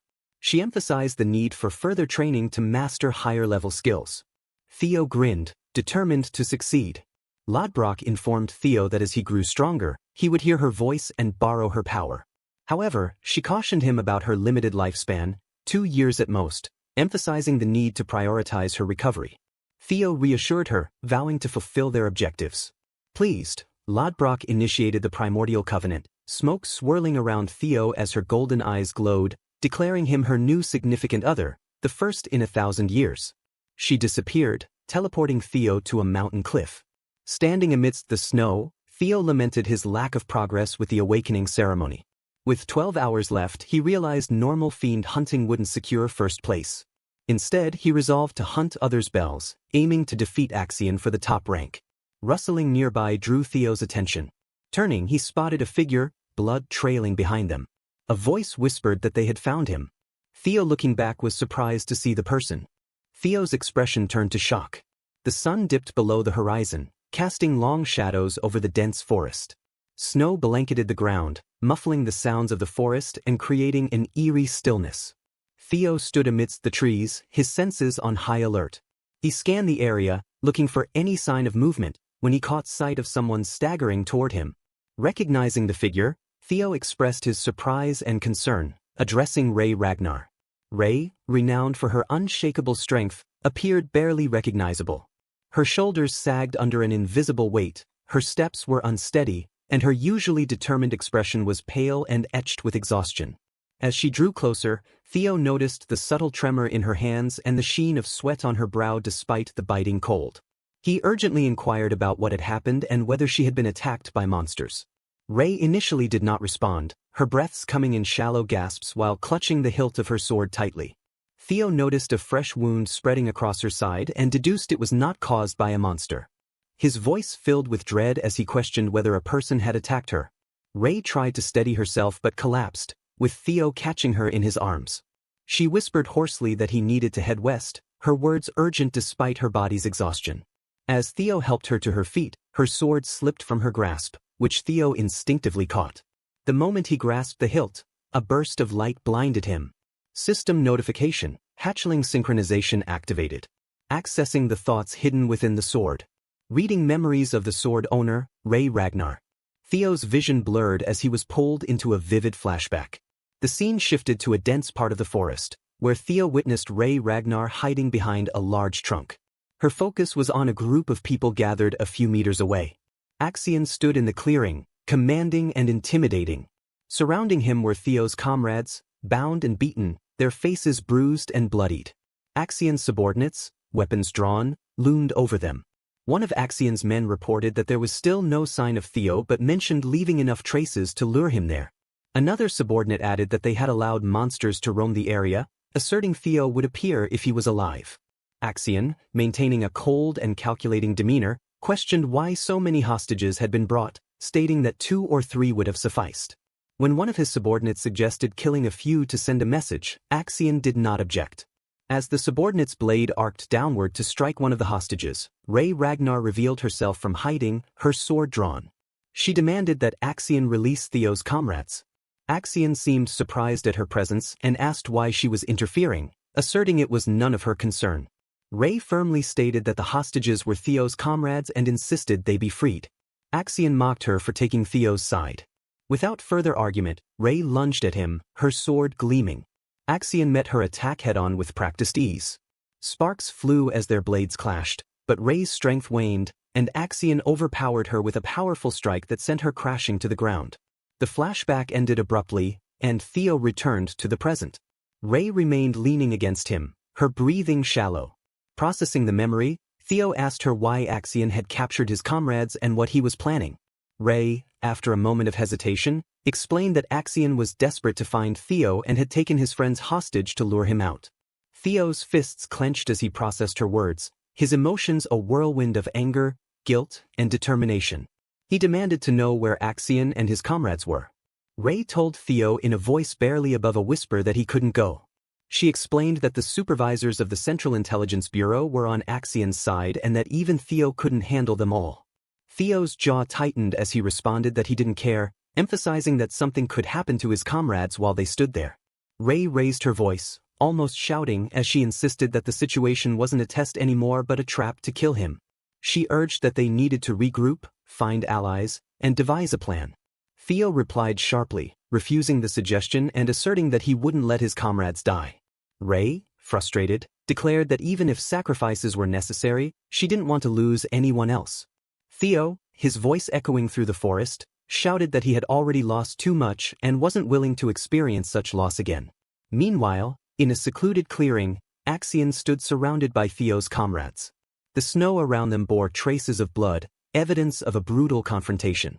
A subordinate approached Axion and bowed slightly, informing him that Theo had been spotted at the northern cliff in contact with Ragnar.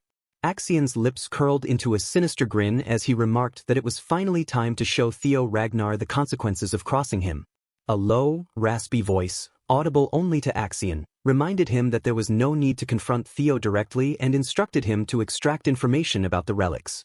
The voice assured Axian that they would deal with Theo themselves. Acknowledging the voice, Axian nodded darkly and stated that he wanted Theo to suffer first. He received further instructions to use the summoning orb to distract the supervisors. Back with Theo, Ray made one last attempt to dissuade him. She pleaded with him not to go, insisting that he was walking into a trap. Theo, however, remained resolute. He thanked her for the warning but stated that he couldn't stand by while his comrades were in danger. Why is the Rose Palace burning? Why are the household members dying? Because he was the imbecile of Ragnar. In the clan predicted under the rule of the strong, he was the weakest. He was sick of being on the losing end like a fool, and could not keep repeating his mistakes. As he prepared to leave, the air around him grew heavy with a palpable energy. A faint dragon-like aura became visible behind him, a manifestation of his determination. Ray, shocked, observed the weight of his presence as Theo asked where Axian was. Theo, in a commanding tone, asked for Axian's location. Elsewhere in the forest, a group of 3 individuals came across a grim scene. Supplies were scattered across the snow, and faint traces of blood led away from the area. Remington, ranked second in the competition, examined a blood-stained box and noted that the supplies belonged to Theo's team. Hulkus, a towering figure ranked 5th, and Erica, ranked 4th, stood behind him. Remington expressed concern about the situation and stressed that they needed to find Theo's team before it was too late. A deafening roar echoed through the battlefield. A massive white beast charged toward Theo, raising its weapon high above its head. Theo, with his senses heightened, narrowly avoided the devastating blow by sidestepping at the last moment. Dust and debris scattered as the ground cracked from the impact. Breathing heavily, Theo tightened his grip on his sword, knowing hesitation would be costly. With precise movements, he darted forward, his sword gleaming as he aimed for the beast's vulnerable spots. He swiftly slashed through its defenses, causing it to let out a pained howl before collapsing lifelessly. Theo, without looking back, thought about the urgency of finding his comrades. He considered that Sybil and the others might still be alive, but the scenario seemed to carry Ed's influence. Theo suspected that Ed was using Axian as a pawn to eliminate him. His thoughts were interrupted as 5 more identical beasts emerged from the shadows, growling menacingly and blocking his path. Theo realized that these creatures weren't ordinary, they were designed to delay him and push him to his limits. Muttering under his breath that there was no time for games, Theo instinctively channeled his dragon's 3rd claw. Energy coursed through his veins, and his sword crackled with a faint blue glow. With a single sweeping strike, he unleashed an arc of energy, cutting down the beasts in unison and clearing his path. Theo's resolve only strengthened. He acknowledged Axian as unpredictable but considered the supervisors as the true threat pulling the strings. He determined that he had to stop the chaos quickly to prevent the situation from spiraling out of control. Ahead, a final beast, a towering figure more menacing than the others, stood in his way. Theo crouched low, his muscles coiled, and then leaped into the air with explosive power. His sword glinted as he descended toward the beast. Just as the beast opened its gaping maw to strike, Theo plunged his blade into its skull with precision. The beast convulsed before collapsing lifelessly. Exhaling sharply, Theo vowed to himself that he was coming for Axian. Meanwhile, Ragnar stood in silence, watching the horizon where Theo had disappeared. Memories of their childhood flooded her mind, moments where Theo's unwavering bravery had shone through, such as when he guided her through a dark forest with confidence. Ray whispered to herself that Theo had always been selfless and fearless. Clenching her fists, she resolved not to stand by and watch him fight alone. She decided to help him no matter what and moved forward with determination. At the enemy's base, Theo's comrades were bound tightly, their expressions filled with frustration and anger. One of them struggled against his restraints, shouting furiously that Axian would regret this. Axian, standing nearby, reacted with disdain. With a cruel grin, he planted his boot on the man's face, shoving him to the ground. He sneered at the noise, unsheathing his sword and pointing its blade threateningly at the captive's throat, warning him to keep quiet or be silenced permanently. Before Axian could act, a calm yet authoritative voice called out from the shadows, reminding him not to forget their orders, which came directly from the Intelligence Bureau. The voice cautioned that any rash moves could jeopardize the mission. Axion growled in frustration but sheathed his sword. He sat on the captive's back, using him as a makeshift seat, his crimson eyes faintly glowing with simmering rage. Peering through the trees, Axion spotted faint lights in the distance. His expression darkened as he muttered about the 4 senior high-ranking prosecutors sent to deal with Theo, concluding bitterly that even his uncles doubted his ability to handle the situation alone. Clenching his fists tightly, his knuckles turned white. Theo stepped into the clearing, his commanding presence drawing everyone's attention. All eyes turned to him. His comrades, tied and battered, looked on in shock. Axion lifted his head, his expression neutral as he locked eyes with Theo. Silence blanketed the scene momentarily before Axion smirked and mockingly remarked that Theo had finally decided to show up. Theo walked forward with steady confidence, scanning his surroundings. He noted every detail, the bound figures of his comrades to his left, the enemy forces to his right, the Plum Blossom members standing guard and tensing up as their hands inched toward their weapons, and Axion seated ahead, exuding arrogance. Axion taunted Theo with condescension, saying he had kept him waiting long enough. Theo's gaze dropped to the comrade beneath Axion's feet, and his grip on his sword tightened. Without a word, he stepped closer. Axion rose slowly, placing a hand on his sword hilt, but before he could act, the voices from the shadows intervened again, urging Axion to remain calm and not let Theo provoke him. Axion exhaled sharply, regaining his composure. He tried to address Theo, claiming they needed to understand the situation and get straight to the point. However, Theo interrupted coldly, asking if Axion was scared. Axion narrowed his eyes and asked what he was talking about. Theo repeated his question unwaveringly, asking if Axion feared losing to him. Axion's composure faltered momentarily as he dared Theo to repeat his words. Theo stepped closer, a smirk growing on his face. He questioned why Axion had gone to such lengths, taking hostages, stationing guards, and setting up an entire trap to corner him, if he wasn't afraid of what might happen in a fight. Axion's expression darkened as anger bubbled to the surface. He called Theo a bastard. Theo raised his sword and pointed it at Axion, daring him to prove otherwise and fight like a true Ragnar unless, of course, he had abandoned his pride. Axion laughed bitterly, his voice tinged with fury, and mocked Theo as a concubine's child, claiming he was delusional to think he could challenge him. Ignoring the voices urging restraint, Axion finally snapped and accepted Theo's challenge, declaring they would settle the matter once and for all. Above the scene, hidden among the treetops, several spies observed the unfolding events. One murmured that things were escalating, while another grimly replied to stick to the plan and intervene if Axion lost control. Back on the ground, Axion addressed his subordinates, ordering them not to interfere and to leave the hostages untouched until the fight concluded. Theo moved in a blur, startling Axion momentarily as he barely managed to block the incoming strike. Axion stumbled slightly, his mind racing to comprehend what had just happened. Theo smirked and taunted Axion to stop wasting time and fight seriously. Enraged, Axion unleashed his ultimate technique, Thousand Dragons Roar. A massive red dragon materialized, its jaws snapping at Theo with incredible force. For a moment, Theo was frozen by the raw power of the attack. However, he quickly composed himself and summoned his blue sword.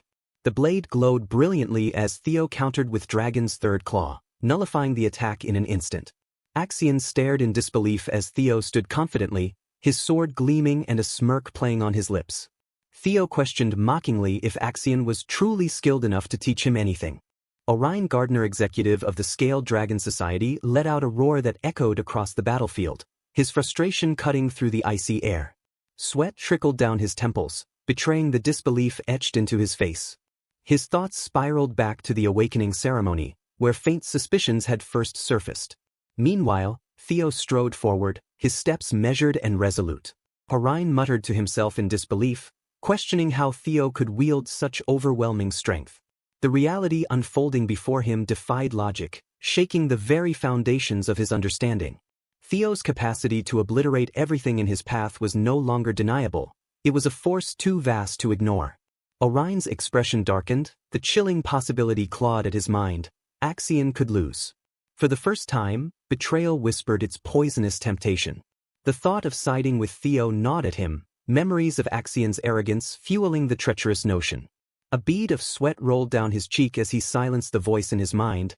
Forcing a smirk, Orion rallied himself, sharply commanding the members to scatter. His orders snapped others into motion, sending them fleeing into the shadows. As the Scaled Dragon Guild dissolved into the night, someone suggested that Axion should deal with the mess while the rest acted independently. A memory of past came to Axion's mind, where he, with glowing crimson eyes, stood silent as his uncle Ed firmly, yet gently, told him that the throne of Ragnar was his destiny, meant for his mother, his uncle, and the legacy of the Troivan clan. Uncle Ed emphasized that Axion must descend. Ed smiled confidently, explained that the name Ragnar was a mask and that Axion carried the blood of Troivan, along with the weight of duty, something he could not refuse. I think there is a big chance that Axion is a product of incest. However, I may be wrong since none of the Troivan siblings have red eyes. Well, back to the story. The memory shattered, snapping back to the present. Axion's smirk remained icy, his confidence teetering on arrogance. He lunged forward and as Axion charged, he roared Theo Ragnar's name, his sword cutting toward Theo with ferocious speed. Theo met the assault head-on, his blade locking with Axion's in a collision that sent a cascade of sparks. The deafening clash reverberated like a thunderclap, each strike amplifying the tension that gripped the battlefield. Axion's eyes burned with fury as his relentless strikes forced Theo to parry blow after blow. Each swing carried the weight of his rage. Yet Theo's movements were deliberate, his defense precise and unwavering. Sweat glistened on his brow, but his focus never wavered. Back at a grand chamber, a man announced that Theo Ragnar had confronted Axion Ragnar and that the battle had begun. Around the table, figures exchanged sharp glances, the atmosphere brimming with tension. Demon Dragon erupted into laughter, confidently declaring that Theo would crush Axion. Across the room, the Elder Dragon muttered under his breath, expressing disbelief over how Theo had survived. Ed exhaled softly, a flicker of relief in his sharp eyes. Smiling faintly, he masked the intricate plan forming in his mind. Calmly, he reminded himself that after getting info about the relic, a high-rank swordsman would finish him off. The man received new intelligence. As one of his subordinates stepped forward, it was reported that Theo and Axion were in the midst of a duel. Ed's eyes gleamed faintly. His thoughts betrayed his confidence. On the battlefield, Axion's disbelief flashed in his eyes as Theo unleashed a secret technique with fluid movements. Theo's attacks shifted, becoming unpredictable and impossible to track. Each strike carried deadly precision, forcing him back step by step. Yet beneath the pressure, Axion's confidence burned brighter. Watching Theo's movements, he observed that he could read Theo. In a moment, Axion's blade tore through the air, a masterful sword-throwing technique. The weapon hurtled forward with devastating speed, its trajectory so precise it seemed to halt time. The onlookers paled, their breaths hitching as the blade's whistle cut through the air. Theo's composure faltered, his eyes narrowing as he recognized something. Theo's heart pounded as his mind reeled. The realization struck him that it was a sword-throwing technique. A memory surged unbidden, dragging him to a moment from his past life. He remembered the blade stabbing into his chest, stealing his breath, and ending his life. Now, back on the battlefield, Axion's cold, steady voice cut through the chaos. He said that using a technique with set movements only told your enemy where you'd go next. Blood dripped steadily from the sword Theo gripped tightly. His hands shook, not from fear, but from realization. His wide, shocked eyes stayed fixed on the weapon as the truth hit him like lightning. He whispered that it had always been Axion. Scattered memories from his past life suddenly became clear. He had seen this exact technique before, this precise throw, this deadly accuracy. He now knew that the person who had killed him back then was none other than Axion Ragnar. Theo's breathing grew quick as he thought bitterly about how powerless he was, unable to protect anyone or uncover who had destroyed the Rose Palace. Fortunately, Rendon took off his mask and Evelyn's investigation revealed a connection between Camellia Palace and Rendon. Now it all made sense. The Troivan clan had orchestrated it, and among them, only Axion Ragnar used this rare sword-throwing technique, a move so bold that only someone blinded by arrogance would use it. The realization sank in, heavy and unshakable, spreading determination through Theo like ripples in still water. His focus snapped back to the present. His face darkened, and rage churned beneath his calm exterior as he gripped the sword tighter, the metal groaning under the force. He repeated, louder this time, that it had always been Axion. The sword in Theo's hands cracked and then shattered, breaking into two jagged pieces. He demanded to know why Axion was so determined to kill him. For the first time, Axion faltered. His usually calm face showed disbelief as he muttered, stunned, wondering how Theo had broken a sword with his bare hands. But Theo wasn't done. Holding the broken hilt in his bloodied hand, his resolve hardened into something unyielding. This time, things would be different. He would protect himself and those he cared about without hesitation. With that thought, he threw the shattered blade toward Axion. Axion tilted his head, easily dodging the throw and sneering at what he called a poor imitation. But his confidence wavered as a heavy, suffocating energy exploded from Theo. The battlefield seemed to freeze, and a mysterious red power surrounded Theo. Axion's eyes widened, and his hand instinctively reached for his weapon. He panicked, trying to understand what was happening, realizing that this wasn't normal killing intent. Sweat formed on Axion's forehead as Theo closed the gap between them with terrifying speed. Axion barely managed to block the incoming attack, but the force behind it pushed him back, his boots digging deep into the snow. Theo continued his relentless assault, striking again and again with no chance for Axion to fight back. Every swing felt like a storm, each strike a challenge. Axion struggled, his mind racing to understand Theo's sudden power. He wondered if Theo had been hiding his true abilities and, if so, why. Theo's voice cut through Axion's thoughts, mocking him and demanding to know when Axion would finally show his real strength. Axion gritted his teeth and lunged at Theo, grabbing his wrist in a calculated move. With a sharp pull, he tried to bring Theo closer, ready to land a deadly blow. But at the last second, Theo twisted his body, narrowly avoiding the strike. The blade scraped Theo's shoulder, drawing blood, but Theo responded with perfect footwork, blocking Axion's follow-up and jumping back to get some space. Axion steadied himself, narrowing his eyes as he studied Theo. He couldn't figure out where Theo's new power had come from, and the uncertainty started to shake his confidence. Before Axion could react, Theo disappeared, leaving him confused and wondering what had just happened. Theo appeared at Axion's side almost instantly, his sword slicing through the air with deadly precision. Axion's weapon flew out of his hands. Theo's fiery gaze locked onto Axion, and he taunted him, asking if Axion knew what it felt like to be stabbed in the stomach. Axion stared back at him, his face a mix of anger and disbelief. The bloodlust and madness in their eyes clashed as they prepared for the next strike. Theo raised his sword, clearly planning to finish the fight. In some other place, Remington knelt beside a bloodstain, his sharp eyes focused on the dark red against the cold ground. He muttered to himself that someone had been taken and observed that this didn't look like a monster attack, but more like someone had been dragged away. Hulkus stood behind him, gripping his giant sword, his face full of confusion. He asked who could have taken the person. Remington straightened up, his eyes following the blood trail into the dark forest. In a cold voice, he said there was only one person who could have done this, Axion. Hulkus looked shocked and protested. He pointed out that Axion was in first place and questioned why he would do such a thing and what his goal might be. Remington pressed his lips into a thin line and said being in first place wasn't enough for Axion. He guessed that Axion had taken Theo's followers to lure Theo out and planned to kill him at the Second Awakening ceremony. Hulkus' face turned red with anger. He clenched his fists and shouted that this was cheating, insisting Axion should fight fairly. Nearby, Erica spoke in a calm, icy voice. She said it didn't matter. Hulkus turned to her, his anger giving way to confusion. He demanded to know what she meant. Erica replied sharply that Ragnar's awakening ceremony had always been about survival of the fittest, where the strong crushed the weak. That was just how it worked. Hulkus stared at her, unable to believe her words. He argued that it still didn't make it right. Remington sighed, rubbing his temples in frustration. He agreed with Hulkus, expressing his dislike for Ragnar and saying even strength had been twisted into something dirty and dishonorable.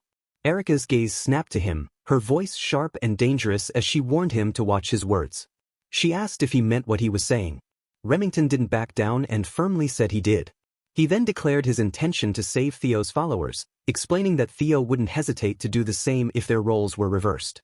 He suggested Erica could make a real difference if she joined him. Hulkus' face lit up with hope, and he eagerly asked Erica if she would come with them. Erica sighed and said she wasn't interested. Hulkus froze, shocked, and demanded to know why. Without looking at him, Erica turned and started walking away. She explained that she was here to meet Theo Ragnar and didn't waste her time on people she considered beneath her. Hulkus' fists shook with rage. He yelled, calling Erica trash. Erica stopped and slowly turned to glare at him, her icy stare enough to silence even the bravest. Before the situation could spiral further, Remington stepped between them. His voice was calm but firm as he addressed Erica. Remington calmly explained that he understood why Erica wanted to meet Theo. He assured her that helping Theo now would get her closer to her goal. Erica studied him carefully. However, she warned him not to slow her down. The three of them began walking into the snowy forest, the cold wind biting their faces. Remington's expression grew firm as his thoughts became a steady resolve. He was determined to hold on and save everyone. Suddenly, a mocking voice interrupted them, telling them to stop. Figures stepped out from the shadows of the trees. At the center of the group stood Orion, smirking confidently as though he had already won. Orion sneered at Remington, making a sarcastic comment about his choice of allies. Hulkus stiffened at the insult, grinding his teeth so loudly that it startled nearby birds. He demanded to know if Orion had just called them muscleheads. Orion's smirk grew wider as he teased Hulkus, saying he hadn't used that exact word but suggesting it fit. Remington stepped forward and told Orion to move aside, explaining that he didn't want to fight. Orion's grin faltered for a moment, but he raised his sword to block their way, refusing to let them pass. Remington's jaw clenched as he slowly drew his blade, declaring that Orion had left him no choice. The forest exploded into chaos as the two groups clashed. Not far from the battle, Theo's companions were tied up on the frozen ground. One of them stared at a broken blade lying nearby. He thought that this was the opportunity Theo had given him. Slowly, agonizingly slowly, he began to cut the tie. As the fight raged on, a third figure suddenly leaped between the fighters, deflecting Theo's sword with one sweeping motion. Theo blinked in surprise as the newcomer lifted his head dramatically, clearly enjoying the attention. The man is Liam Troyven, a high-ranking swordsman, and exam supervisor. Theo staggered back in disbelief, suspecting that Liam had been waiting for just the right moment to make his entrance. Liam stood tall and, with a tone dripping with superiority, apologized to Axion. Then he commanded hooded figures to escort Axion away. From the shadows, the hooded figures emerged, handed Axion his weapon, and led him off. Axion took the sword without saying a word. Liam turned back to Theo. He spoke with unwarranted confidence, saying Theo had done enough and that he would finish the fight. But Theo tightened his grip on his sword, refusing to back down. Liam struck with precise and graceful moves. Theo's muscles screamed as he blocked and countered, gritting his teeth in determination. Theo knew Liam was strong, and every block felt like a test of his willpower, but he told himself he wouldn't give up. Liam raised his sword high, ready for the final blow that gleamed in the pale light. His face was cold, and his movements aimed to kill. It's a pity that he had to kill such a prodigy, but he has no choice. Then, out of nowhere, an attack came from behind, stopping Liam in mid-swing. His body jerked and blood spilled from his mouth. He staggered, his face filled with shock and confusion as he tried to understand what had just happened. In a weak voice, he asked Axion what he was doing. Axion, standing behind him with his sword deep in Liam's back, was full of anger. He coldly told Liam that he had never been told to interfere. Liam's body stiffens in disbelief, his blade slipping from his grasp and clattering to the ground. Theo is frozen in shock as Liam's face twists with pain and betrayal. Blood trickles from his mouth, and his wide, disbelieving eyes lock onto Axion. He cannot comprehend this treachery. With a sickening sound, Axion yanks his sword free, spraying blood across the pristine snow, a brutal testament to his cruelty. Liam collapses to his knees, clutching at the wound. Axion's subordinates remain paralyzed, their faces etched with horror and confusion. One stands speechless, while another cries out in anguish at the sight of their fallen leader. One of them shouted at Axion, asking what on earth he was doing, their voice trembling. Axion's eyes blazed with an intense, almost demonic red glow, his jaw tight as he justified his actions. He claimed they had joined the fight because they thought he would lose, which was an insult to him, an insult to the heir. Theo's expression shifted between disbelief and dawning understanding as he called Axion insane, reminding him that this was his own family. Turning to Theo with a cruel smirk curling his lips, Axion admitted mockingly that Theo Ragnar was indeed strong, his tone dripping with condescension and mockery. In a flashback, Ed stood before a younger Axion, his face hidden in shadows. His words lingered in the air, filled with malice.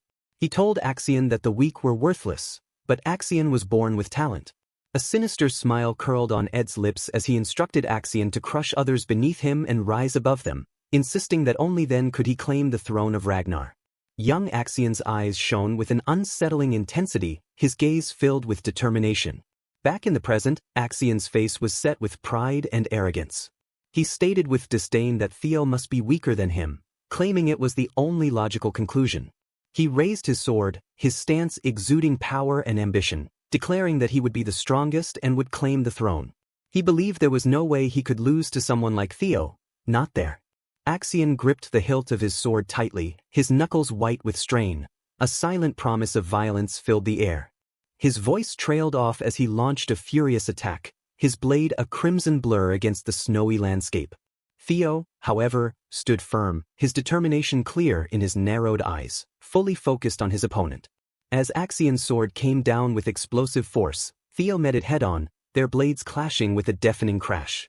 Axion's eyes widened in shock as he questioned where Theo was. In the chaos, Theo dodged the strike and positioned himself to counterattack. With lightning speed, Theo's sword connected, slicing through Axion. Blood sprayed into the cold air as Axion staggered, his face a mixture of pain and disbelief.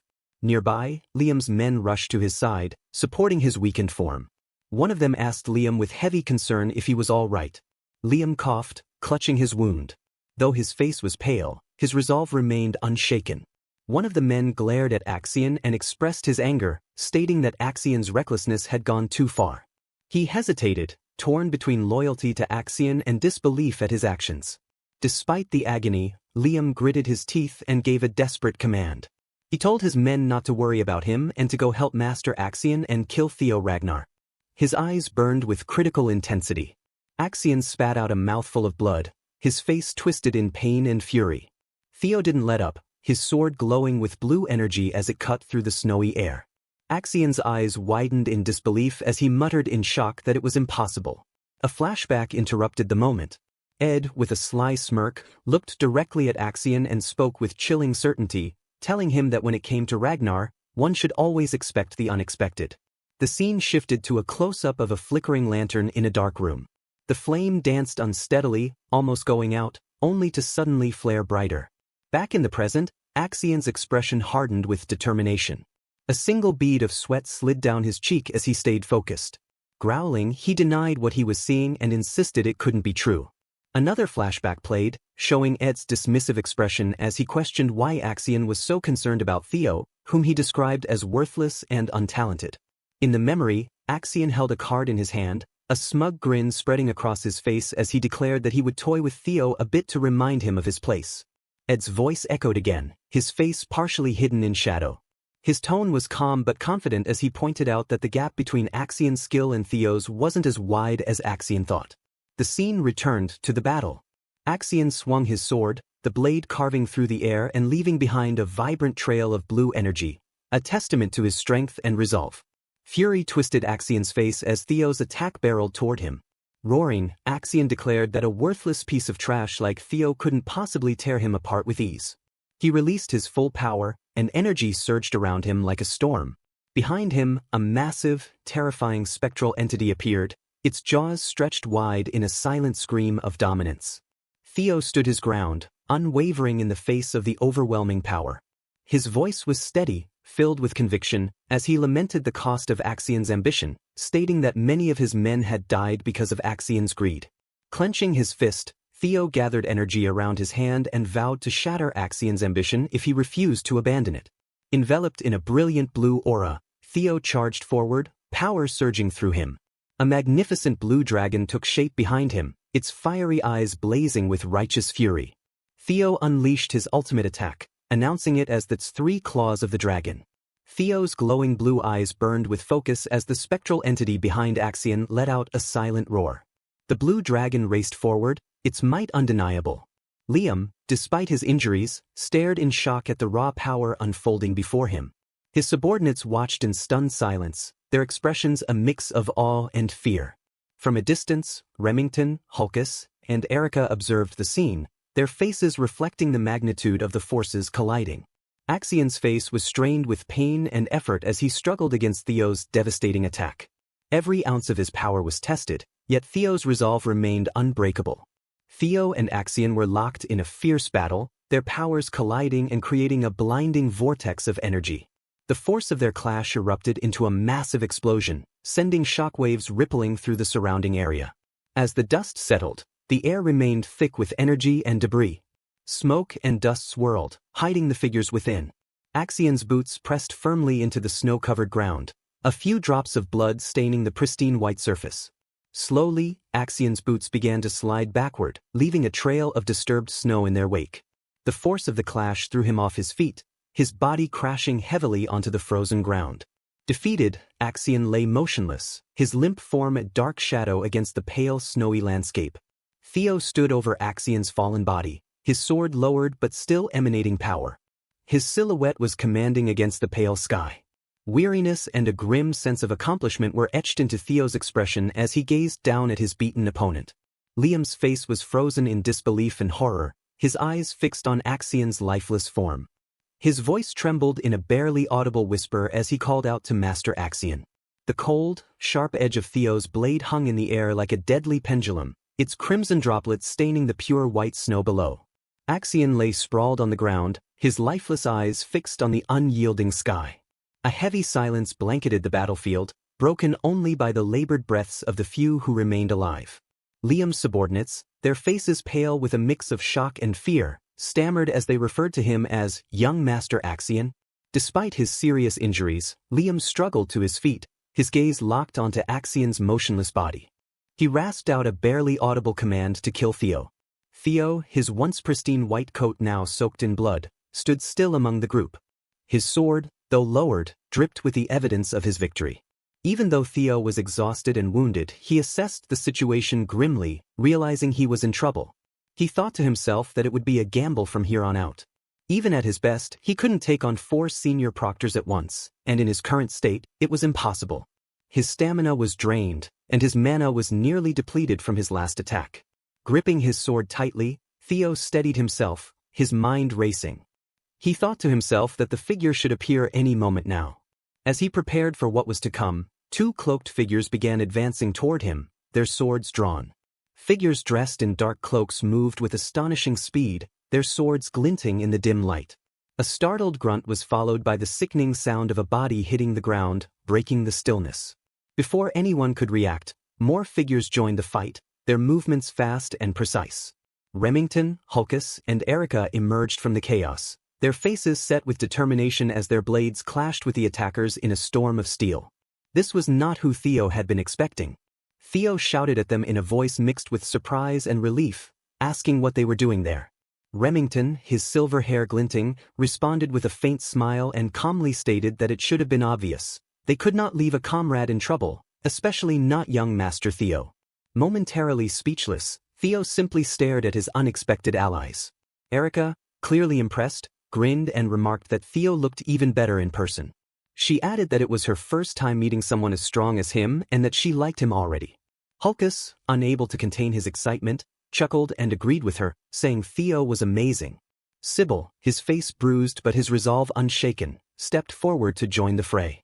He declared with unwavering loyalty that they were there to help Theo and could not simply stand by after all the trouble they had caused. Despite knowing their actions were a direct violation of the rules, as interfering supervisors were strictly forbidden, they had chosen to fight alongside Theo. Remington shouted above the chaos, sarcastically reminding them that supervisors were not allowed to get involved and pointing out that helping a candidate was a serious offense. The question of their defiance hung in the air as the tide of battle shifted. The remaining agents of the Central Intelligence Bureau, now outnumbered and overwhelmed, found themselves pushed onto the defensive. Liam, his face twisted with pain and frustration, watched helplessly as his carefully crafted plans unraveled. One of his subordinates, trembling with fear, stammered as he asked Liam what they should do and whether they should eliminate everyone there. Another subordinate, speaking urgently, pleaded for Liam's decision, emphasizing that the situation had spiraled out of control. Liam's mind raced, filling with dread as he realized the full extent of their failure. He internally listed their shortcomings. They had failed to uncover anything about Rose Palace's artifacts, they had not succeeded in killing Theo, even Sir Axion was dead, and now they had been caught red-handed. Though defeat loomed, a dark smile crept across Liam's face. He announced his plan to cover everything up. When one of his men protested, saying they did not have time, Liam dismissed the objection and calmly explained that the best solution was simple: kill everyone. Liam's gaze swept over the battlefield littered with bodies as he elaborated on his plan. He proposed staging the scene as an internal conflict, claiming there had been an outbreak among the examinees that led to their deaths on sight. Pulling several dark orbs from his coat, he revealed a 5th-grade monster summoning stones and explained that they would create enough chaos to make the situation look like an accident. His men hesitated, but under the weight of his commanding glare, they quickly nodded. One of them, his voice shaky, agreed to the plan. As Liam prepared to unleash the monsters, his twisted plan began to take shape, threatening to turn the battlefield into a scene of carnage. However, a voice suddenly cut through the tense atmosphere, stopping Liam in his tracks. He gasped as a sharp blow struck him. The arrival of 3 supervisors, representing the White Dragon clan, Plum Blossom Palace, abruptly halted the chaos. Their faces reflected concern and suspicion as they scanned the scene of destruction. Supervisors Selford Gardner and Sally Gardner from the White Dragon clan and Plum Blossom Palace stepped forward, demanding answers. Natasha, the supervisor from Plum Blossom Palace, observed the devastation with a grim expression. The remaining members of the Central Intelligence Bureau were confronted by the other supervisors. One of the supervisors commanded the trio to stop and warned them to follow if they wanted to save themselves. Otherwise, the supervisor added, they would end up like Liam. A tense standoff unfolded, thick with unspoken threats. Amid the turmoil, Theo stood silently, watching the events unfold. Though he had survived against impossible odds, the cost of victory weighed heavily on him. He softly mentioned that it was a relief the supervisors had arrived in time. One of the supervisors, her expression a mix of concern and admonishment, reprimanded Theo for being reckless and asked why he had risked so much. Theo silently met her gaze, his eyes conveying what words could not. As the chaos subsided, the snow-covered battlefield, dimly lit by the moonlight, bore witness to the aftermath of the brutal confrontation. Survivors gathered around Theo. Remington, Hulkus, and Erica stood close, their faces showing relief and exhaustion. Sybil and the others from Training Ground Number 4, their eyes filled with tears of gratitude, cried out that Theo had done all this for them and that they had no regrets, even if it cost their lives. Theo looked at them, his heart heavy with the burden of their sacrifices. His gaze shifted to her, her pale face glowing with unbroken determination. She declared aloud that she aspired to have strength like his and extended her hand, telling Theo to give her the bow and that she would take first place. Her faint smile held a glimmer of hope, a rare light amid the desolate scene. The moonlight bathed the stark snowy landscape, casting a somber glow over the unfolding drama. Far away, at the Central Intelligence Bureau headquarters, Ed listened to a subordinate's report. His face turned pale with shock and disbelief as the subordinate informed him of Axion's death. Ed murmured Axion's name in disbelief, his voice barely audible. The news hit like a hammer. The other council members, Wolfgang, OSA, and Julius, sat in stunned silence. Years of planning and manipulation had unraveled in a single night, and their carefully constructed schemes lay in ruins. Everything had come to an end. The announcement reverberated through the air, a formal proclamation marking the conclusion of the second round of the blooming ceremony. In a snow-covered forest clearing, a crowd of figures looked up toward the source of the declaration. A wave of murmurs swept through the gathering, confusion and curiosity evident on their faces. Among them, 2 individuals exchanged stunned glances, their expressions bearing the weariness of their trials. The focus shifted to the deliberate steps of an examiner, their boots crunching against the snow with a soft but resolute thud. A voice rang out, cutting through the stillness as the speaker addressed everyone. The speaker, Theo Ragnar, the Ascendant Dragon, stood with an imposing presence. His long white beard framed a face edged with wisdom, and his tone carried the weight of authority. He informed the candidates that the second round of the blooming ceremony had officially ended. Gasps and whispers rippled through the crowd as some speculated why the Ascendant Dragon himself, who rarely made appearances, was there. Unperturbed by the speculation, Theo continued, stating that 45 out of 87 candidates had passed and noting that this year's talents might be the best yet. He added that even the highest score was astonishing. A subtle energy crackled in the air as Theo moved on to the formalities. He explained that those who passed the second round would be promoted from apprentices to entry-level inspectors of Ragnar and told them to be proud of their achievement. Among the crowd, Remington and Sybil stood side by side. Remington quietly remarked that everyone there qualified. Theo then announced the scores. The atmosphere grew tense as anticipation thickened in the air. When he declared that Theo Ragnar had achieved first place with 1,121 points, the reaction was immediate. Gasps and murmurs rippled through the group, with some expressing disbelief over the fact that Theo had managed to score over 1,000 points, especially since he had none until the last moment. One person exclaimed in surprise, asking if the others had heard that it was because of Axion. Another person's voice trailed off, lost in the noise. Faro continued, announcing that second place had gone to Remington Narcio with 926 points, third place to Erica with 843 points, fourth place to Ragnar with 789 points, and fifth place to Hulkus. He added that Isla Laman had taken the 45th and final place with 28 points. After pausing to let his words settle, Faro told everyone that they had all worked hard. However, he pointed out that the blooming ceremony was not over and mentioned that the third round was still awaited. A ripple of confusion spread among the candidates as one of them asked another if they had made it. The second candidate responded bitterly, saying they had not collected enough bells. Faro raised his hand and asked those qualified for the third round to raise their hands. Remington raised his hand first, followed by Erica, Hulkus, and Ray. Among the crowd, Theo lifted his hand high, standing out with its dark contrast against the light. Faro explained that the hidden element of the second round, the equality breathing method, had been revealed through collecting bells and deciphering ancient words. He stated that only those who had mastered it during the exam could channel its essence into their magic and earn the right to proceed. Theo's mind drifted back to his past life, recalling how he had been unable to understand the words then. An image of a bell etched with mysterious symbols flashed in his memory, and his bright blue eyes glowed as a system notification appeared, informing him that hatchling synchronization had been activated and that he could read the thoughts of objects. The scene in his memory shifted to a vivid battle filled with brilliant lights and fierce energy. Theo explained to himself that the essence of the words had come to him as images and that this time, he had understood everything. His determination burned brighter as he prepared for the challenges ahead. He chuckled, marveling at how rare it was to see 4 individuals qualify for the third round. In his past life, he recalled, Ray and Remington had been unable to grasp the equality breathing method. He wondered if this was the butterfly effect caused by his actions. Faro, looking stern, told the candidates to step forward one by one and display what they had achieved. He called Theo Ragnar first. Theo, unshaken in his resolve, thought to himself that with Axion gone, the future would be better. As he stepped forward, a faint blue aura enveloped his foot, and he declared aloud what he had gained. The air crackled with latent power as Theo's blue eyes narrowed. A glowing system notification appeared, listing the actions to be taken: grant, express, control, expand, and solidify. Theo muttered to himself, granting the mana a thunder attribute while maintaining a calm expression, although determination gleamed in his gaze. He thought about expressing it next. As the ground trembled violently, brilliant lightning exploded around him, illuminating the area in flashes of raw energy. Some in the crowd shouted in astonishment, unable to believe Theo had reached the level of expression. Others, including Sybil, exclaimed their admiration, declaring that it was as expected of young Master Theo.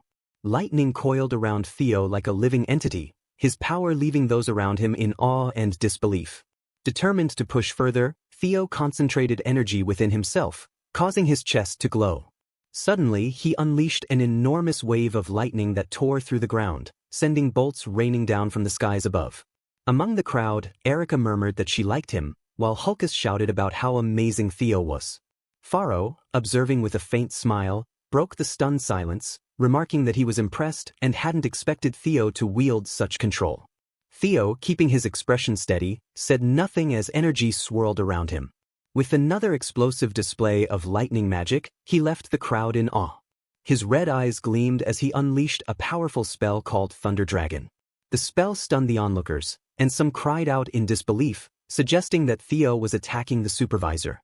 Faro, however, seemed amused, chuckling as he noted that Theo had already reached the level of expansion. He countered Theo's lightning with water spiraling around him and declared that Theo had the right to test him.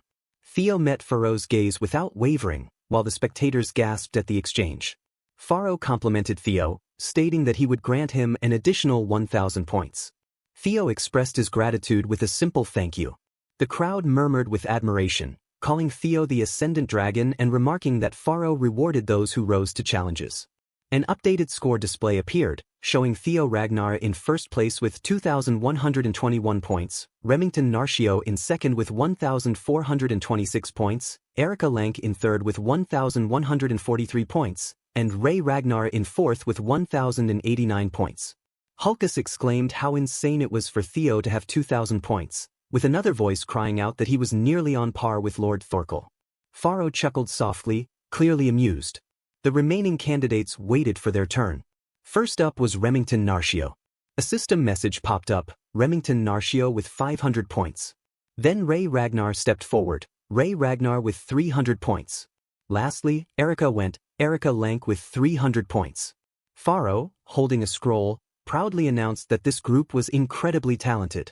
Normally, anyone with more than 1,000 points would take the top spot, but now there were 4 contenders. The updated rankings showed, first place, Theo Ragnar with 2,121 points. Second place, Remington Narcio with 1,426 points. Third place, Erica Lank with 1,143 points. Fourth place, Ray Ragnar with 1,089 points. With snowy mountains behind him, Pharo spoke to the crowd, praising everyone's efforts. He announced that those who didn't advance to the third round could leave and prepare for the nomination ceremony, set for 1 week later. As the crowd dispersed, the 4 remaining candidates stood before Pharo, who was on a stone platform. Suddenly, a dark, threatening energy surged from the mountain peak. A red aura spread out, and the ground shook. The candidates stumbled as a blast of energy caught them by surprise. Pharo's voice changed, now sounding sinister as he asked, "Shall we begin the third round?" Theo's eyes widened as he felt an unfamiliar energy filling him. His vision blurred, and he thought he could see the faint outline of a dragon, Lodbrok. Pharo explained that the third stage of the exam was to meet the clan head. Anything could happen in this meeting, which would decide if they'd be nominated to serve in the clan head's manor. Serving there was considered proof of being a strong successor candidate since the previous 5 clan heads had all served in that role before. Theo assumed the clan head was waiting at the top of the mountain, but he couldn't understand why he was sensing Lodbrok's energy. Then, it hit him. Maybe the one who had taken Lodbrok's heart was his own father. Pharo ordered the candidates to overcome the dragon's fear and climb to meet the clan head.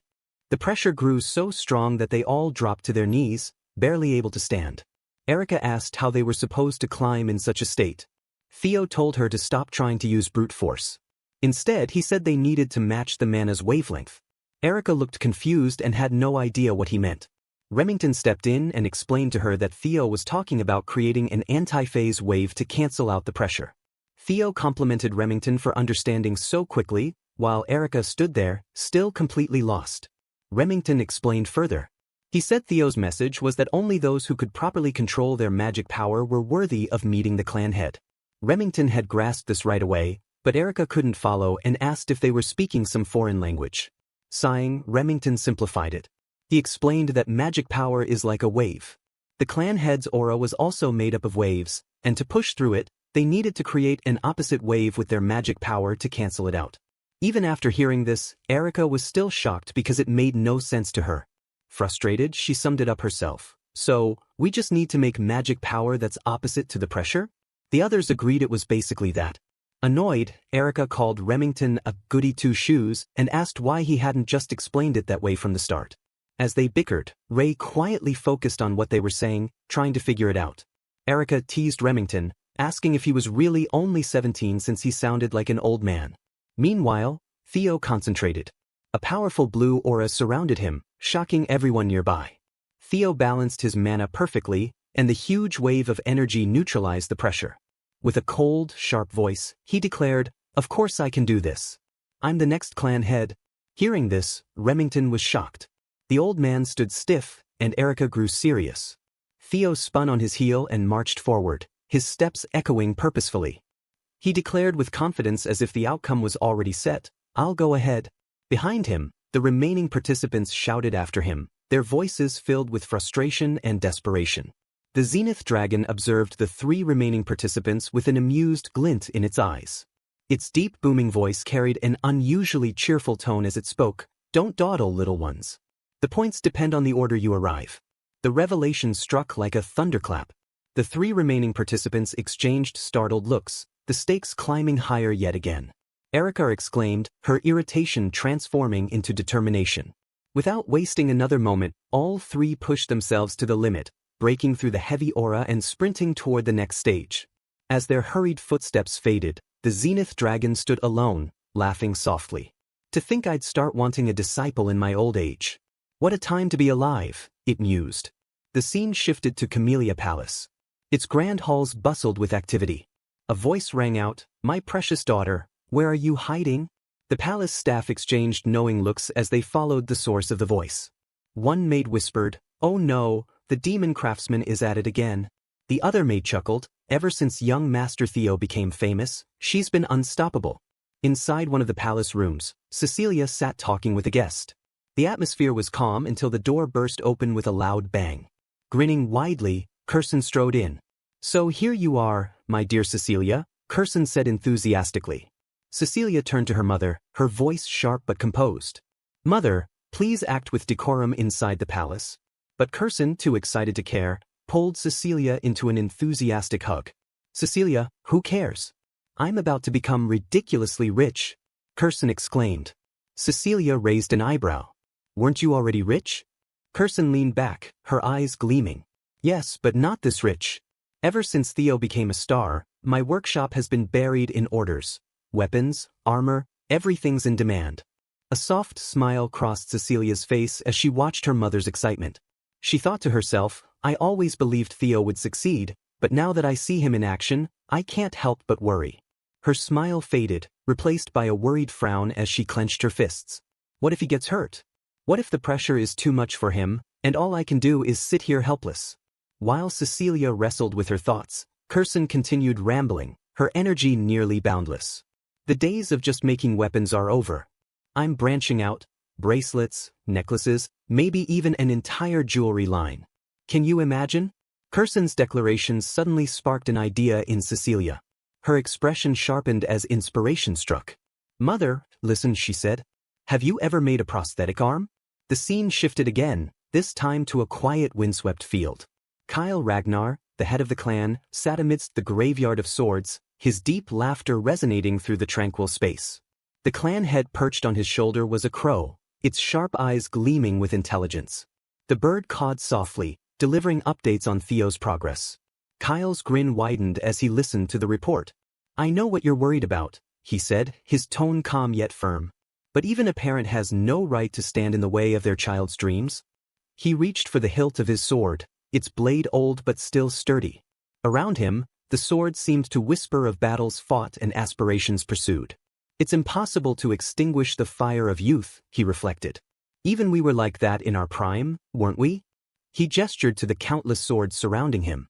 "This place is proof of that, the graveyard of swords. Each one stands for a dream, a challenge, a legacy." The crow let out a sharp, disapproving squawk, as though questioning Kyle's confidence. He chuckled but remained steadfast. "I told you, don't worry. All I want is the prosperity of the Ragnar clan.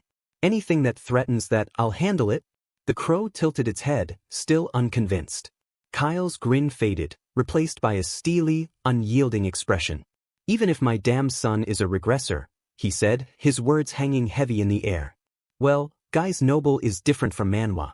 They missed a few things from the novel. There are 6 primary elemental attributes in the world: Thruma, the thunder attribute; Vatten, the water attribute; Fror, the frost attribute; and last but not least, Elder, the fire attribute. There is also Vyre, the wood attribute, and Svik, the poison attribute. You're finally here, my son," the clan head rumbled, his voice a deep growl. The words felt heavy, more like a declaration than a greeting. He stood there, an imposing figure with a massive sword at his side. This was the beginning of it all. The air seemed to challenge Theo, thick and suffocating. He struggled for breath, each inhale ragged. The climb had drained him, and every gasp reminded him of his exhaustion. A dizzying storm of red energy swirled around him, a chaotic tempest that pressed down on his trembling body. "It should have taken me just an hour," Theo thought, "but it took 4. His legs shook under the oppressive weight. "What a suffocating pressure," he murmured. The world pulsed with a sinister energy. The ground was scattered with swords, grim reminders of those who had come before. Blades jutted out like fallen tombstones, surrounded by a crimson haze. "Do you know what this place is?" Kyle's voice broke the silence, echoing through the space. Theo had heard stories, but seeing it was entirely different. "This is the graveyard of broken swords," he said, his voice heavy with realization. "I've been told these are the swords of those you've defeated, my lord." Theo tried to steady his voice, but a tremor betrayed him as he faced the enormity of the scene. Kyle's tone was sharp, cutting like a blade. "Correct. That is the position of the clan head," he said. "It's a role where you must stand alone against endless threats and challenges, a position where you can never truly rely on anyone." He paused, letting the words sink in like a harsh truth. His great sword shimmered with a menacing glow. "It's a position that follows the rule of the strong," Kyle continued, his voice ringing with authority. "You must rise above everyone else with your power. Do you think you have the right to claim such a position?" His tone dropped dangerously low. "Yes," Theo replied, the word firm but quiet, a small act of defiance. Kyle's gaze darkened, his displeasure evident. "Don't answer lightly," he snapped. "I've killed thousands to stand here," he growled, his voice heavy with the weight of bloodshed. "Can you do the same? Can you bear their hatred?" Before Theo could answer, the air crackled with violent energy. Ghostly blue figures appeared, their voices a mix of rage and sorrow. "Kyle," they roared. "I curse you for eternity. How dare you commit such atrocities?" The spirits of those Kyle had slain materialized, their faces twisted with anger and pain. Their hatred was so intense it felt like a physical force. "I'll destroy you," they screamed, their voices filled with venom. Despite the storm of hatred, Theo stood firm. The chaos raged around him, but his resolve was unshaken. His resolve was unchanged, he declared. Kyle asked why that was, his tone sharp. Theo replied to avenge his past life, become the clan head, and put an end to this cursed battle for the throne. He clenched his fists around his sword, his determination unwavering. He said he would face any challenge to achieve his mission, but doubt flickered in his mind. He thought he knew that wasn't the answer Kyle wanted. With a sharp movement, Theo raised his sword. His voice rang with determination as he said he would answer with his blade. Kyle's lips curled into a cruel grin, a glimmer of excitement in his eyes. He said very well, his voice laced with anticipation. From that moment on, he wouldn't see Theo as his son, but as a challenger. His gaze pierced through Theo. He wanted to see what he had learned from her teachings. The mention of her startled Theo, confusion flashing across his face, but there was no time to dwell on it. He exclaimed in surprise, his mind racing as a dark thought began to take shape. He wondered if Kyle had just said her. Drawing his blade, Theo's face hardened with grim understanding. His eyes widened in realization, but there was barely time to react. A sharp gasp escaped his lips as the world around him exploded into chaos. He questioned if he was dead, his vision blurring. He felt disconnected, as though his body no longer belonged to him. Suddenly, a shocking surge of power erupted. His heart raced as Kyle unleashed a devastating attack. Kyle's expression shifted from cruel amusement to one of disinterest. Beside him, a crow appeared. He addressed the crow, asking if it was worried that their little prodigy might die. The crow chirped twice, its glowing eyes locked on the unfolding scene. Kyle nodded at the bird's response, his gaze growing serious. He said only those with an unyielding will and determination could escape the heart sword. His voice carried a strange mix of pride and uncertainty. Kyle's demeanor grew colder. He muttered it was a harsh test for someone so inexperienced, especially in the middle of the awakening ceremony. His voice hardened, turning icy and calculating. If his resolve wasn't strong enough, he said, it was better for him to die there as nothing more than a wandering soul. He clenched his fist, saying he didn't need a regressor who would only bring ruin to the clan. The world around Theo dimmed, consumed by a suffocating darkness that seemed to seep into his very being. Theo thought he was dead, his consciousness slipping away. He reflected it was only natural since he was struck down by his father. His thoughts felt strangely detached, almost clinical, as he observed his demise. He told himself he had no regrets. A strange peace washed over him as he reviewed the events of his life like a series of fragmented memories. He recalled his past deeds, including stealing Camellia Palace and killing Rendon and Axion.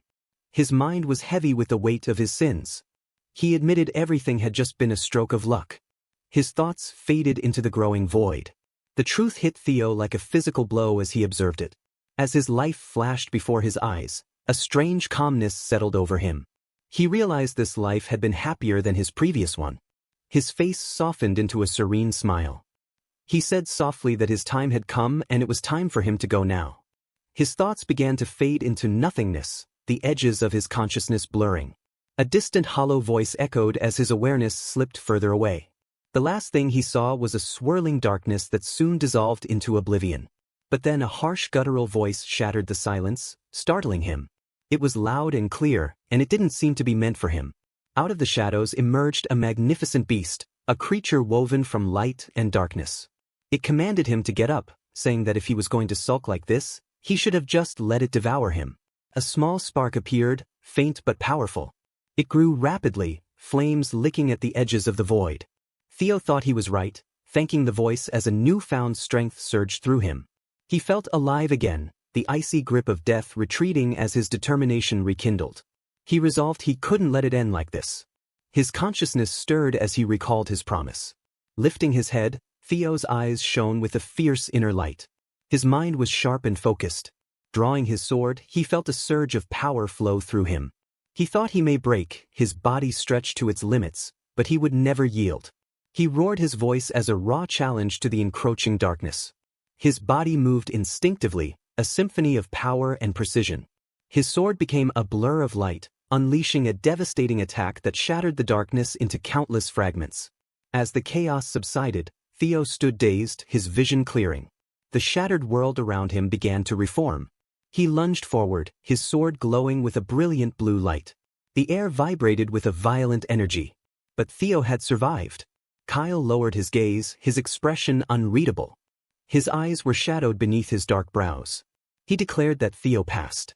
His words were starkly different from his earlier cruelty. Though his tone was still sharp, there was an edge of pride. He had been pushed to his absolute limits but had prevailed. 1 week later, the clan headquarters buzzed with activity. The day of the nomination ceremony had arrived, and the air was thick with anticipation. The grand hall was alive with murmurs. The tension is almost tangible.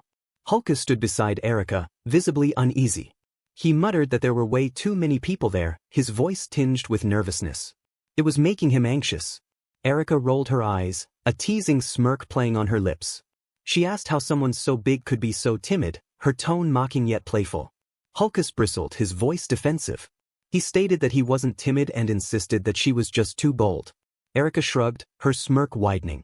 She pointed out the commanders of every unit, the 9 dragons, the former clan head, and the current one. She noted how many heroes were present, her voice deliberately exaggerated. Hulkus glanced nervously around the room, his voice rising as each name Erica mentioned increased his anxiety. He exclaimed that was exactly the problem. So many important people were there. Erica muttered that he was such a baby. She claimed no one would care about someone who couldn't even master elemental breathing, her voice dripping with mockery. Hulkus sputtered, his eyes wide in disbelief. His face twisted in frustration and embarrassment, his lips pulled into a deep frown. A sudden jolt ran through Hulkus as he began to shake. He demanded to know what she had gotten from the clan head during the 3rd stage. "It's a secret," Erica replied coolly. Hulkus's face twisted into a mask of outrage. He yelled that she was so stingy, recalling how his Theo would have been cool about it and shared it already. Erica raised an eyebrow, her expression a mix of skepticism and amusement. She questioned him again about his Theo. Hulkus turned away, his expression hardening. He explained the life of a Lank was to serve as the sword of Ragnar. They had to stake their lives for a Ragnar. He thought back to the power of a dragon, a majestic creature of bone and fire, surrounded by a horde of bears. He declared that in that case he wanted someone cool and strong, someone who had it all, power, character, and ambition. That was Theo, and he decided to dedicate himself to him. Hulkus spoke firmly, a strange light shining in his eyes. That was why Theo was his. And he agreed to this? Erica asked sharply. Hulkus paused, furrowing his brow. He wondered if Theo needed to agree. He admitted he had only planned to join the same unit as him. He looked away, his fists tightening. His face clouded with uncertainty. He revealed that the clan head said Theo wasn't being taken into the clan head's manor. Clenching his fists, determination flared in his eyes. He resolved to follow Theo.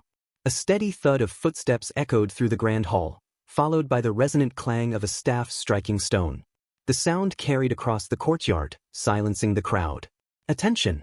Vanna Ragnar announced, his voice booming, holding his staff aloft. He continued, stating that the nomination ceremony would now commence. He named Theo Ragnar as the overall valedictorian. The crowd erupted in cheers, their excitement filling the air. The sound reverberated through the hall as they chanted Theo's name. Theo stepped forward, his features calm and composed. Behind him was the sprawling headquarters. The crowd cheered, their enthusiasm unwavering. All eyes were on him, young Master Theo. A voice murmured from the crowd, asking where he would choose. The words felt both like a challenge and a plea. Evelyn watched from the sidelines, a hint of longing in her eyes. She wished he would join the white armored dragon cavalry, but knew it was just wishful thinking. Theo stood alone in the courtyard center.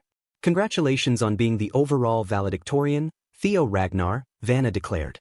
He praised his excellence in every category, calling it truly inspiring. A sharp sound interrupted him, drawing everyone's attention. Vanna's face shifted to shock, his eyes wide. Ed, the director of the Central Intelligence Bureau, stepped into view. His expression was unreadable, his eyes obscured by shadows. "Sky Dragon," someone whispered. The murmurs quickly spread through the crowd. Speculation arose about his intentions, whether he was there to avenge Axion. Vanna's voice was strained as he addressed Ed, commanding him to sit back down. Ignoring the command, Ed spoke with calm authority. "Theo Ragnar," he began, his voice cutting through the tense atmosphere. Theo recognized Ed as the Sky Dragon and narrowed his eyes. He reasoned that Ed must still be angry about Axion's death. But even he wouldn't dare disrupt a nomination ceremony. Ed extended a hand, a charming smile on his lips. He offered Theo the position of deputy director. Theo's eyes narrowed further, his face a mask of suspicion. He didn't trust Ed, not even a little. Theo becoming the valedictorian was a big deal. It showed how far he had come as a Ragnar, starting from nothing. A broken dark egg in a pile of twigs represented his humble beginnings, while the image of a mighty dragon soaring through the bright sky symbolized his success. The crowd murmured in surprise. "I knew he got strong, but I never thought he'd defeat Axion," someone whispered. Another voice added, "I heard he almost killed a proctor before they stopped him." Theo's journey from being mocked to becoming a legend inspired many young swordsmen. People no longer looked down on him. Now they admired him. The fool of Ragnar had turned into someone they respected. Just then, a message popped up in front of Theo. "You have become the overall valedictorian of the awakening ceremony."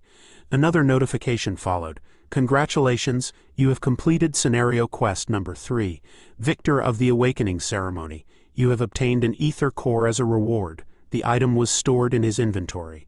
Theo stared at the message, confused. "Ether core?" he muttered. Since the quest took so much effort, the reward had to be valuable. His eyes shifted toward Ed Troyvan, who stood among the crowd. Ed was from the Central Intelligence Bureau. Theo narrowed his eyes. Ed smiled and reached out a hand.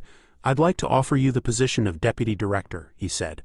Theo didn't reply. Instead, he activated his skill to check Ed's information. Age, 46, title, Sky Dragon, talent, wolf in sheep's clothing, status, aims to recruit Theo Ragnar as a pawn to uncover the secrets of the Primordial Dragon's relics. Theo smirked. "So that's his plan. He must know I already have one." His expression darkened. "But I won't let you get what you want, Troyvan. I'll crush you myself." His fingers curled into a fist. "What is the meaning of this?" a voice demanded. It was Julius Ragnar, the central director. His face was tense as he glared at Ed. Ed remained calm.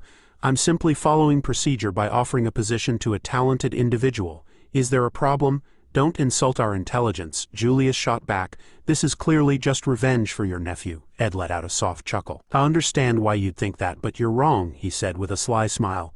"While I do have personal feelings about it, as central director, my only goal is to recruit the best people." A snake, Julius thought. He only cares about his mission, even after his nephew's death. Before the tension could rise further, Vanna Ragnar stepped forward. "I understand the need for skilled individuals," he said.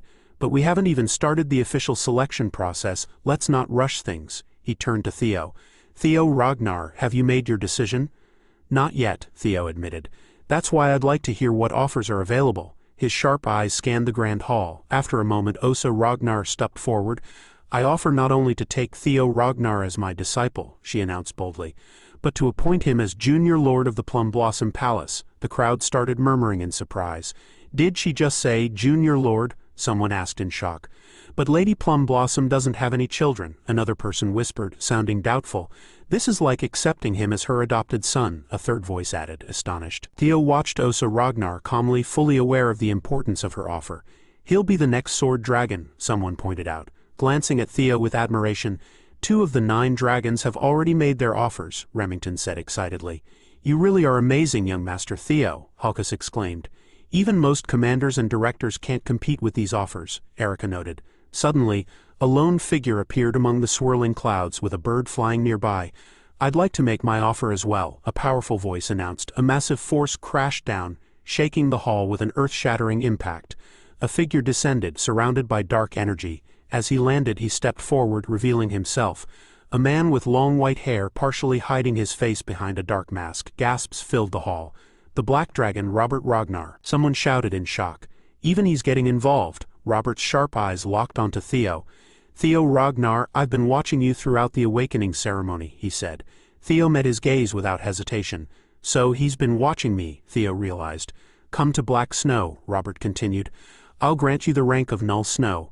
Null Snow, the highest position in the Black Snow Intelligence Agency, allowed its agents to live public lives while gaining both fame and honor.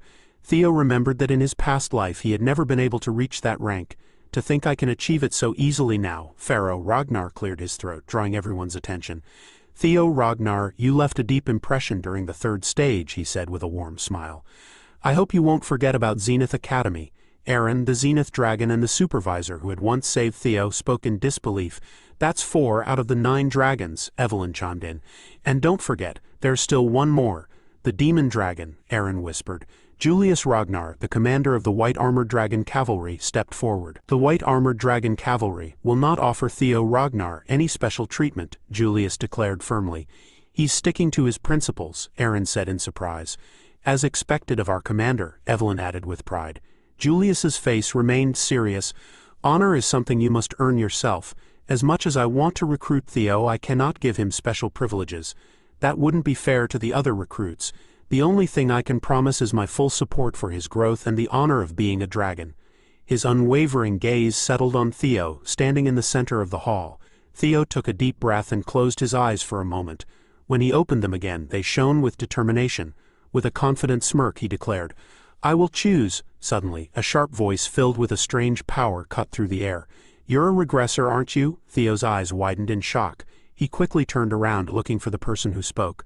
His gaze landed on a woman sitting like a queen on a throne. Hilda, the former leader of the clan. His throat went dry and he swallowed hard. I don't know what you're talking about, he said, keeping his voice calm and steady. Hilda smirked, her eyes full of understanding. I don't know what kind of life you lived before, but your acting is flawless, she said, amused. Truly impressive. Before, what does she mean? Does regression have a limit? Theo's mind raced, trying to make sense of her words. Are you okay? You don't look well, Vanna Ragnar asked, concern in his voice. Can I have a moment to think? Theo asked, his voice tense. As you wish, Vanna said with a nod. This is an important decision, but don't take too long. Hilda leaned back, her smirk deepening. There's no need to hide it. After all, I'm also a regressor, she revealed. But my cycles have come to an end. Theo's mind spun. She said it again. That means she's regressed multiple times. His eyes narrowed as more questions flooded his mind. Are there other regressors? How many? He decided to ask directly. By cycles, do you mean a person can regress more than once? Hilda chuckled, amused. Wait, you don't know? Kyle must not have told you anything. I guess I shouldn't be surprised. Kyle hates regressors, she said. I was surprised he let you live. Theo's voice shook with confusion. Is that why he gave me such a harsh challenge? Hilda laughed softly, her eyes glinting with understanding. You have a lot of questions, but we don't have time now. If you want to learn the secrets of this world and our clan, come find me. We'll continue this conversation later. Theo stared at her, his thoughts a mess. During the 3rd stage of the awakening ceremony, Father gave me no answers, only the heart sword. He looked down, remembering the ceremony. So Father hates regressors. But that energy, Lodbrok's essence, I sensed it from him back then. A realization hit him. The stolen heart of Lodbrok, was it really Father who took it? Is it because Lodbrok, the ancient dragon, supports regressors? A human defeating an ancient dragon should be impossible. But maybe not for Father, who's called a demigod. His gaze shifted to Kyle Ragnar, who sat silently on his throne watching everything. To uncover the clan's secrets about regression, I have no choice. Vanna Ragnar's voice broke his thoughts. Now then, Theo Ragnar, have you made your decision? Theo took a deep breath, his determination solid. Yes, I have decided, he declared, his voice strong. Remington chooses Zenith Academy and becomes the Zenith Dragon's disciple. Theo thinks he probably made this choice because both he and Remington used the water current breathing technique in their past lives. Remington went back to his Narcio clan to become stronger. Later he started a rebellion against the Ragnar clan, but this time he didn't leave the clan. Theo is sure this is another opportunity created by his own actions. The two friends shake hands as Theo encourages Remington to do his best, promising they will meet again once they are stronger. Remington smiles and says he is looking forward to their reunion. They exchange a respectful glance before parting ways. Just as Theo expected, Ray returned to Daffodil Palace where her mother, the Ice Dragon, lives. It is the best place for her to grow stronger. Some of Theo's followers wanted to go with him, but their grades were too low. He feels it's unfortunate that he has to separate from his friends like this. After the ceremony ends, Theo looks up at the sky, hoping that everyone will work hard to achieve their goals. Just then, a voice calls out to him. It's Hulkus. He says he didn't expect them to end up in the same unit. With him is their strong female companion. As they walk towards Theo, he greets them with a smile, happy to have made new friends. He thanks them for helping him during the second stage. Erica, blushing slightly, tells Theo that he owes her a favor. She secretly thinks that strong guys are the best. Meanwhile, Hulkus, like a sibling, also believes that strong guys are the best.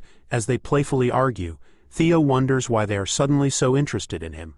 A supervisor interrupts, telling everyone to focus because the commander is arriving. Despite this, Theo feels satisfied. He has accomplished his goal. He has joined the most honorable unit. This is the perfect place for him to begin his journey toward becoming the clan leader. They are now part of the White Armored Dragon Cavalry. The commander arrives and congratulates them on becoming new members. Theo plans to meet Hilda later to clear up some of his doubts. The commander then asks the recruits to state their goals. Hulkus, the simple-minded one, loudly declares that he wants to become an awesome dragon. Another recruit shouts that he wants his name to be known everywhere.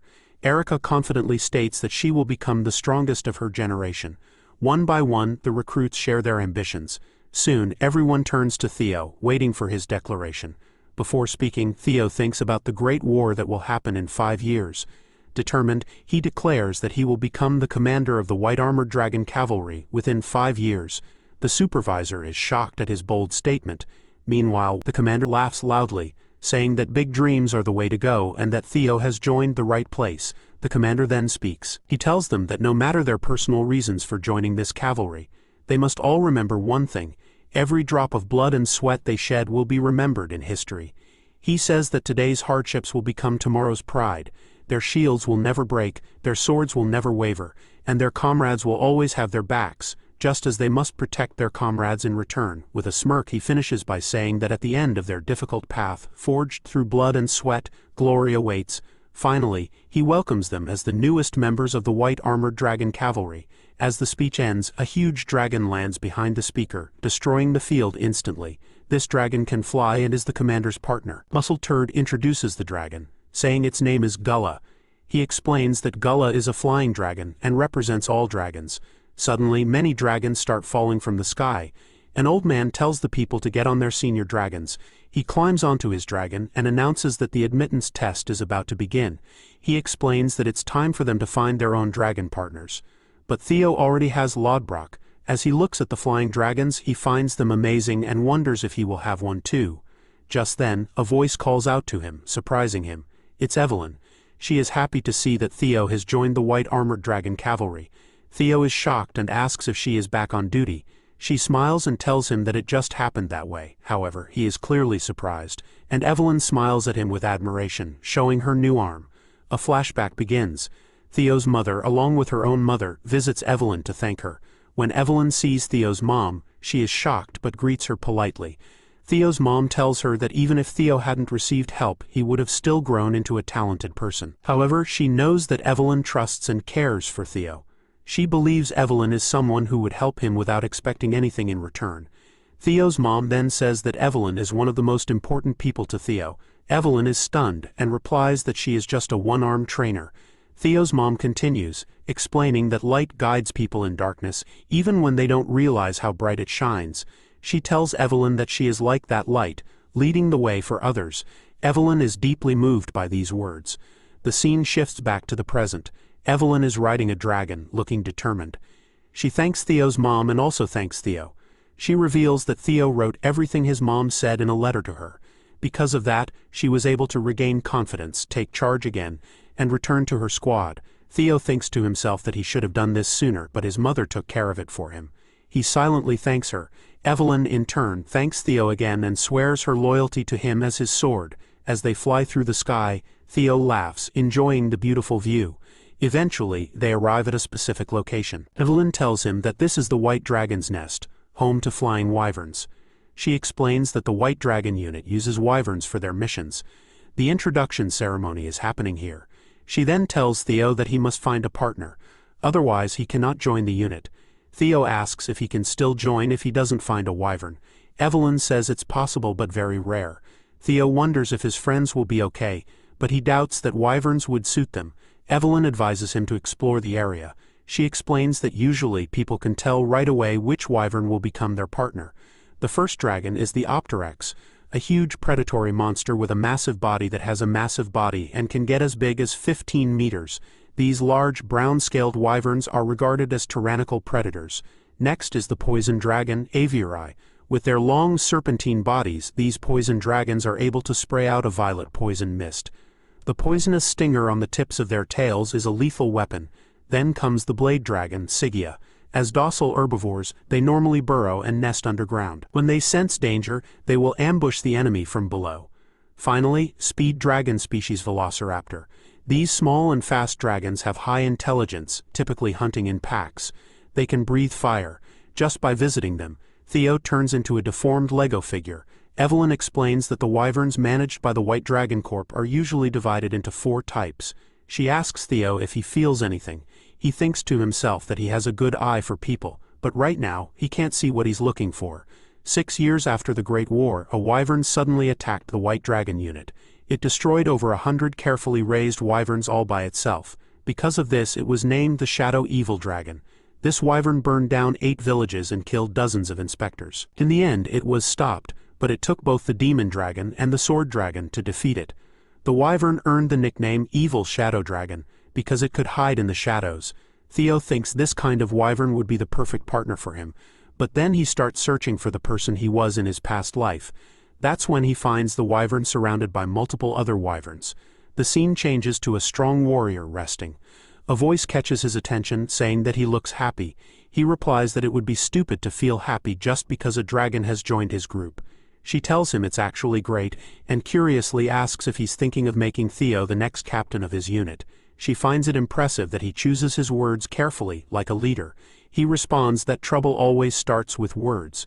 She believes he's planning something bigger than she thought, but he looks confused. He tells her that since Theo has already joined his unit, he can't just hand him over. She explains that she's here to make a suggestion. She wants him to allow Theo to have double enrollment. Hearing this, he is completely shocked. Meanwhile, Theo, feeling nervous, asks her if she knows about the blue and white wyvern. She explains that this wyvern has been bullied for a long time. They tried to stop it, but nothing worked. She suspects that the reason it is being criticized is because it isn't actually a wyvern. Theo is confused and asks Evelyn if it is not a wyvern. She explains that it was born from a male wyvern, which is why it is a viper. Theo is even more confused because vipers are powerful monsters that live deep inside the forest. Evelyn tells him that this is what makes it strange. Normally, it should have been impossible for one to be born. First-class monsters like the viper are treated as natural disasters because they can cause massive destruction, even breaking through the Great Wall. Among these powerful creatures, the viper is one of the strongest, living in the deepest part of the forest. Theo wonders if its strength comes from being a viper. As Theo laughs while thinking about it, Evelyn tells him that when the creature was born, it caused a big problem in the unit. At first, she decided to observe its nest, but she noticed that the other wyverns did not accept it. She was very worried because isolating it completely was not a good solution. Theo feels like this is another reason why he should choose it. It reminds him of his own life. He tells Evelyn that this creature will be his partner. Before she can say anything, he jumps off the wyvern, determined to make it his. Suddenly, a huge explosion of thunder lights up the whole area. Theo shoots into the air with incredible speed, completely surprising Evelyn. She cries out in shock as she watches him soar through the sky, his face showing both excitement and determination. A blue-bordered system notification appears in front of Theo, showing that he is now using his new telekinetic abilities. With just a thought, he summons several swords to his side. The swords glow with a strange blue light, matching the eerie glow in his eyes. Young Vipers can also use telekinesis to control certain objects. Theo lands smoothly, the floating sword circling around him for protection. Using controlled bursts of energy, he propels himself upward again, moving quickly and precisely. Evelyn watches in amazement and whispers, "When did he learn telekinesis, and how is he already so skilled with it?" She is both shocked and impressed by his rapid progress. The wyverns in the nest react nervously to Theo's power. Their cries are full of fear and unease. One wyvern, Umbra, lets out a loud roar, its eyes glowing white with intensity. But Theo does not back down. He keeps flying higher, locking his gaze onto Umbra, remembering how he was treated in the past. Ragnar's fool, people had mocked him before, doubting his heritage. Is he really a Ragnar? He's too useless, even for a bastard child. Theo's eyes narrow in anger, and sparks of blue energy crackle around him. His power surges as he activates his Thunder Dragon breathing technique. The air hums with electricity, and a glowing dragon emblem appears on his skin, surrounded by a blue electric aura. The wyverns, sensing Theo's immense power, shrink back in terror. Their cries grow louder, some panic and try to escape, fleeing the moment they sense his overwhelming strength. "Bullies are just cowards hiding behind masks," Theo said, watching the wyvern fly away. Then, noticing Umbra looking uneasy, he called out, "Are you okay?" Umbra let out a low growl, filled with both fear and defiance. "Key," he cried as he started to take off, sensing the wyvern's hesitation. Theo shouted after him, "I'll wait for you," Evelyn, watching from the side, warned him. "Theo, he's nervous. Getting close to him won't be easy. You should wait and try again later." But Theo was determined. "No, that's exactly why I need to be with him now," he insisted, looking back at Umbra. His voice softened. "Why do you think he stays near the nest even though he's been rejected?" He sighed. "Emotional wounds are harder to heal than physical ones." He turned to Evelyn with concern. "He's hurt. He couldn't have gone far. Please help me find him." In the mountains, they spotted Umbra tired and on edge. Theo walked toward a glowing rock that lit up brightly. Many had tried to tame Umbra before, but none had succeeded. The commander, his voice serious, said, "He's extremely cautious around people. In his current state, it'll be even harder." Then he turned to Evelyn. "Can you get something for him to eat?" Theo nodded. "I'll try to understand him. This is my entrance test, after all." He activated his ability, Wyvern Fear, while Umbra countered with Drake Fear. The wyvern let out a powerful roar. Theo took a step forward, Umbra did the same. Theo stepped closer again, and Umbra mirrored him. Using his ability, Theo began healing Umbra. He poured a vial of healing potion onto the wyvern. "How's that? The pain should be less now, right?" he asked gently. Umbra looked confused. Theo thought to himself, "Maybe it's because of the dragon heart, but I can feel Umbra's emotions. His anger at the herd that abandoned him, his sadness and longing to still belong, the loneliness he has endured for so long. He feels the same way about me, both suspicious and hopeful. He wonders if I will abandon him too." Theo reached out and touched Umbra's face. "Don't worry, I won't leave you," he said warmly. Then he reached into his inventory. "I know what he likes." A gem appeared in his hand, catching Umbra's attention. The wyvern's eyes gleamed as he stared at it. "You want it?" Theo asked. Umbra, clearly interested, reached out for the gem eagerly. Theo handed it over. "Here, it's a gift. If you come with me, there's plenty more where that came from," he said with a grin. He extended his hand toward Umbra. "What do you say?" Umbra was speechless. Meanwhile, Theo muttered to himself, "Guess I'll have to raid some from Grandma Curson." Far away, Curson shivered. For some reason, she had a bad feeling like she was about to lose a fortune. Back with Theo and Umbra, the wyvern let out a loud roar, and nodded firmly. A blue system message appeared in front of Theo. "New skill acquired. Wyvern Taming Rank C Mastery 1%. Higher mastery increases the dragon's trust when mounted and gives a 10% power boost to both the rider and the mount." With that, Theo flew into the sky on Umbra's back. Evelyn, who had been watching, was shocked. She stood there, holding two bulls behind her, looking confused. How did you do that? He's never let anyone ride him before." Theo smirked while Umbra looked satisfied as they returned. Evelyn watched as the wyvern ate the food she had brought and commented, "It's nice to see him eat so well." Theo nodded and said, "Thanks for the meal." Still curious, Evelyn pressed on. "Seriously, how did you do it?" Theo replied casually. "I just helped heal the wound in his heart. Once his emotions wavered, the gift sealed the deal." Evelyn was speechless. Theo teased her with a laugh. "Ha ha, you wanted him to eat that?" Evelyn, still trying to process everything, thought to herself. "That's so like young Master Theo. He's not just good at winning over people, but even a wyvern." Amazed, she suddenly exclaimed, "Congratulations, young master. He has accepted you as his partner," she explained further. A wyvern showing its neck and back is a sign of trust. But then panic filled her face. "Wait, what are you doing all of a sudden?" she shouted as Theo got ready to mount Umbra again. Theo remained calm. "It's fine, I've got this." Evelyn tried to stop him. "Even if he trusts you, you've never trained to fly. Riding a dragon without reins or a saddle is way too dangerous." Her face turned frantic as she yelled. "Taking off like this is a disaster waiting to happen." But Theo, confident as ever, just grinned. "Relax. I have plenty of tricks up my sleeve." Just then another system message appeared. Activating skill, wyvern taming to compensate for insufficient riding skills. With that, Theo and Umbra took off into the sky. Evelyn stood frozen, watching in shock and worry as they flew smoothly. Theo, smiling, spoke to himself. "I get it. He wants to show me something, right? Let's go together." As Umbra glided through the air, Theo's thoughts wandered. Something feels off. How did a pure-hearted dragon like him turn into a feared demon, earning the title of Evil Shadow Dragon? The scene shifted to a waterfall where black liquid seeped into the water below. Riding on Umbra, Theo soared through the sky, leaving Evelyn far behind. The wind carried her worried cries. "Young master!" Theo guided Umbra downward toward a hidden grotto. His movements were smooth and precise. He thought he knew the winter mountains well from his time with the black snow, but as he approached, he realized something. A shimmering crystal-like cave was hidden behind a waterfall. As he gently dismounted, he had a surprising realization. He had never known about this secret cave before. Theo turned to Umbra, who loved shiny things, and asked a question with a hint of amusement in his voice. Umbra's eyes sparkled, and a low rumbling sound came from him. Theo suddenly paused. He had noticed something strange in the cave. Footsteps. He moved closer to a group of unusual purple flowers. Then it hit him. "Wait, Umbra became the evil shadow dragon," Theo murmured, realization dawning on him. "He's been eating these flowers." He knelt beside the plants and examined them carefully. Who would have thought there'd be so many ghost spirit flowers here? A blue-bordered system window popped up, giving more details. Ghost spirit flower, a plant usually found only in the deepest parts of the Demon Sea. These flowers grow by absorbing pure demonic energy mixed with moonlight.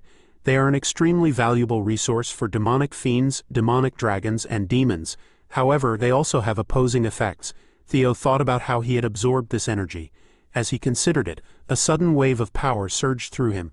Either way, these flowers are too dangerous. "I'll have to burn them all later." Umbra let out a low hiss beside him as he made his decision. "Don't worry," Theo assured him. "He won't mess with the crystals." Then something felt off. Theo's eyes shifted to a dark corner of the cave. There, chained to the wall, was a skeletal corpse. It hung eerily, and a strange sound of agony echoed from it. Theo took a cautious step closer. "No way, it's a corpse. Looks like it's been dead for at least 10 years. Yet something was strange. The body hasn't decayed much," Theo noted. "The cold must have helped preserve it, but more importantly, this person must have had incredible magical power." He circled the remains, deep in thought. "A powerful martial expert died while being tied up in a place like this. I'll have to come back and investigate later." But first he needed to deal with the ghost spirit flowers. Suddenly the corpse sprang to life. It lunged at Theo and grabbed him. The skeletal figure let out a chilling scream, its movements stiff and unnatural. Theo reacted instantly, jumping back in shock. "Did it just say, 'Kyle'?" he gasped. Umbra roared, stepping in to help. Theo quickly prepared to fight the reanimated corpse. "Umbra," he shouted. The corpse's red eyes glowed and it growled. "Kyle?" Theo's heart pounded. "Umbra's in danger." Acting on instinct, Theo threw his hand between Umbra and the corpse. A thought flashed through his mind. Kyle Robert would never forgive him if something happened. Both he and the corpse shouted in surprise at the same time. "I wasn't imagining it," Theo exclaimed. "It's really saying Father and the Black Dragon's name. Who could this corpse be?" At that moment, Evelyn stepped in. Using a special technique of the white-armored dragon cavalry, she unleashed a rapid series of attacks. "Blade barrage," she shouted, striking with incredible speed. The attack hit the corpse, knocking it down. Evelyn, too weak to stand, collapsed to the ground. "Sorry, I messed up," he said weakly. He clutched his chest in pain. "This pain, I can't take it." Theo's face was filled with worry. "The poison on that corpse is full of demonic energy," he explained. Evelyn could feel his strength fading. "My body, it's getting weaker. If I don't get an antidote soon, I'll take him to headquarters right away. It will hurt, but please hang in there," Evelyn said, trying to lift Theo. Just then, Umbra let out a loud roar. Evelyn's eyes widened in shock. "What are you doing?" "I'm not going to hurt him. I'm trying to save him." Umbra gently nudged Evelyn, trying to get her attention. "Stop it, Umbra, if it doesn't stop, even if it's young master's companion." Theo struggled to speak. "Evelyn, wait. Hold on." He looked at Umbra. "Umbra has a solution." Umbra let out a soft whimper. Theo gave a weak smile. All right, I'll trust Umbra's method, Evelyn protested. But young Master Theo, if we don't go back now, you'll be in serious danger. The poison inside you is mixed with corpse toxins and demonic energy. Even with proper treatment, the survival rate is less than 30%. I want to believe in Umbra's method, Theo thought. Umbra evolved into a Class 2 demon fiend by eating ghost spirit flowers, Theo explained. That means he might have faced that kind of corpse before. If so, he probably knows how to fight against demonic energy and corpse toxins. With a weak but determined voice, Theo pleaded, So please, trust Umbra and do as he says. Umbra let out a loud roar, then began tearing the ghost spirit flowers into pieces. He placed the shredded flowers in front of Theo, clearly expecting him to eat them. Evelyn hesitated. It wants me to blend this and feed it to him. Umbra nodded. Evelyn turned to Theo for confirmation. Tears welled up in Theo's eyes, his face tense with pain. Fine, I'll do it, Evelyn finally said. She quickly followed Umbra's instructions, mixing the flowers and feeding the remedy to Theo. Soon, Theo started to wake up. Umbra watched him closely, his eyes full of concern. Theo's breathing grew steadier, and his dragon heart began to glow.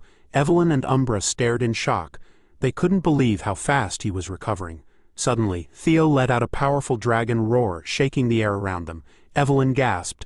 His magic power, it's turning black? I've never seen anything like this before. She looked at him, full of curiosity. What's happening to him? Just then, a blue system message appeared, commencing body cleansing purification. Another message followed, obtaining the trait of the evil shadow dragon. Meanwhile, in Julius's office, he sat at his desk, his face dark with worry. What has Black Snow confirmed? He demanded. Is this report true? A voice responded. Yes, sir. We carefully checked all the details. We are 89% sure that this information is correct. Julius clenched his fists in frustration. Damn it, he cursed. I can't believe this. I knew something bad might happen during our celebration, but this, his voice shook with emotion. This is far worse than anything I imagined. Then the shocking news was revealed.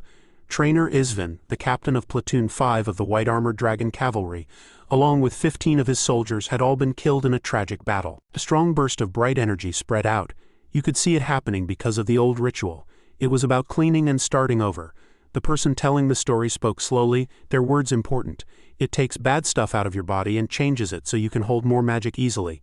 It's a secret trick from long ago, but the storyteller went on. It needs many people who are good at magic and it hurts for days. The scene changed to Theo. Light was shining from his body. Even then, the explanation finished. It has only worked for kids younger than 5. It felt like something impossible. We saw a close-up of Theo's face. Now, dark, swirling magic from the phantom dragon was on it. The fact that this cleaning process happened to Theo was because many unlikely things happened at the same time. The first of these strange things, the storyteller said, was the really strong poison from a dead body that got into Theo. A scary skeleton figure with glowing red eyes jumped at Theo, its bony fingers reaching for him. The skeleton was shown tied up with chains. The second important thing, the storyteller continued, was the thick magic that built up from eating ghost shade for many years. We saw pictures of dark purple flowers opening up, showing where this strong magic came from. And Umbra, the storyteller added, had figured out how to stop the poison from working. Crystals, flowers, and leaves were shown. Everything came together in a weird balance, the storyteller explained. A see-through picture of Theo's body appeared, with bright and dark magic swirling together inside him. Instead of the poison destroying him or him getting rid of it, Theo's body took in the powerful part of the poison, the storyteller finished.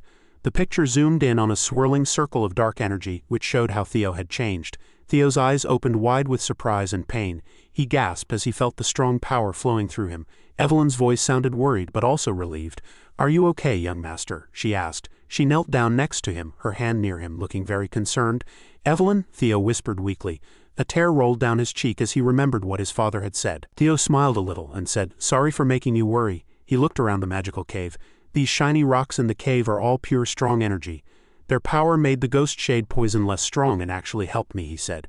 Theo looked at Umbra. I'm glad I trusted Umbra. Ragnar was already strong, but now he's been cleaned, reborn, and has phantom dragon abilities too, Theo stated. Theo then clenched his fist and declared, From now on, how fast he grows will be unbelievable. Evelyn seemed distant but also relieved. Suddenly, a blue see-through window from the system appeared in front of Theo. It showed his updated information. Theo Ragnar, 17 years old, male. Titles Flash Tiger, the greatest prodigy in 1,000 years. Talents: Ragnar, player, observation, inventory. Guardian Dragon partner, purification, rebirth, phantom dragon. Access denied, access denied, access denied. Below this main information, more details were listed. Status: feeling confused because of a lucky but unexpected event. He got the demonic poison that created the first phantom dragon. If he doesn't handle it carefully, he could become the second phantom dragon. Theo stared hard at the system window. The power of the phantom dragon. Another system window popped up with even more details. Current: lesser drake, fear hatchling. Synchronization, wyvern taming. Access denied, a total of 85 extra points to add to his abilities. That's crazy, Theo said, taking a deep breath. He then focused on the more important question. But the main thing is, who is this old man? He wondered, looking at the skeleton still hanging from the chains. Theo and Evelyn walked towards the wall behind the dead body. There were faint writings carved into the stone. What is it, Evelyn? Theo asked. There's something written on the wall. A journal? Theo wondered, squinting at the faded marks. Yes, but for someone to carve such detailed letters onto a cave wall, he must have been a very powerful master. They looked closely at the writing. The words sadly told the story of someone whose life was all about getting revenge. Defeated by Kyle and Robert. I hid here to get ready for my revenge, but my body is all ready. Theo and Evelyn were shocked by the names written on the wall. Evelyn thought to herself, still in shock. Kyle, Robert. Theo was so surprised he couldn't speak. The writing continued, showing a sad picture of the writer getting weaker. My body is getting worse very quickly. Is it because Robert hurt my monocore? The ghost I ate to stay alive might actually be killing me. I'm starting to lose consciousness. The evil power is taking over, damn it. I haven't even started my revenge, so why? You could feel the desperation and sadness in the fading words. I'm losing consciousness more and more often. It's time to make a decision. And I have to admit, there's no hope left for me. I will leave everything behind and melt my precious sword, the jade serpent blade, to bind myself. I hope someone finds this place. I hope they make my wish come true. I hope they finish my revenge. I pray that my successor will be stronger than them. I leave my legacy here. Theo and Evelyn looked at each other, completely stunned. Wait a second, the next part is this phantom sword art and storm thunder god, Evelyn exclaimed, her voice full of surprise. Then that means this man is... The storyteller started talking again, explaining what we didn't know before. There was a famous person who could control the wind perfectly. And then there was the sad hero who 40 years ago fought for the throne against the current leader until the very end. Wind Lord Hector Ragnar, Theo suddenly said, realizing something important and scary. I thought he was dead, but he was here all along? Evelyn's face looked sad and shocked. She knelt down and her voice was shaky. What are you doing? Theo asked, sounding worried. Even though the leader beat him and sent him away, Windlord was still a true family member of the Ragnar line, Evelyn said. Then she added, if someone who serves the Ragnar family hurts a rightful family member, it's a very serious crime, and they should be killed immediately. Then stop talking nonsense, Theo said firmly. The person you killed wasn't Ragnar, but a crazy man. I did it to save my life. Did I have any other choice? But the rules, Evelyn started to argue. Everything that happened here will be our secret, Theo interrupted. Huh? Evelyn asked, confused. Theo reached out to Evelyn.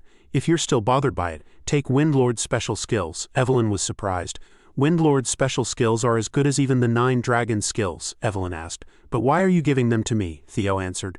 Become Windlord's successor and become stronger and keep his memory alive. Evelyn was still on her knees, completely shocked. Theo said, then Windlord can finally rest in peace. Now that you are his student, no one can call it a crime. Evelyn was still confused by this and asked, didn't you say you would be my protector, Evelyn? Then Evelyn understood what was happening. Evelyn Narvel, a high-ranking sword fighter of Ragnar, promised to be loyal to Lord Theo Ragnar as his servant, Evelyn declared. She continued, I humbly ask my great and noble lord to accept the promise of his loyal servant.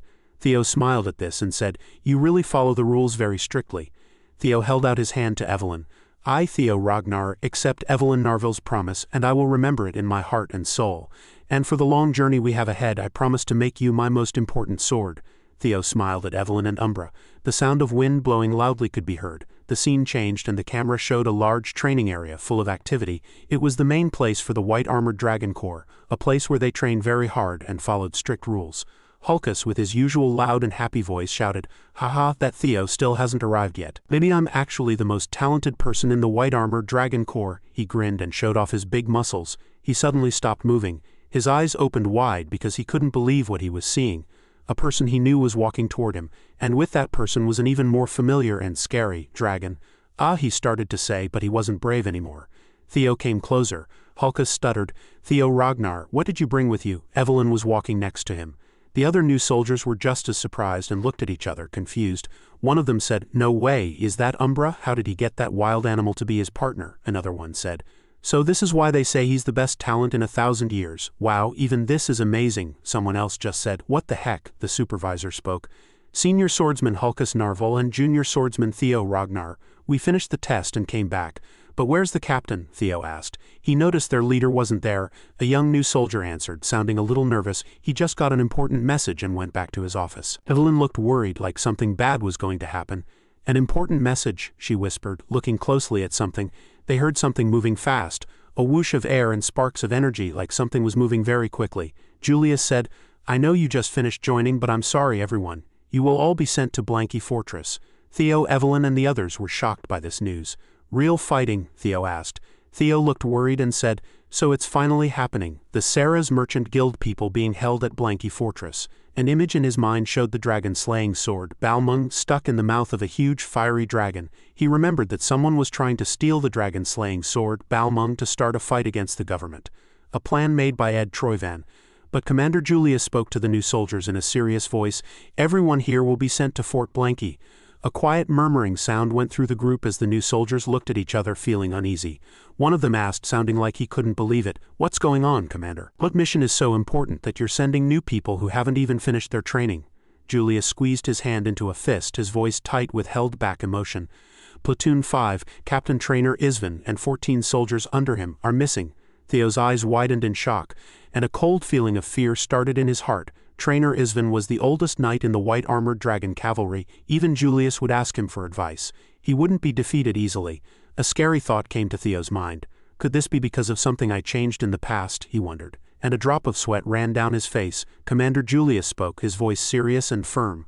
"The Black Snow Group says there's a very high chance, like 89%, that they are dead. Even if they are alive, they won't be able to continue their mission." He looked at all the new soldiers. "The troops we have now will become the new temporary Platoon 5, and they will take over the mission." He stopped and looked at everyone before giving his final order. "Evelyn Narvel will be the leader of this temporary Platoon 5. You will leave for the mission in 3 days. Finish all your basic training by then." Julius clenched his fist.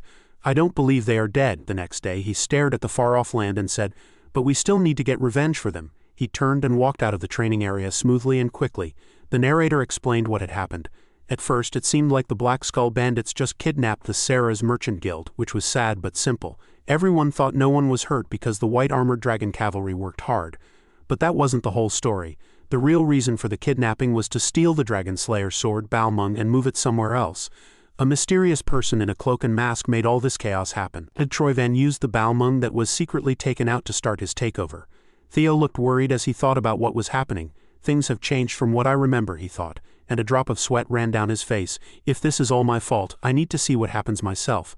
Suddenly, a see-through blue window appeared in front of Theo. It showed a new and scary task, new hidden task.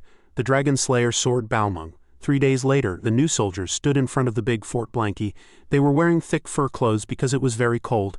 "It's so cold, I can't get used to this weather," one person complained, and their breath looked like white smoke in the air. "Why does the moon look weird?" another soldier mumbled, looking up at the strangely bent moon. Suddenly, everyone started shouting, "It's the white-armored dragon cavalry!" A guard high up on the fort wall yelled a warning, "Sound the alarms, it's the white!" His words suddenly stopped as dark magical attacks hit the tower, destroying it in a burst of energy and silencing him. Evelyn's voice was loud and clear, "Everyone throw the bombs." The new soldiers looked determined and threw explosive weapons. The air filled with the loud sounds of their dragons and the big booms of the explosions. The ground shook hard from the constant fighting. It sounded like a noisy mess of destruction. "Hide inside the castle, don't die for no reason," someone yelled. You could hear the fear in their voice over all the noise. People were fighting each other in a fast, swirling mix of swords and anger. The real battle had started. Blood landed on the snow, making it look scary. Theo and his friends moved quickly and killed the enemy soldiers they came across. "Kill every single one of them. Show them what happens when they mess with the white-armored dragon cavalry," Evelyn shouted. She was so angry that it made her stronger when she attacked. The castle, which used to be strong and safe, was now on fire. Its walls were falling apart because of the constant attacks. A soldier looked happy in a mean way and said quietly, "I would have died if I had left even 1 minute later." He wiped sweat off his face and smiled proudly. "Whatever, as long as I give this thing, my job is done. Now I can just relax and enjoy the rest of my—" He didn't finish his boast because a dark figure wearing a cloak suddenly appeared in front of him. The figure's eyes glowed with a strange red light. "The stuff?" the cloaked figure asked in a low, threatening voice. "Yes, sir," the soldier answered, his voice shaking a little as he handed over a long package that was wrapped carefully. Good, it's the right thing, the figure said without any emotion. We have the person we wanted. Get ready for the next part of the plan, he ordered, his voice echoing in the snowy area. Yes, sir, many voices answered at once, showing they would do exactly what he said.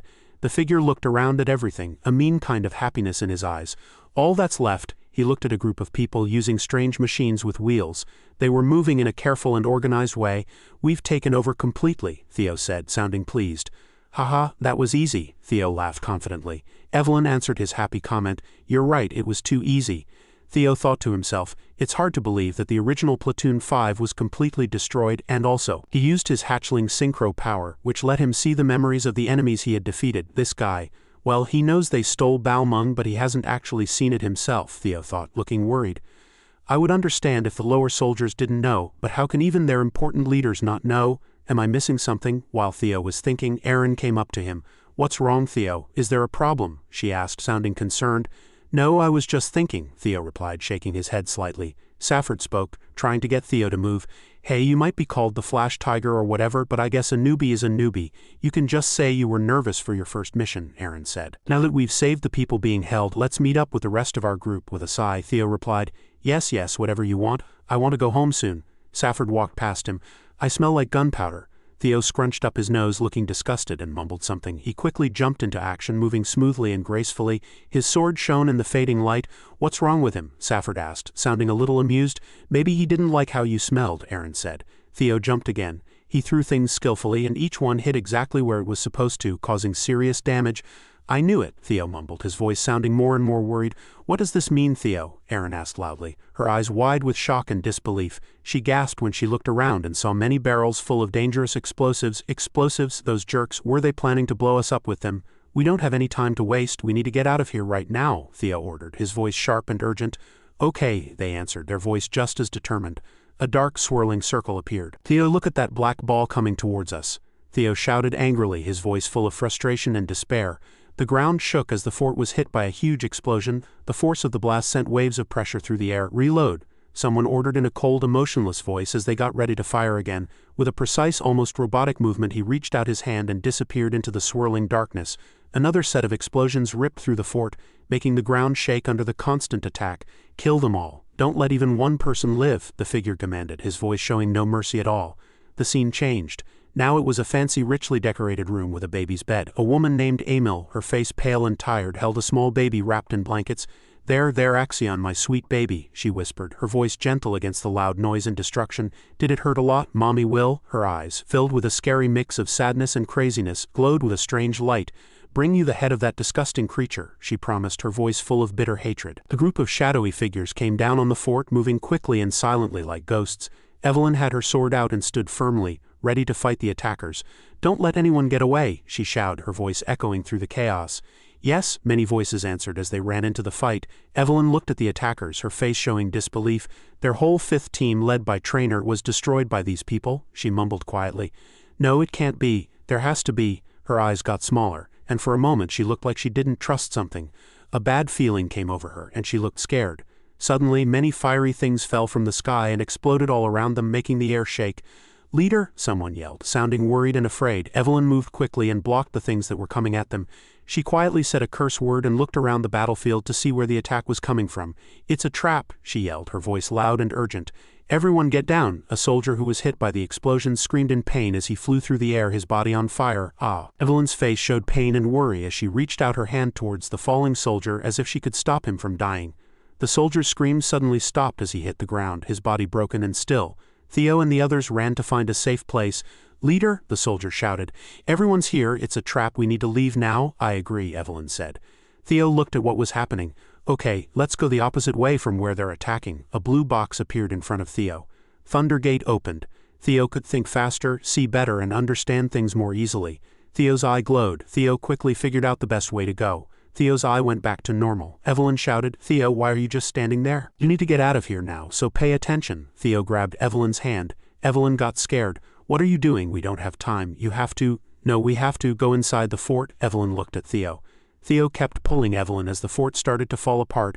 I can't believe we have to go back to that place that almost burned us. The lives of 21 people depend on you, Theo, Safford yelled. Theo kept going. If we run outside, we'll just get bombed or attacked. It's a trick. Theo used his special ability to see the layout of the fort. He kept explaining, "They probably think we can't survive inside the fort." Theo's eyes shone as he added, "But right now with this ability we definitely will survive." Theo used his abilities to see everything inside. "There's gunpowder buried on the left and big metal balls on the right. So we have to go up the stairs ahead." The group ran up the stairs. Evelyn noticed something. "It's a dead end." The soldiers looked like they had been lied to. "Hey, you told us to trust you and follow you." "Theo, what's the plan? We can't even go back now." The fort started to fall down. The group looked scared as they fell with the pieces of the fort. Theo, Hulkus and others watched the rocks fall. Theo landed safely on the ground even though broken pieces were falling all around him. Outside, a soldier said, "The fires are spreading. We've used up all the cannonballs." He went on, "Remember, this is our revenge for young Master Axion. I don't care if he's completely crushed. Just bring back his head." Theo, who was on the ground after the explosion, said, "I thought we were going to die." The others in the group were tired and replied, "That's just like you, Theo. You had a plan. You figured out how to break the floor in a blink of an eye." As they were talking, enemies suddenly appeared behind them.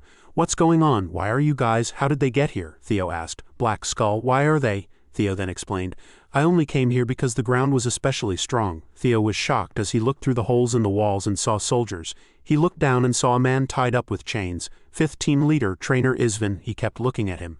Evelyn felt relieved. "Thank goodness you're alive, Isvin." She looked at the trainer and said, "But this is unbelievable. I can't believe the one that—" This was Ragnar's intelligence bureau. Isvin's chains fell off. He dropped to the ground and asked, "I figured an ambush like this couldn't happen without someone on the inside. But how can someone point a sword at their own family?" Another person replied, "This is clearly a betrayal." "That's right, we have to get revenge." Isvin stopped him. "Don't even think about it. It's better to take our time.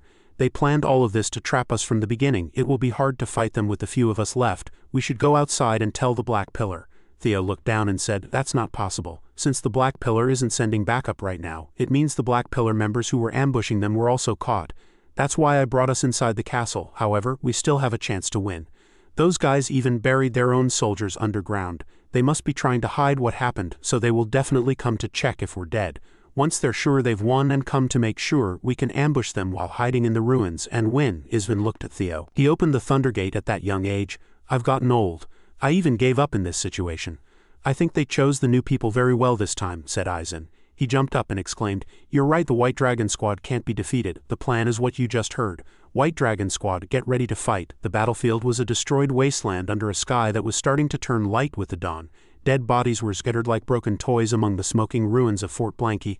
A lonely figure, hidden in the shadows of the fallen fort, walked through the destruction. His boots crunched on broken stones and bones. He stopped next to a body that was barely alive, a soldier holding on to life by a thread. A soft "help me" came quietly from the man, then weaker, he begged. "Please, just this once." The leader in the cloak spoke, his eyes shining a cold, cruel red, like the dying man's last words making them sound like a joke. "Help me." Another person, hidden in a thick cloak, stepped out of the darkness. "Did you find it?" His voice was rough and cold. "No," the first leader answered, sounding annoyed. "We've looked all over the west and now we're searching the east." He stopped, a little unsure. "Also, we haven't heard anything special from the group that was supposed to attack." He looked around at the dead bodies on the ground. "But then how come there isn't a single body from the White Dragon Squad?" "Wait, hold on," the cloaked leader ordered, his voice loud and sharp. "Has anyone seen the White Dragon Squad?" Before anyone could answer, something moved quickly out of the shadows. It was the White Dragon Squad. They attacked suddenly with fast movements and angry sword strikes. The cloaked figure made a surprised low sound as a sword flashed a silver line in the dim morning light. Evelyn was right behind, her sword moving in a deadly dance, accurate and sharp. The fight began, a messy mix of clashing swords and desperate shouts. Evelyn stepped on an enemy's chest to jump away from his attack. Like a dancer, Evelyn leaped, her sword ready to strike a fatal blow. "It's a trap," the leader yelled, his voice a battle cry echoing across the broken fort. "The enemy is the White Dragon Squad, get ready to fight." Evelyn and Theo fought together perfectly, like one destructive force. Their swords a quick blur of silver death. Theo, full of the powerful energy of the Thundergate, sent out many glowing bluish-white blades, each strike a warning of death. "I hoped it wasn't the Intelligence Bureau," Evelyn said quietly, her face serious and determined. "But according to Ragnar's rule," her voice became firm, showing the importance of the old law, "anyone who betrays us must be killed right away." She and the leader attacked strongly, a constant wave of steel, their swords sounding like a song of revenge. "How did they live through those explosions?" he shouted, his voice full of disbelief and fear. "How?" another person cried, fear making it hard to speak. Evelyn's sword moved quickly, blocking attacks and cutting through enemies. Cook, the leader, made a painful sound as he blocked a desperate attack. His eyes became narrow, focused, and dangerous. She attacked back with many quick strikes, each one precise, her sword a silver flash in the growing light. Intelligence Bureau, fighting anymore is pointless. Evelyn shouted loudly at the enemy, her voice sharp like a whip. Now that our surprise attack worked, she yelled, sounding happy.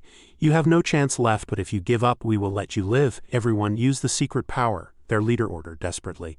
The enemy leader and his friends were shocked by what was happening. The people in cloaks looked serious and determined. They used all the energy they had left, getting ready to use a forbidden power. Secret powers, what are those? Theo asked, not knowing what that meant. Suddenly, there was a very bright flash of light and a loud booming sound. The air felt full of strong energy. Sparks flew as Theo's sword hit the enemy's weapons, making a bright shower of light. What is this? Theo stammered, stepping back. A backflow explosion, the forbidden powers that use up your own energy, Theo said, sounding horrified. A powerful wave of energy rushed through the battlefield, throwing people and broken pieces of things around like toys. KWA, one of the enemies screamed as the blast hit him hard. The enemy soldiers' bodies now glowed with an evil red light. They charged forward like they wanted to die. They were like living bombs, powered by the dangerous forbidden magic. Their bloody swords were raised, ready to take their enemies down with them. Our new guy, run away, a comrade said weakly as he died, his voice fading. Theo's eyes were wide with shock and excitement as he watched the enemies coming. His face twisted into a mean, knowing smile. You jerks, how dare you? Theo roared, a wild scream of anger and pain. He used every bit of his power, using his strongest move, Dragon's Third Claw. The air tore apart as a series of powerful hits smashed through the battlefield, leaving behind glowing trails of destructive energy. A message appeared. Thunder Gate opened. It almost seemed unimportant at that moment. Theo's body crackled with raw power, and he moved so fast he was a blur, stronger than any human. He used the Dragon's Third Claw again, each hit like a clap of thunder, hitting exactly where it needed to. Erica could only shout in surprise as Theo's attacks landed. Evelyn jumped back in shock and looked at Theo in amazement. The enemies fell down like trees that had been cut, their bodies broken by fast and focused hits. Theo cut through the last of the enemies. How did he stop the backflow explosion so easily? A dying enemy asked, his voice full of disbelief. I can't let that boy live, he growled, ignoring his own injuries, with hate burning in his eyes. The leader moved incredibly fast, appearing in front of the enemy in a blink. Selford and Aaron watched, amazed and impressed. Ha, Theo, that weakling, when did he learn to do that? You're right, we should try harder. Theo gritted his teeth. He remembered, I used the Thunder Gate to make my power stronger with force, but I guess it's still too much for me. Theo Ragnar, I will take you to hell with me no matter what. The enemy's eyes, shining with craziness, jumped forward. His power center, it's messed up. No way he's going to blow himself up. Evelyn's loud cry cut through the noise of the fight. Wind, thunder, powerful magic. A blast of wind. The air moved and seemed to glow around her. Evelyn yelled, reacting right away. She used her own power. Wind, thunder, powerful magic, vortex. A spinning circle of green light and wind appeared. The explosion from the enemy's power center stopped. Theo shouted, feeling very relieved. With a final, very strong burst of energy, Evelyn attacked. Her attack was the result of her skill and desperate power. The enemy soldier fell down, his body broken and dead. Theo, very tired but alive, fell heavily to the ground, breathing in short, uneven breaths. You've worked hard, Theo. Evelyn's voice showed both relief and respect. Hulka, Sel, Ford, Aaron and Ray stared, their faces showing a mix of amazement and thankfulness. As I expected, this man I recognized. Don't want to take the position of Lord Theo's first sword, it belongs to me. We lived, thanks to you. Thank you so much. Theo, exhausted and quiet, could only nod weakly. He took a shaky breath, the air making a whistling sound in his lungs. Slowly, with effort, he reached out a hand. Evelyn took it, her grip strong and comforting, helping him stand up. Isvin, his voice full of wonder, asked, Captain survived too. When did you learn those skills? A feeling of great relief spread over the survivors. They gathered together, sharing a moment of weak friendship. Isvin's eyes looked thoughtful and calculating. The sky above was starting to get lighter. The long, scary night finally ending and a new day beginning. The broken remains of Fort Blanky stood dark against the rising sun, showing how brutal the battle had been. And there, among the destruction, was a single shiny sword, a quiet promise of more fights to come. Inside the fancy rooms of the Rose Palace, far away from the smoking ruins of Fort Blanky, a woman moved wildly against unseen ropes, tears and spit on her face showing her pain. Ed Troyvan, the Sky Dragon, stood over her, his face cold and hard. He spoke angrily to the woman, hitting her hard across the face. She cried out. Troyvan coldly asked for an explanation for what she had done, especially for taking his helper, likely talking about the main agent Evelyn had killed. He held up a wrinkled piece of paper with an official mark, the order she had apparently given. Kill that bad person Ragnar and the White Dragon Squad. He questioned her boldness, asking if she even understood how serious it was to give such an unauthorized order. The woman was crawling on the floor and angrily shouted that she had done it for Troyvan. She said it was to protect his important plan, and then she claimed she had messed it all up. Her voice became a loud, wild scream as she demanded that Troyvan cut off the head of the person who killed her Axion. "Was that really so hard for you to do?" she yelled. Her sadness turned into strong, hateful anger, and she focused all of it on Theo Ragnar. Everything she shouted was about that terrible person. They had to be separated. Everyone connected to him had to be killed. Only then would her heart and Axion's spirit find any peace at all. Hearing Axion's name seemed to bother Troyvan. His face didn't show any emotion, but he bent down, grabbed her hair, and told the foolish woman firmly what she was supposed to do. He asked if she had forgotten. Fear showed in her eyes, replacing the anger. Troyvan's voice was full of dislike. They had lost the dragon's sword, called Balmung, which was the most important part of their whole plan. Also, his nephew, Axion, was dead. Because she had failed, he said she would no longer be called daughter of Troyvan. The woman looked up at him, shaking. The cold anger in his eyes reminded her very much of her own father. Troyvan turned away, thinking she was useless. He told his guards, who were standing nearby without any expression, to take her somewhere he couldn't see her. He also ordered them to get rid of anything connected to her, or any information to stop secrets from getting out. The woman begged her brother desperately to change his mind, promising she would do anything if he would just let her live. Troyvan ignored her cries and walked away as she struggled to breathe among the bodies of other servants lying on the stairs. They were probably victims of her earlier anger that she wasn't supposed to have. All his careful plans were ruined, and Troyvan was very angry inside, all because of one thing, Theo Ragnar. He promised himself right then and there, his eyes burning with cold determination, that he would kill the boy himself.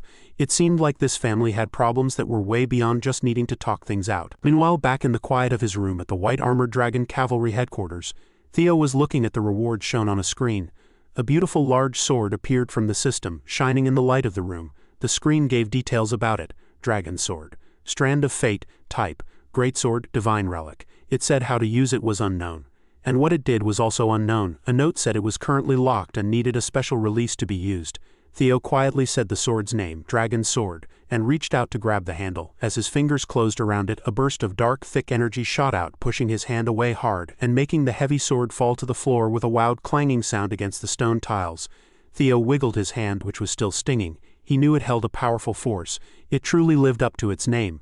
This energy felt strange, completely different from the natural power that people from the Ragnar family had. It was the total opposite, in fact. And as the system told him, it wouldn't work until he figured out how to break the special lock on it. He remembered that special old objects, like things from myths and legends, often looked very simple, even like trash. They wouldn't just fall into anyone's hands, but if someone could break their locks, they could get power like the heroes in stories, making these objects truly legendary. In his past life, Ed Troyvan had somehow managed to break the lock on this very sword, the Strand of Fate. Thinking about what Troyvan did back then, one important thing stood out to Theo. Until that lock was broken, the sword, even though it had great potential, was just a fancy and very dangerous toy. A gentle knock interrupted his thoughts. Evelyn stood in the doorway saying sorry for being late. She told him that the captain, Commander Julius Ragnar, wanted to see him and asked if he had a moment. Commander Julius sat behind a big desk looking surprisingly relaxed. Julius greeted him with a rough smile, saying he was really relieved that Isvin had come back alive.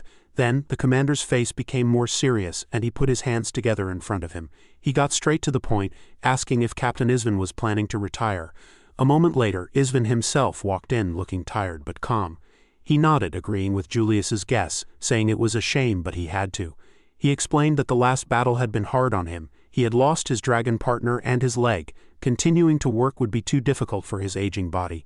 He planned to go back to his hometown and spend the rest of his life remembering the comrades who had died before him. Julius slowly took a sip of tea and nodded in understanding. He agreed that Isvin had earned his rest, and no one could fairly stop him. Isvin thanked his commander with a respectful nod. But before leaving, Isvin offered some information as maybe a final thing he could do. He said it wasn't much, but he could tell Julius about the new recruit, Theo Ragnar. Julius leaned forward very interested and simply said, "Tell me." Isvin then described what Theo had done, highlighting the most amazing thing. Even though he was young, Theo's Thundergate was already open. Julius's visible eye opened wide in shock, and he repeated Thundergate to show his surprise. He wondered out loud what it meant. Could this boy really overcome the limits that separate normal people from superhumans? Isvin said he was just as surprised as the commander when he first saw it, and he put his cup down firmly. He explained that Theo's ability wasn't something he was born with. It felt like a door had been forced open, maybe through a lot of hard work or a strong will pushing past what was normal. He compared it to a bowl.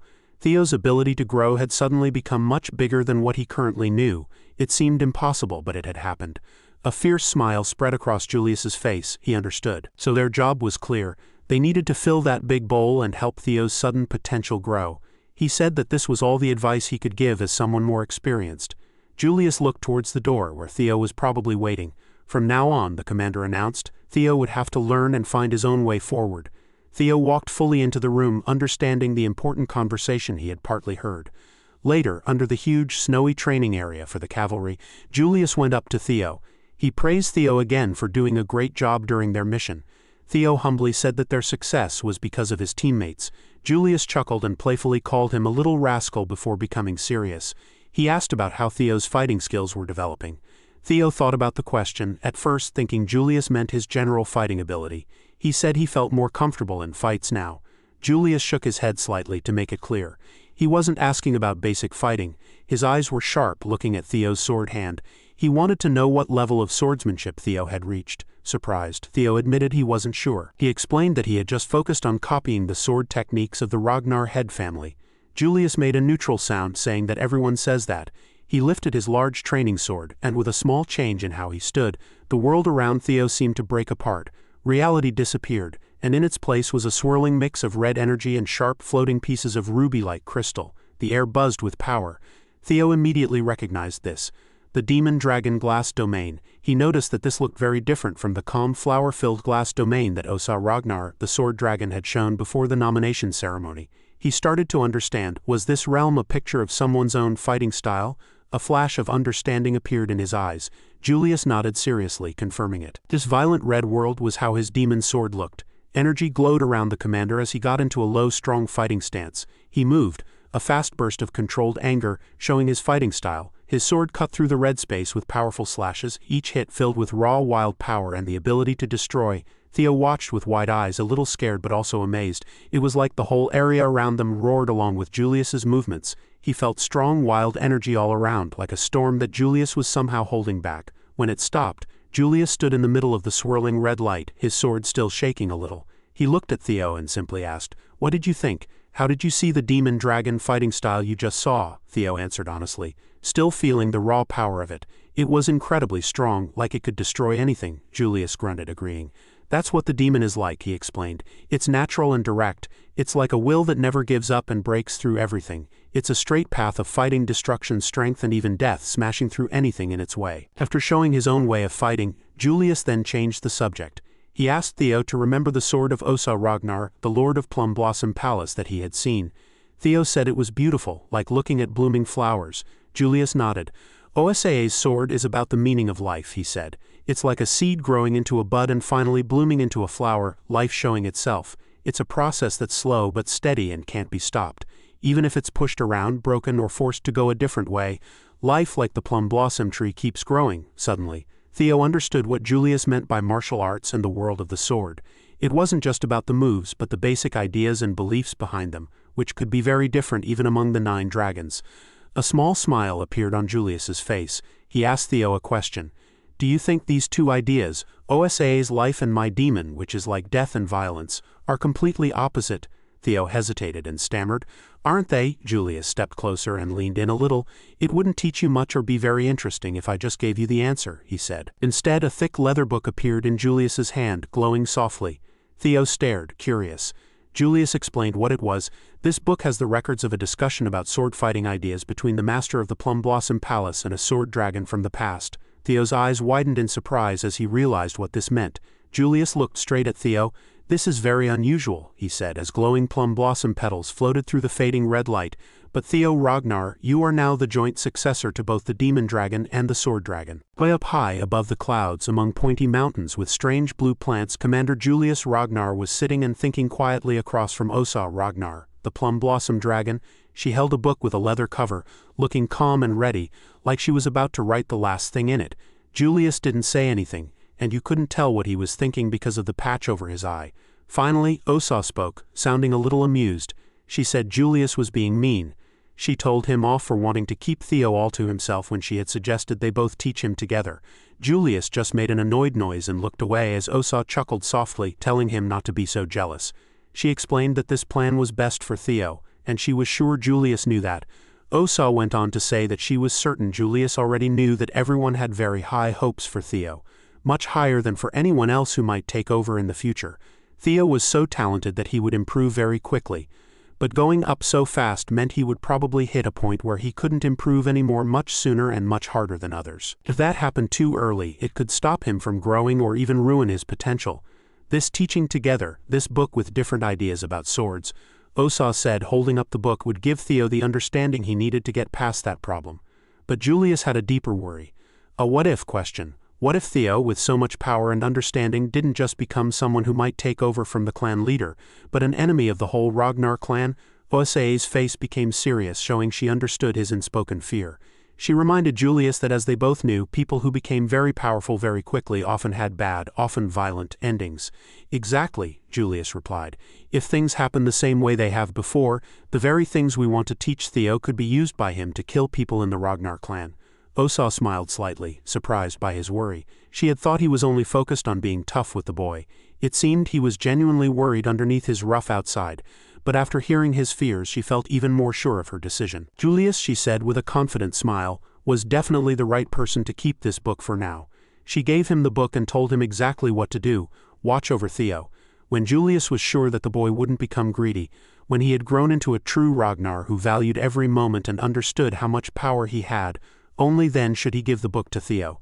Julius took the book, looking determined, and thought about the big responsibility. Theo, still surprised by what he had just learned, held the book close, knowing he was now going to be taught by both the sword dragon and the demon dragon. These two people were known as the best and second best sword fighters in the whole group. It felt unbelievable to Theo. He wondered if he really deserved such an honor. Julius dismissed Theo's shyness, saying firmly that he was only giving Theo this chance because he truly believed Theo was capable. A real rare smile spread across Theo's face. Thinking back, he realized how much Julius and Evelyn had helped him from the Rendon trouble until now. They had helped him grow a lot and always supported him, even though he hadn't done much for them in return. He looked at Julius, who was standing nearby, and told him how grateful he was, promising sincerely that he would repay their kindness someday. Julius's smile got wider, looking a bit dangerous. He told Theo that there was a way to repay that kindness right now. With a sudden burst of energy, Julius jumped forward, saying it had been too long since he had a fun new student to practice with. He couldn't just be called commander and do nothing, could he? It was time for a fight. The real lessons, he shouted, were starting now. Theo barely had time to get ready as the commander's strong presence came down on him. A drop of sweat running down his face, the lesson that followed was hard. Hours later, quiet sounds of effort and hitting could be heard from a training room with strong locks. Inside, Theo was probably going through his own tough training, and he could be heard yelling for Evelyn to save him, apologizing a lot to his young master. His cries mixed with loud thumps and the sound of chains. Outside, the sky had become brighter, and heavy chains lay on the ground near the training room door. Evelyn carefully pushed the doors open and found Theo slumped on the steps of the training area, bruised and tired. She quickly went to his side, calling his name and asking if he was okay. Theo managed a weak smile, saying he was fine, though he joked that he thought the commander might have gone a little too far this time. Evelyn didn't show much emotion. Changing the subject, she told him that, as Theo had ordered, she had locked up the captured agent in the underground prison cell. She asked if it was really okay to just leave him there without any treatment or questioning. Theo waved his hand dismissively, explaining that the agent wasn't the type to give away secrets no matter what they did. Not using torture or questioning at all was actually part of his plan. He told Evelyn not to worry. Then he leaned closer and whispered more instructions in her ear. Evelyn's eyes widened slightly as she understood. Later that day, Theo found himself standing in front of the fancy gates of the Plum Blossom Palace, walking across the carefully kept training grounds of the palace. Osa Ragnar was waiting for him. Theo greeted Lady Plum Blossom politely. Osa smiled and said she had been waiting for him. She asked if he liked the book she and the demon dragon had given him. Theo said yes, and that he had already learned a lot from it. As he spoke, the training area around them changed. It filled with glowing plum blossoms, and see-through swords appeared. They moved in beautiful flowing patterns, showing the life Osa had talked about before. Osa was happy he liked it. She said she wanted to keep teaching him about the basic parts of sword fighting that people often ignore. These were the real roots of swordsmanship, and they would start with this display. She pointed to the phantom swords. She said that by the end she looked forward to talking about how to make life bloom with the sword. Then her face became serious. She asked again, "Theo Ragnar, will you become my student?" Theo bowed his head a little. Before answering, he asked if he could ask something first. He wanted to know if Osa was asking him as the Heaven Dragon sword master. Osae's eyes opened a little in surprise, and a slow, interested smile spread across her face. She said she was impressed he knew something most people didn't. Standing straight, she put her practice sword firmly on the ground. She simply said she wouldn't deny it. The Heaven Dragon sword was a secret school and its teachings were passed down to only one student at a time. She confirmed that she was the only one who had inherited it, the Heaven Dragon swordmaster. Seeing Theo look thoughtful, she asked if he wanted to know her real reasons.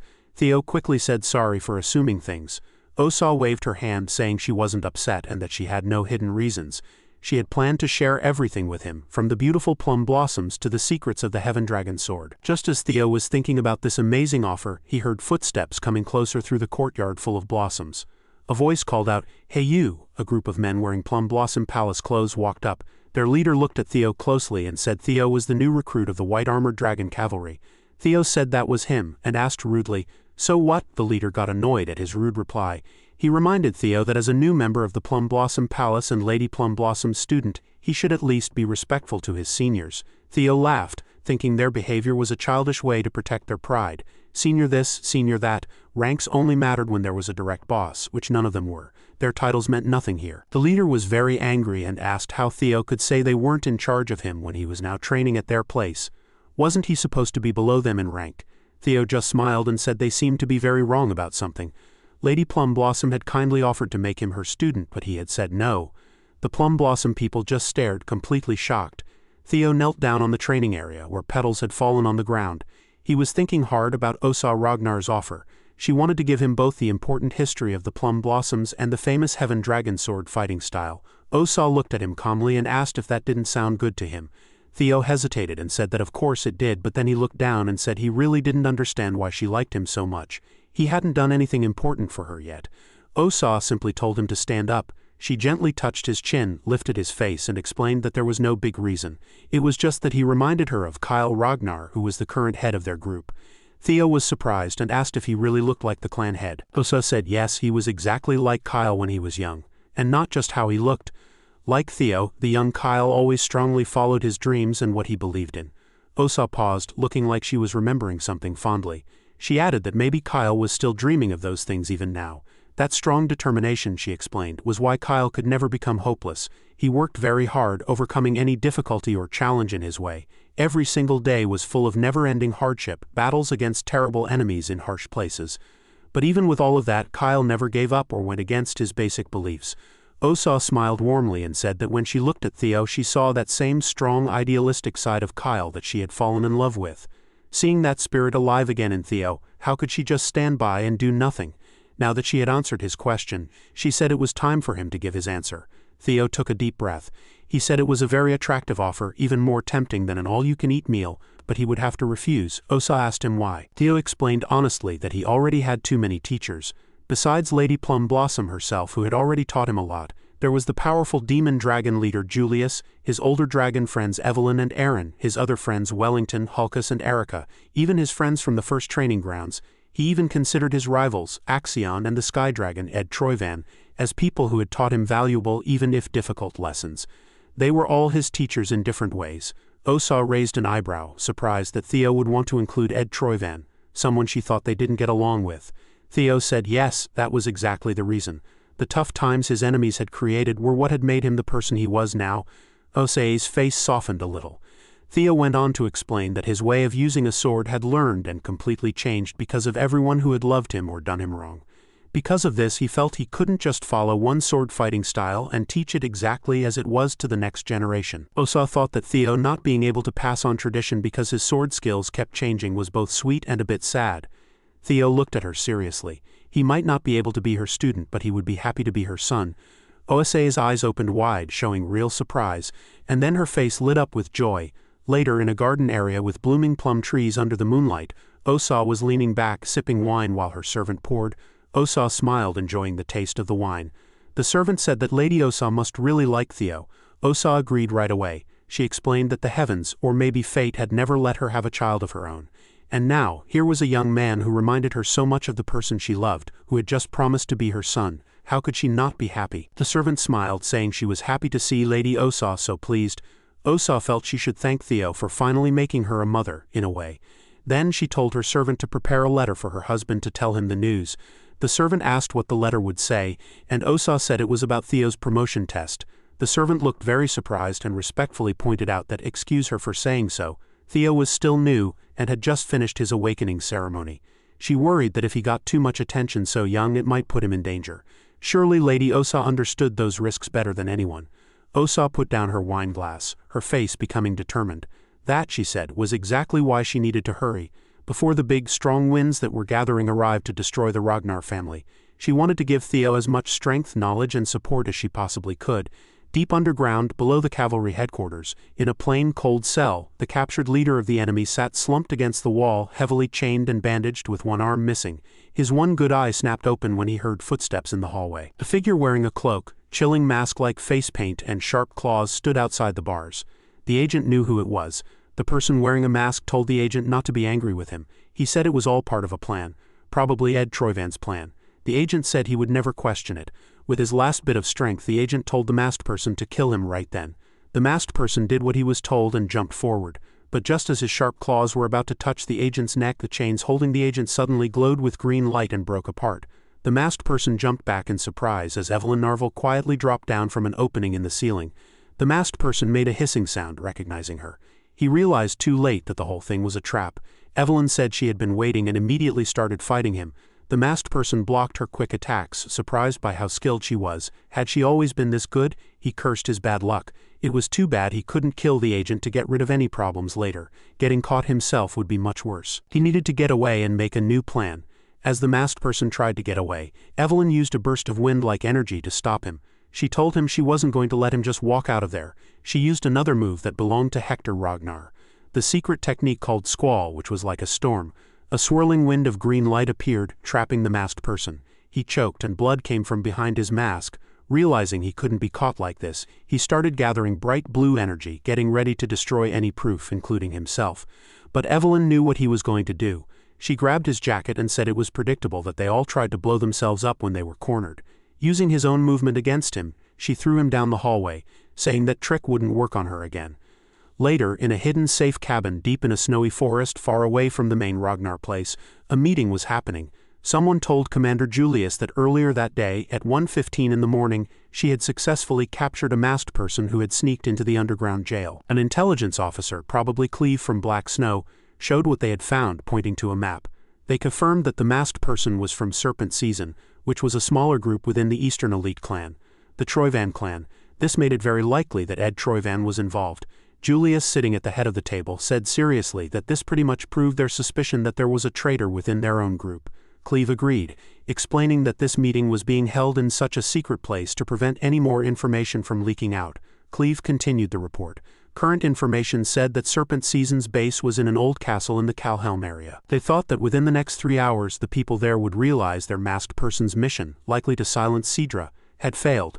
They would then burn any evidence that could get them in trouble and run away. So the goal was simple: attack their base before the time ran out, gather all their people and get the information they had. This was the main point of their new team mission. Cleve finished her report and told them her name and rank. Cleve, a Null Snow. Theo was interested in her rank and surprised to finally meet one of Black Snow's top agents in person. Julius cleared his throat and added one last thing. He said that this mission would also be Theo Ragnar's test to become an official mid-level swordsman. Cleve and Evelyn were both surprised. Theo wondered if he was good enough for such a test already.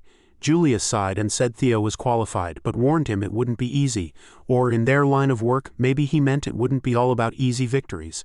The difficulty of Theo's test had been made much harder. Julius explained that usually, the tests get harder as you go up in rank, but giving a mission that could start a war as a test for someone in the middle rank was definitely not normal.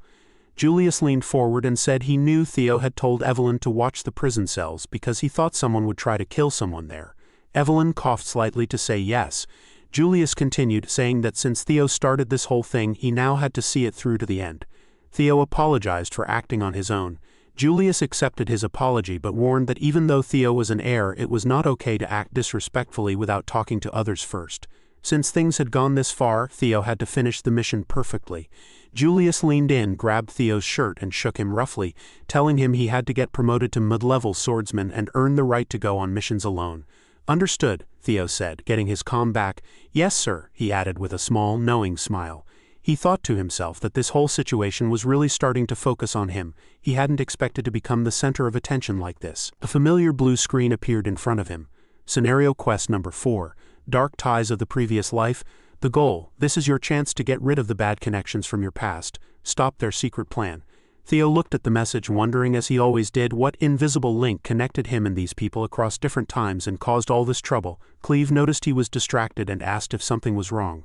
Theo looked at her, his face becoming serious. No, he replied, there wasn't. He would finish this mission no matter what. Julius slammed his hands on the table, looking pleased. Good, let's get rid of all the sneaky people in the family. Under the cold moonlight, snow lightly covered the thick pine forest around the old Calhelm castle. Cleve, who worked for Null Snow, spoke to Theo and Evelyn. She said that because they knew someone might be a traitor in their group, only the three of them would go on this mission. These were the two who were already involved, and herself. Their target was Serpent Season, a group of killers. Since Theo and Evelyn were trained with swords, they should have an advantage if they fought directly. Cleve said this, her voice a little quiet because of her mask. But she also pointed out that there were many more enemies, and they probably knew the area very well. No matter what happens, she warned them seriously, don't let your guard down even for a second. Theo nodded briefly to show he understood her warning. Inside the castle's big room, two members of Serpent Season were looking through papers, getting ready to leave. One of them, who was wearing the same kind of mask as a serpent assassin they had caught before, said that they were almost done getting rid of the documents. They planned to leave as soon as their friend came back. The other one said it had been a little less than 2 hours, so the person returning should be there soon. He casually threw a small round object. It suddenly exploded, filling the room with thick smoke. It was a surprise attack. Before the assassins could react, Cleve moved quickly through the smoke, making fast and precise sword strikes. One assassin made a short, sharp sound as Cleve's sword hit him. He fell down a moment later, cursing his bad luck. Cleve looked around as the smoke cleared, putting her foot down firmly as she announced that the area above them was safe. She told Evelyn to help her secure the main floor while Theo had to go into the basement. Theo was impressed by how fast Cleve had taken down 3 enemies almost instantly. He acknowledged her order, saying, "Yes, ma'am." Theo didn't wait. He jumped down toward the lower levels. If the maps they were given in the briefing were correct, the stairs to the basement should be right in front of him. As he went down, his senses became very sharp, noticing several hidden dangers. Tiny needles, almost impossible to see, shot out from the walls. Theo reacted immediately, dodging them as he continued down. The needles hit the stone around him without harming him. He landed quietly and immediately used his hatchling synchro skill to get information about the area. The system confirmed what he suspected. There were not only traps but also enemy fighters waiting to attack. Without stopping, Theo used his power. Using the system to get swords from where he stored them, he activated Thunder Dragon breathing. Black lightning crackled around him as he used his Dragon Mark technique. The attack rushed forward, hitting the hidden assassins before they could set their trap. One of them, completely surprised, could only say a confused "how" before the dark energy surrounded him. Theo kept going forward. The path ahead was clear now, but he could feel the strong resistance. He thought that if the security was this tight even at the entrance, there must be something very important hidden deeper inside the basement. A drop of sweat rolled down the side of his face. He turned a corner and entered a room that was stained red. A person wearing red priest clothes stood in front of a strange altar made of blood and bones. The priest turned his head and sniffed the air, looking disgusted. "Oh my," he said, stating that he could smell Theo's impure presence. He asked if Theo had to interrupt their holy prayer time with violence. The priest made a tut-tut sound, calling Theo an impatient follower. Theo's eyes opened wide with recognition and fear. The Holy Demon Church. He remembered them well from his past life. They were a dangerous group that talked about the world ending soon and a savior coming down. They tricked people who didn't know better. Most importantly, they were the secret cause of the terrible Great War that would eventually destroy the Empire. The Blood Priest smiled slightly, noticing that Theo seemed to know who he was. Theo didn't say anything. He focused his senses and used hatchling synchro again, this time to understand the flow of magical energy around him. He felt a cold feeling. A strange, corrupted magical energy that didn't follow the normal rules was coming from the priest's open mind gate. It was a source of power completely different from anything Theo had ever known. Was this the grace that the blood priests always talked about? The priest chuckled sadly, seeing that Theo still didn't believe. But that was okay, he kindly told Theo, because he would give Theo the special honor of being a sacrifice for the one and only true God. A powerful wave of bloody energy rushed toward Theo. He quickly moved to block it, his sword hitting the priest's outstretched hand. The impact shook him. The priest's hand felt strangely hard, like stone, not flesh. Sparks flew as Theo blocked the priest's next attacks. The strange power behind them pushed Theo backward. Theo dodged another hit and quickly swung his own sword. His blade made contact, but the priest's hand only had a small cut. The flesh underneath was strangely tough. House Caitnitz, the priest, had stopped Theo's full power attack easily, and his hand was already healing the small wound. Theo frowned, tasting blood in his mouth. This man was supposed to be just a blood priest, one of the lowest members of the Holy Demon Church, yet he had this much power. And even worse, using the triple dragon's claw here was too risky. The explosion could bury him and the priest alive. But simple magical attacks weren't working either. What could he possibly do? What could he achieve with the sword he was holding? His mind raced, remembering the different sword ideas that Osa and Julius had taught him. Julius taught that swordsmanship's base was strong, destructive power, like death itself. Osa showed that swordsmanship could also bring life, like a flower blooming from a sword. So, violence held both life and death. Julius had asked Theo if he thought these two ideas were completely opposite, like two swords fighting each other. The priest lifted his hands and chanted, "Dear Lord, this young person is wasting precious life." He got ready to attack again with great force, asking his god to accept this poor young person as a sacrifice. The floor cracked from all the energy building up, but at that moment Theo understood something. Life and death weren't truly opposites, they were part of a natural cycle. Death always comes at the end of life, and life grows again using what's left from death. They weren't two separate powers but one. If he could use this idea, gather the power that was being wasted by spreading it out too much, combine the opposite energies of destruction and life from what both his teachers had taught him, and focus it all into a single bright flash of light. The priest smirked and called Theo foolish. He asked if Theo hadn't realized that his sword just didn't work on him, blocking Theo's attack with his strangely tough hand. Theo rushed forward, his sword aimed carefully, using his new technique called Dragon Flash. The attack, a mix of violent darkness and bright life, hit the priest's hand. The priest noticed the attack was louder, but it didn't seem any different than before. Then his eyes opened wide in shock. The attack wasn't just strong, it felt alive, digging through his defenses and exploding outwards in a powerful burst of black and white energy, leaving behind only scattered remains. The defeated priest, his body fading away, whispered that Theo had gained knowledge through killing. He called Theo a source of evil, saying he couldn't be allowed to ruin the Lord's world any longer. As the priest disappeared, Theo quickly moved forward, placing his hand on the dissolving figure's head. He used hatchling synchro again, this time to read the priest's memories. He needed to use this chance to find out where the Holy Demon Church's strange power came from. Energy rushed into him, twisting and confusing his senses, pulling his mind away. He felt like he was floating in a huge empty space filled with stars. This was completely different from any other time he had read memories. It felt like he had been moved to a different place. He felt a very strong presence. His system information flickered, showing messed up text for his current task, followed by a loud red warning. "Warning, you have encountered an enemy who is much stronger than you. Please run away." What was this? A giant, unclear being stood before him, its voice echoing not in his ears but directly in his soul, asking, "Who are you? What are you that you disturb my peaceful sleep?" The empty space filled with countless sharp blue-green eyes. "My sweet slumber." Floating in the dark emptiness filled with stardust which looked like the dying memories of the blood priest, Theo looked up at the huge thing in front of him. Was this giant, unbelievable shape the creature that the Holy Demon Church worshipped? Many bright blue-green eyes looked at him. The strong pressure around him grew stronger as a voice spoke directly into his mind, asking, "Tell me, who are you?" Theo felt a cold fear mixed with a new understanding. The special favor that the cult members always talked about, it wasn't just crazy talk. This being, the source of their power, was terrifyingly real. Then the biggest eye closest to him seemed to recognize him. Theo saw his own shape reflected in its depths.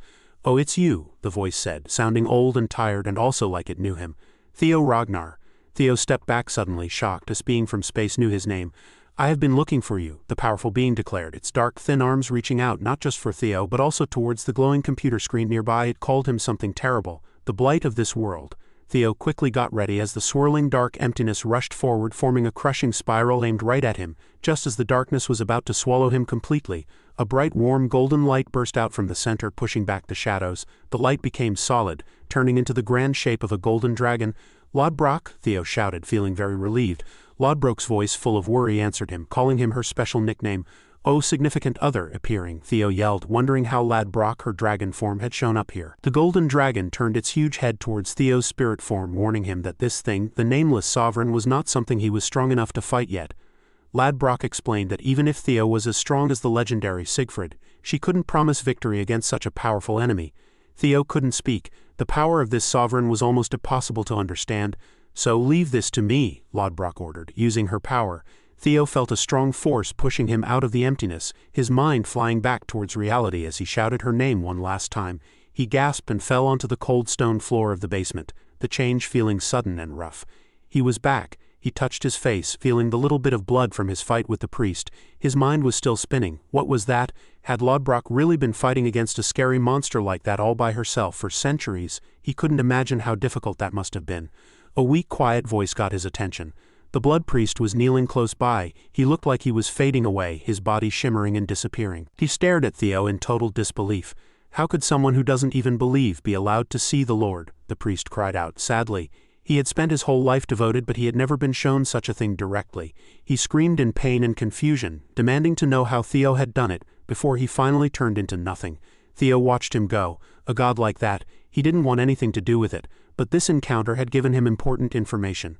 The thing the Holy Demon Church worshipped, the source of their power, was the nameless sovereign that Lodbrok had warned him about. He remembered Lodbrok's serious words. For 1,000 years she had been trapped, doing her duty to protect the world from its influence. And then came her sad admission. Because she had lost her heart, her power was getting weaker. She wouldn't last more than 3 years. Theo's mind started putting the pieces together. The big war the Holy Demon Church was planning would happen in 5 years. The guardian dragon Lodbrok would die. Ed Troyvan would start his rebellion around the same time. These terrible events weren't just happening at the same time by chance. No, he realized with growing fear, holding his head, they were all connected. A hand touched his shoulder, making him steady. Evelyn helped him stand up, praising his great work, though she looked worried. Cleve came closer, her calm face hiding any surprise she might have felt. She said they had quickly searched the upper floors when they realized one of their targets was a blood priest. She looked closely at Theo, thinking about how he had defeated one all by himself. It was very impressive. Evelyn agreed, calling it incredible. Cleve nodded briefly. By defeating a blood priest alone, Theo had definitely shown what he could do. Back in the main hall, they looked through the documents they had found in the castle. Cleve sighed, saying that most of it was evidence that suggested things, but wasn't direct proof. It was useful, but not enough to openly accuse Ed Troyvan. Theo then showed them the small fancy box he had found deep in the basement. Asking Cleve to look inside, Evelyn gasped quietly, recognizing it right away. It was the lockbox she had kept safe for Theo before his awakening ceremony. It held the secret records of illegal trading between the Sarah's Merchants Guild and the Troyvan family. She wondered out loud why Theo hadn't used this important evidence sooner. Now realizing how much he had planned ahead, Cleve opened the logbook, her eyes narrowing as she looked through the pages. She pointed to specific entries that showed trades directly involving Ed Troyvan, confirmed with his official, unmistakable stamp. "Great job, Theo," Cleve said, snapping the book shut. "With this clear evidence, we can finally prove Ed Troyvan is planning to betray us and show that the Holy Demon Church is involved. We have enough proof now," Cleve then announced their next plan. "We're going to attack the Sarah's Merchant Guild right away." Theo watched her, a strong cold feeling settling in his eyes. "Just wait, Ed," he thought. "It's finally your turn to be crushed." Meanwhile, in a fancy office at the Ragnar clan's main building, Julius Ragnar slammed a first report down on his desk, his face twisted with anger. He yelled that he knew it, that he always knew that rotten Ed Troyvan would betray them someday. Across from him, Robert Ragnar, the mysterious black dragon, calmly drank his tea. He told Julius not to jump to conclusions, saying that even though things looked suspicious, Ed was only a suspect for now. Julius laughed scornfully, asking if Robert thought he was stupid. Robert replied calmly, pointing out that the fact that he, the head of Black Snow, was sharing this very secret information showed that the situation was much more than just a suspicion. He advised Julius not to waste time guessing. Julius's eyes narrowed as he accused Robert of knowing about these things but letting them get worse. Robert smoothly changed the subject, mentioning Theo Ragnar. Julius immediately became defensive, getting angry as he remembered Cleve's report about Theo defeating a blood priest all by himself. Robert said Theo was very talented and perfect for Black Snow's secret missions, and he demanded that Julius hand the young man over. Julius exploded, asking what nonsense Robert was talking about. "Now," Robert continued calmly, "Theo's ability to see things clearly, figure things out, and put information together, in ways very similar to Black Snow agents, is very impressive. It's almost as if," Robert wondered aloud, "Theo has done this before." Julius strongly interrupted, telling Robert to stop trying to justify stealing Theo. "I already claimed Theo, like finding treasure," he warned Robert. "So keep your greedy hands off." Julius called both Robert and Osa thieves. A small smile touched Robert's lips behind his mask. It had been a long time since Julius had called him Big Bro, he said with a hint of warmth in his voice. "It's been too long." A quick picture flashed in his mind. 4 young figures standing together against the setting sun: Kyle, Osa, Robert, and Julius. Robert sighed, remembering how it felt like only yesterday the 4 of them had become like brothers. Julius didn't care at all. He told Robert that his sad story wouldn't work, and that Robert would be sorry for trying to steal Theo. Robert chuckled quietly and said that Julius still didn't get it. He leaned in close and whispered like they were sharing a secret, "It's normal for an older brother to take things from his younger brother." Before Julius could say anything, Robert turned and grabbed a fancy bottle of liquor from Julius's shelf. He told Julius to get something even more expensive next time to make up for it. Then Robert happily skipped away, humming a tune, leaving Julius standing there making confused noises like a cartoon character. Once Robert was out of sight, his happy face changed. He felt relieved. He thought that the dragon cavalry with the white armor seemed to be safe from spies. Not many places had managed to stay free from the sky dragon's sneaky influence. He trusted Theo with the next part of the plan. Attacking the Sarah's guild shouldn't be a problem. Robert disappeared into the shadows, saying, "My people should be here soon." Robert thought with a secret smile that attacking the Sarah's guild today of all days would definitely make things interesting. The scene changed to the fancy main wedding hall of the Sarah's Merchant Guild. Inside, a wedding was happening, joining two powerful families. Navin Bacchus, the groom and the second son of the Bacchus clan, stood proudly. Across from him, Quadric Sarahs, the leader of the Sarah's Merchant Guild, officially asked for the marriage on behalf of his family. He presented his fourth daughter, Lily Sarahs, as the bride. Quadric announced that the marriage was official, connecting the Sarahs and Bacchus families by blood. Quadric's eyes shone with greed. Finally, he was about to get what he wanted. Navin smirked and held his sword tightly. He thought that this was just the beginning. He would become an important noble and make the proud Ragnars pay. Quadric threw his head back and laughed like crazy, saying that soon he would get his great revenge. At the Sarah's Merchant Guild's main wedding hall, the introductions continued. Navin Bacchus, the groom, said he was the second son of the Bacchus family. Quadric Sarahs, the heavy leader of the Sarah's Merchant Group, had officially asked the Bacchus family for a marriage alliance, offering his fourth daughter, Lily Sarahs, as the bride. As Quadric announced that the two families were now joined, one man hidden among the Bacchus servants was boiling with anger inside. How dare a simple merchant say his family name before the Bacchus family, one of the 6 most important families in the empire? He tried hard to control his anger, reminding himself that the money from this marriage was very important for saving his own branch of the family. His father, the head of their less important family branch, didn't care what happened to Navin, an illegitimate child, after the wedding. Navin, though, gave a small, knowing smile. He found it funny how easily he could understand what his supposed family was thinking. He wondered if these merchants, who were known for their careful planning, really meant to help the struggling Bacchus family. He knew the truth. The Sarah's Guild was in so much debt that their main store was used as security for a loan from Ed Troyvin. They wouldn't last much longer anyway. Kneeling down in front of Lily, Navin thought to himself that he had to see the unlucky Bacchus family fail. He greeted Lily in a friendly way, promising to treat her well as both the Sarah's family's son-in-law and her husband. Lily didn't say anything, and it was impossible to tell what she was thinking. Then Lily leaned closer and asked how she could prove what she intended to do. Navin asked what she meant. His smile grew wider. It seemed like she wanted something from him. He explained his own terrible situation. His family was broke, and he was basically being sold off. It was a shame he couldn't start a no-fans to make some quick money.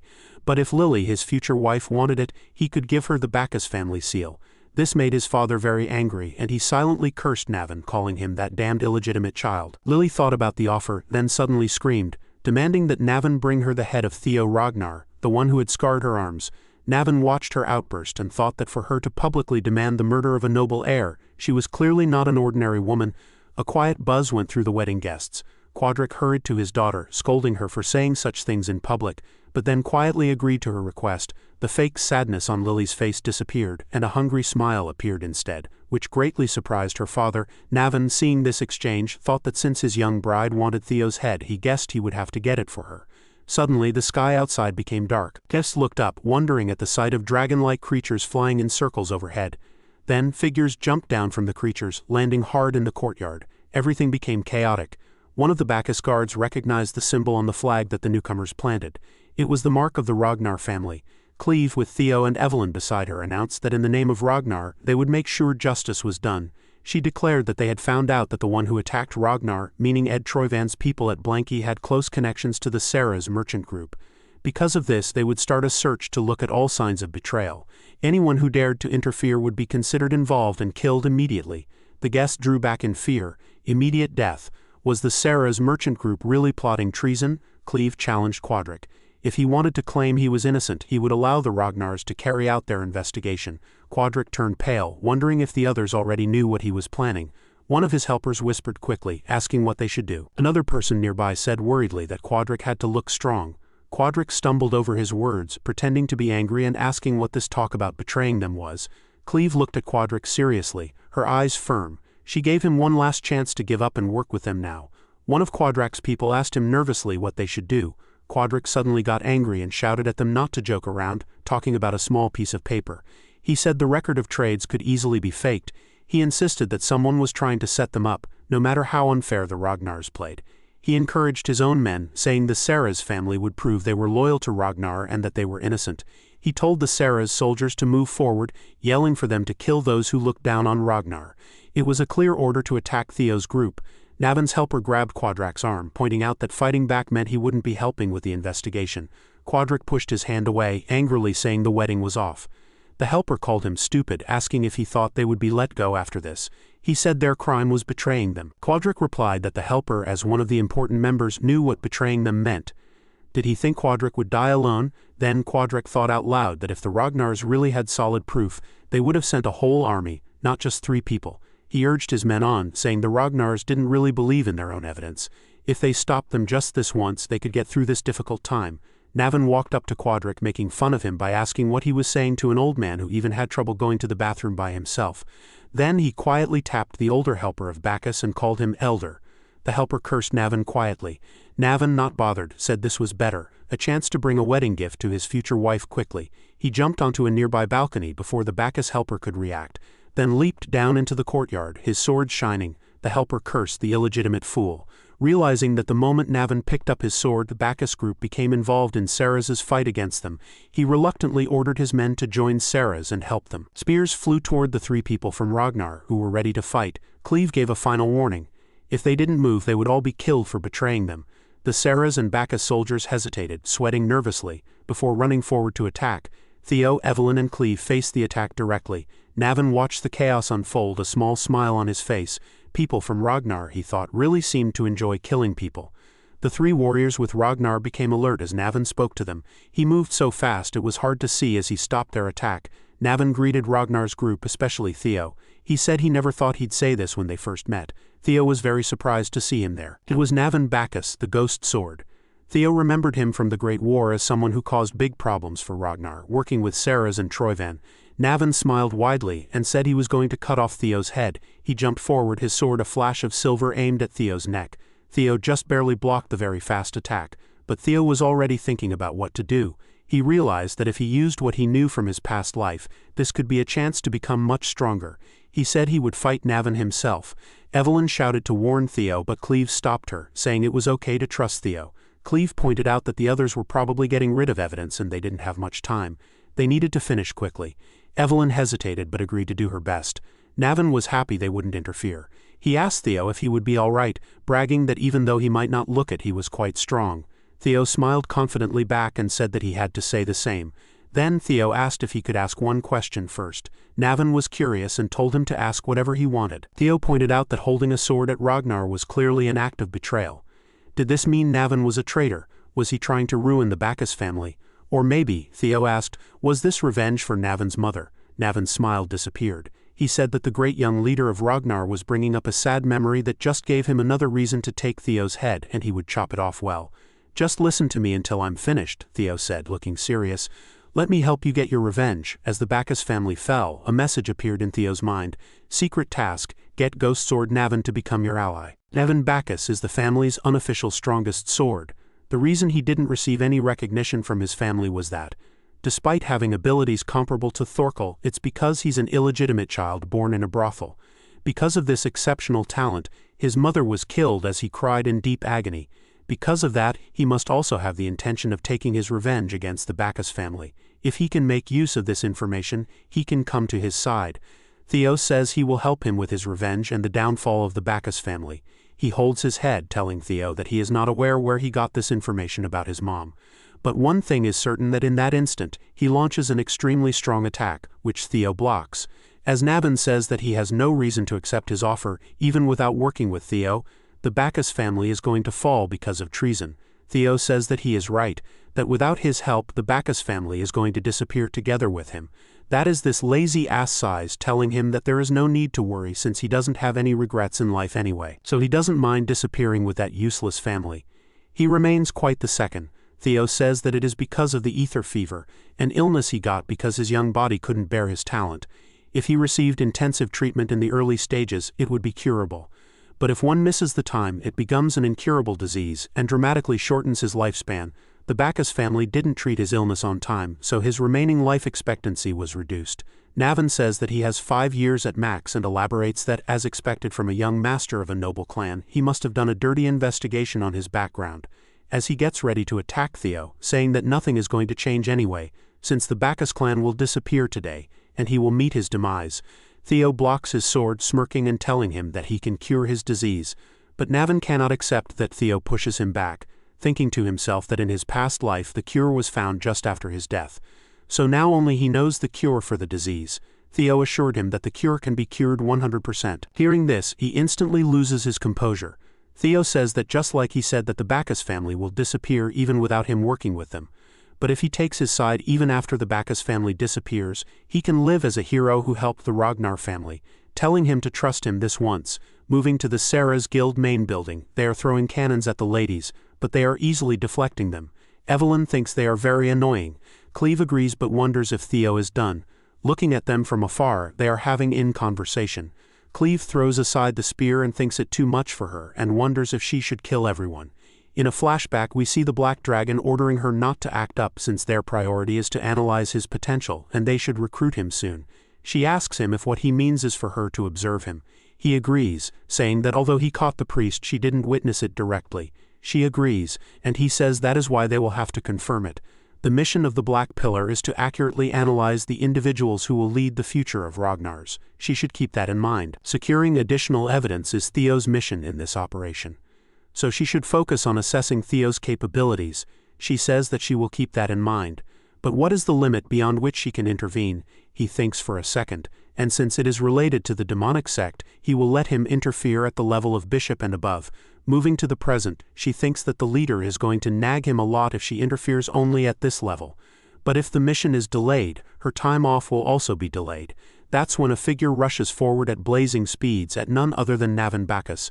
Evelyn is worried that Theo has lost to him, but he is rushing behind him. Seeing all this, she gets shocked as he blazes through all the arrows, telling the ladies that if they will forgive him for the discourtesy with this. Since now they are on the same side, the hidden quest of making the ghost sword Navin an ally has succeeded. The three of them charge towards the minions, with Navin being overexcited. As he leaps in the air, one of the turds says that they can shoot him down since he won't be able to avoid the arrows mid-air. But he is no ordinary fighter, as he jumps over them and lands on top of one of the weapons. Then he proceeds to destroy the weapons along with the people operating them. The clan leader curses him, saying that he dares to betray the family that raised him, telling him how he could point his sword towards his family. Hearing the word family, Navin charges towards him. With cold-blooded eyes, he says that for an illegitimate child, there is no family. Then, in a heartbeat, he splits him in half. In a matter of seconds, he finishes them off. Seeing the display of power, she is surprised that he lives up to his reputation if being able to fight equally with young Lord Thorkel. She wonders how he managed to convince him. Hearing this, Theo says that he just promised him what he wanted, telling them not to stay still and follow him. As Theo leads the group, he tells them to capture Quadrek Sarah's. Moving to the Quadrek, one of his minions informs him that they are getting pushed back. Quadrek is aware of all this, so he tells them that they must destroy all documents. At first, they must burn documents related to the Troyvan clan. He tells the minions that they cannot burn those documents. He tells Quadrek to think rationally, or else there will be unnecessary casualties. Quadrek says that if they burn those, how will they get back their investment, asking him if he is going to give up on that money just because of these turds. A figure enters the scene, telling Quadrek that he cannot think far because he is drunk on his greed. With a frightened look, he says that he is here and requires his help. There are two shadowy figures. As for Theo, he is charging straight towards the castle. In an instant he neutralizes the minions guarding the door. But the door opened by itself, and a huge figure, followed by his minions, said that it was time for his believers to rejoice. A turd chants religious terms, saying that mortal beings have been blinded by greed and failed to see the bigger picture. Quadrek says that he requires his help right now. As the two evil worshippers walk towards him, he says that they have come at the perfect time. As fat rapidly burns from his body, he says that the universe wouldn't let him die in vain. Telling them to think the Holy Demon Church sent their bishop since they came, a bit of help would suffice. This blabbering dog claims that since they are in the same bed with the Troyvan clan, they are all in the same boat, and he is sincerely asking for their help. One of them turds says that they will be needing him on the day of the judgment, so they will lend a hand. But before all that, they want all the documents related to Troyvan. He asks them why they are looking for it. He has hidden them since they are his cash cow. He blabbers about money, but before he could finish, one of them grabs Quadric by his mouth, calling him another fool. He called Quadric a worthless non-believer, asking him if he is trying to defile the Great Lord's grand plan. The bishop tells his minion to just kill him since they have people standing in line to fund them. Anyways, as Fatty was getting crushed, he apologized, telling him that he had committed a great sin by showing discourtesy. He says that if he dies now, Troyvan will continue to be under suspicion. He tells him to stop, so the mini cosplayer throws him to the side. He tells Quadric to burn all documents related to Troyvan right away. The priest then warns him, telling him not to even think about running away, which will be the best for him because their lord is watching everything. Moving back to Theo, he breaks through the armed forces. As the door opens, the bishop is leading his huge force. Seeing that Theo is ready as if he were waiting for this moment, the bishop of the demon church tells his followers that with their blood, the god shall descend and worship their lord. As these crazy lunatics charge towards him as they come face to face with each other, Theo slashes through them as he says to himself that he had suspected that the holy demon church would be hiding here, but he never expected them to send someone as high-ranking as a bishop. As Theo continues to charge through the pile of turds, everyone on their side is getting overwhelmed because of their sheer number. Cleve stands still as she thinks to herself that the bishop has come. So, this is going to be way more of a hassle than she had thought. Or maybe this is a good thing as she puts her hand on her swords and draws two at the same time. After all, this is more than enough reason for her to step in. As Theo is serious, he says that if they go back to where they started. As Cleve enters the battle with a single strike of her sword, she eliminates hundreds of them. As she tells Theo that she will take it from this point, as she won't allow those standing in Ragnar's way to head away with it. She will annihilate them all here. Theo tells her to stop saying that they must not forget why they are here, since they have to secure the documents before they destroy them. She sides, telling Theo that she seems to have overestimated him. As she continues to chop them up like slicing butter, she says, since the demon turds have intervened, they don't need any more evidence. Theo runs with her as he disagrees with her, telling her that they are currently trying to stop them right now, which means the documents are much more important than they thought. Cleve understands and asks him what his plans are. Theo says that no matter what happens, they need to go through here before anything else. As Theo kills more of them, he says that he has a solution to this. For the first time, he opens his mind gate and uses the hatching synchronous to scan the surroundings. As Cleve continues to kill them, he says that he doesn't have any solid proof, but considering the Black Dragon said she will wait and watch. One of the turds tries to act up in front of her. She is so quick that she instantly finishes him off, telling her that she will trust him just this once. As Theo leaps forward, hundreds of the turds surround him. A strong gust of wind rips through them, but Navin interferes, killing more of them, as he tells him that his humble self has cleared the way ahead for him. Hearing this, Evelyn gets pissed as she asks him when he started calling him Lord. Theo uses the dragon's footwork to leap through them as he thanks them before leaving. It's called the Thunder Dragon breathing the Dark Mark. He swiftly travels through them in a matter of seconds, since they wouldn't leave the task of destroying classified documents to someone else. The right person for this job would be Quadric. Moving to him, he stares at the documents. As for Theo, he is pissed. The status window says that he can resolve an ill-fated relationship from a past life and stop his evil scheme. As they both land on the ground, blood drips from the sky like rainfall. Then, like a savage, he says that he is the Lord's first sword, Navin Bacchus. Hearing this, Evelyn says that the joke is too much for him. Navin says that judging by her reaction, she is the first sword, so he doesn't have to worry too much. But if it were Cleve, he would gladly be the second sword. As she continues to chop them up like cutting vegetables, Evelyn asks him if he thinks he is better than her.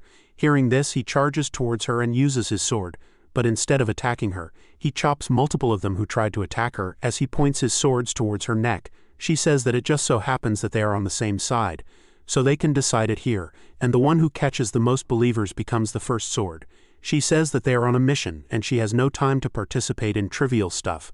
Evelyn gets pissed because he taunts her by saying that she is scared to lose. Evelyn charges towards him, shocking him, as he thinks he might have said too much, but he gets surprised as she kills multiple of them behind this chatterbox. I mean, she will be the wife so he can take the first sword. As she goes past him, she says she will clearly show him why she is the first sword. Even Navin gets motivated as he rushes towards her direction. Moving to Quadric, he goes past multiple hidden passages to reach the place where the documents are stored. Seeing the documents, the turd is nervous because this is the evidence to collect money from Troyvan. He will just have to burn this, and they can escape from being charged with treason to some point. He says that he needs to burn this since all of this is worth so much, and it will not be easy to recover this. Furthermore, if he counts the business they have given to the Sky Dragon, he must get it back no matter what. As he lets go of the torch, thinking he has no other choice, but before it could land, Theo barges into the room, grabbing onto the lamp in the last moment. Quadrax asks Theo how he managed to reach here. Theo tells him that it seems his fourth daughter was not enough, as the fatty leaks blood. He apologizes, telling him that he will do anything if he spares him. Without any hesitation, Theo uses a simple strike, finishing him off instantly, saying that a traitor of Ragnar must be executed. As Theo is done with the task, a system panel says that the fourth quest has been completed. Theo wonders if this is worth mobilizing the demon forces. The secret ledger given to Cleve is more than enough to take him down. But with this, they can take down the Troyvan clan, since the Sky Dragon is just a tale. But he must go for the Troyvan itself. With the documents presented, all ties to them. Every document is important evidence. So he is not sure what to take first. As he looks around, he finds the Rose Palace investigation report. Theo gets shocked as he sees the opening that warns about the Black Dragon's surveillance when trying to acquire relics. It is Ed Troyvan's handwritten document, and they have acquired 2 relics so far. It says he has found 2 relics and the rest are in the Rose Palace. Theo gets pissed as he realizes that it means that the discrimination, false accusations and miserable ending happened for no reason in his past life. As such, Theo and his mom shall be removed. All this just because a relic might exist. He tears the paper and says that nothing will change even if he opens it. He will need to slowly take revenge, and as a first step he will take away the relics he has acquired with effort. A system information pops up saying that he has discovered 2 relics of the ancient dragon. It's already night, and the duo is fighting non-stop. Evelyn says that he remembers him now. As they continue to charge towards him, they continue their attacks. Evelyn says that he is the lunatic who passed the awakening ceremony 7 years ago as the runner-up and vanished afterwards. As he continues to kill them, he says that he is honored that she remembers someone like him. As he continues his assault, he asks her if she has time for this, since at this rate he is going to take her place as the first sword. But he gets shocked when a strong wind forms a tornado. Evelyn used the God Tempest's secret manual squall tug, instantly killing hundreds of them, telling him that it's a tie now, and he has no choice but to agree on this. A huge man tries to attack him, but he manages to dodge the attack. Moving back to the unknown man who just appeared, he says that our duo is a bunch of insolence for interfering with God's plan. Navin tells Evelyn to end the comet with this guy, and Evelyn agrees, telling him to settle this wager with this guy. As they both charge towards him with full power, a figure appears behind him, instantly crushing him to death. It's Evelyn's subordinate, as he asks her how his performance was, telling her that he showed up at the perfect time. But both of them are extremely pissed, asking him why he touched him. As for him, he is turned into a donkey, thinking about what they are talking about. Soon enough, hundreds of drakes surround the place.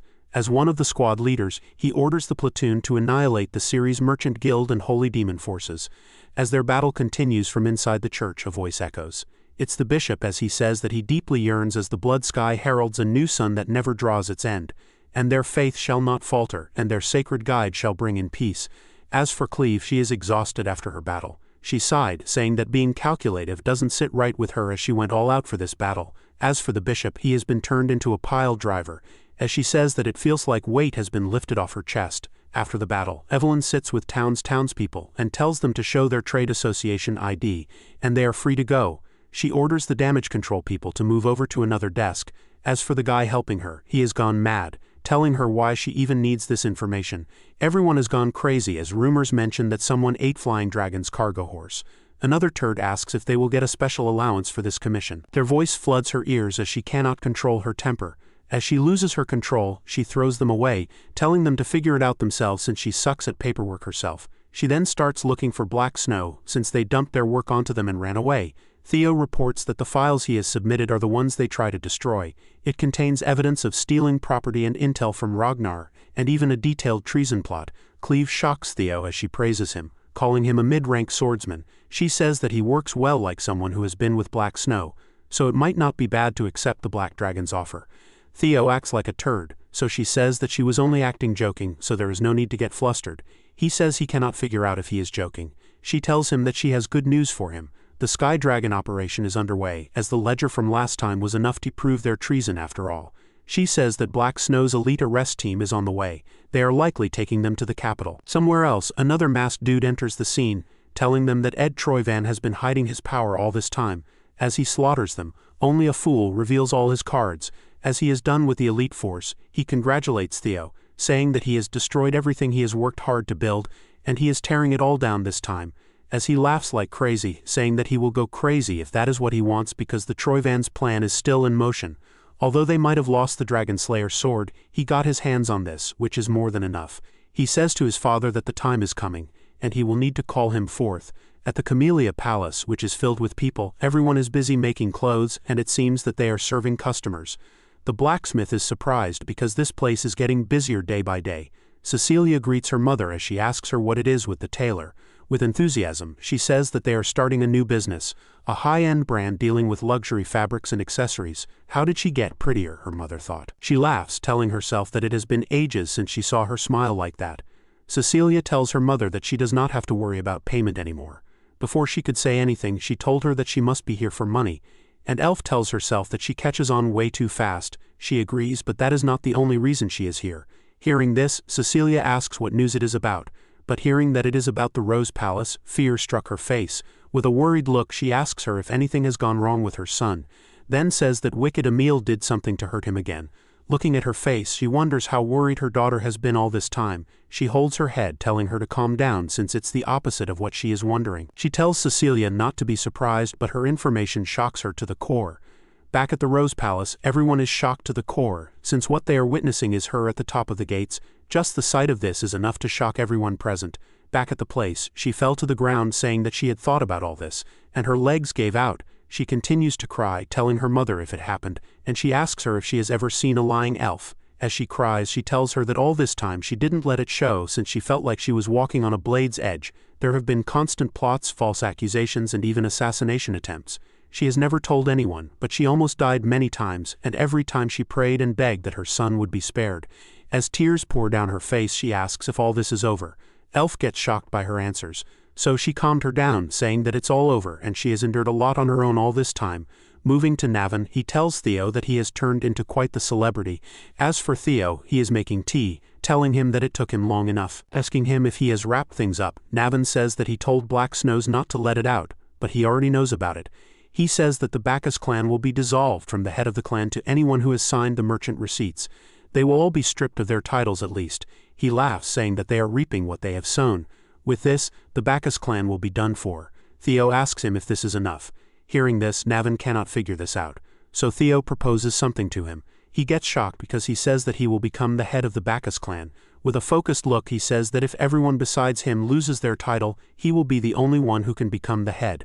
Also, he should join hands with him for the coming war with Troyvan. Navin laughs, realizing what is happening, and thinks to himself that he was aiming for this from the start.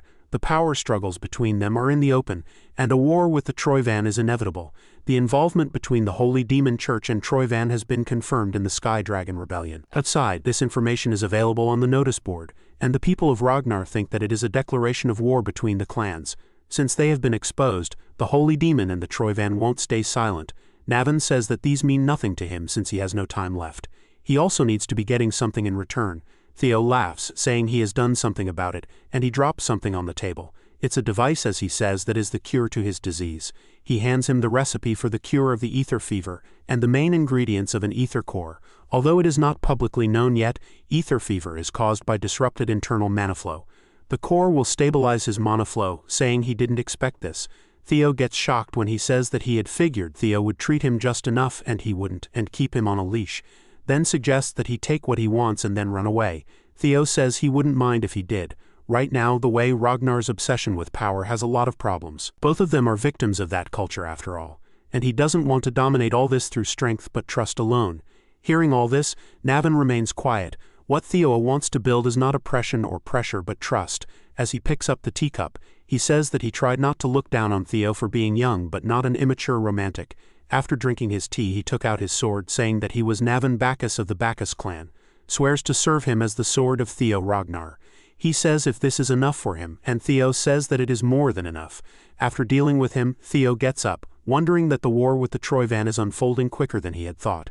But he is not worried since everything is going smoothly so far and it's time for him to open the treasure box. The second he touches one of them, a sub-quest pops up telling him to conquer the 2 relics. As Theo touches the artifact, he says that till the relics he has absorbed are of the Lesser Drake and the Griffin, which have been very effective. As he opens the box, he comes across a ring, which, according to Theo, is the relic. As he wears the ring, a system panel pops up. It says that the Primordial Dragon relic, the Thirsted Ring, has been equipped. As such, the entire space distorts and he gets teleported to a desert. All Theo can see is sand and rock, and if this is the desert he talked about, it is hotter than he had expected. As he sweats crazily, he wonders what he is supposed to do here. The system panel informs him that he has entered the Guardian's territory, and he must survive for 72 hours.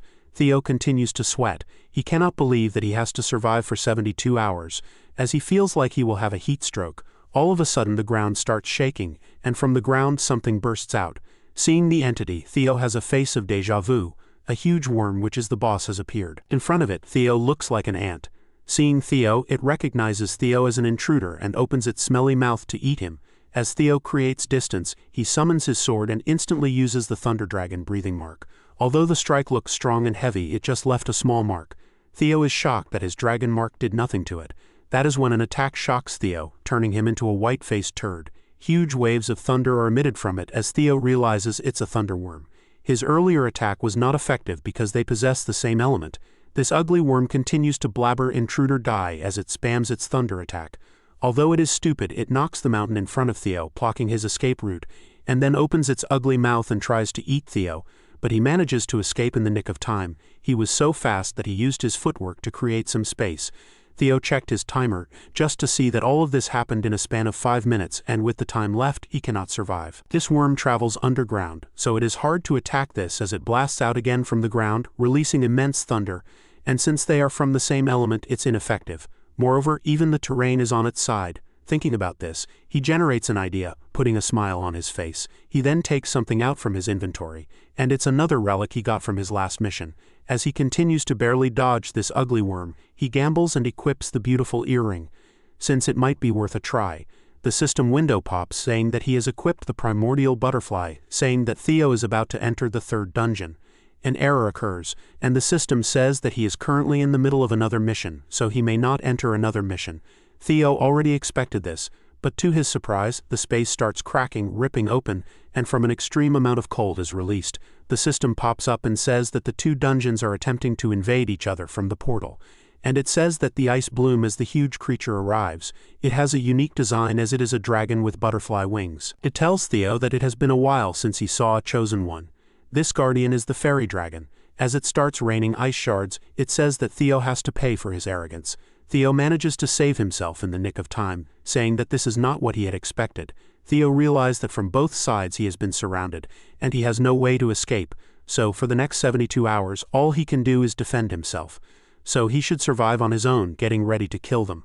That is when a huge wave of energy ignores Theo and instead is aimed towards the dragon, which it manages to block by curling itself into a ball. He asks the guardian, and it says what this worm is doing, and the response is intruder should die. The dragon agrees, saying there cannot be two guardians. Seeing all this, Theo is flabbergasted. Meanwhile, a huge fight between the two turkeys starts. The system window pops up, saying that two guardians are fighting for priority. As the two colossal guardians turned their rage upon each other, their temporary truce shattered in an instant. Theo watched the unfolding chaos from a safe distance. The sheer power on display sent a shiver down his spine. He felt his weapon tremble. The spirit of the white moonlight blade, the griffin, was itching for a fight. Theo smirked, patting the blade and telling it to hold on a little longer. He had a feeling this glorious mess would be over soon. The battlefield became a storm of elemental fury as lightning met ice. The fairy dragon's crystalline form was battered by the worm's electrical assault, while the worm writhed in pain from the dragon's frost attacks. The fairy dragon pierced the worm's hide with a shard of ice, but the worm simply coiled around its foe, its massive jaw preparing to crush the elegant beast. The fairy dragon retaliated, unleashing a beam of pure frost that froze a section of the worm's body. The ground was littered with shattered ice and scorched sand. The worm howled as its flesh was torn by the dragon's ice. The two beasts mauled each other relentlessly. A flurry of scales and teeth. The worm chomped down hard, its teeth scraping against the dragon's icy armor. The impact sent the fairy dragon reeling. Though both were bloodied and bruised, the fairy dragon found an opening. Tearing at the worm's side with a furious counterattack, it ripped and clawed, finally managing to tear one of the worm's limbs clean off. Seeing his opportunity, Theo decided it was time to crash the party.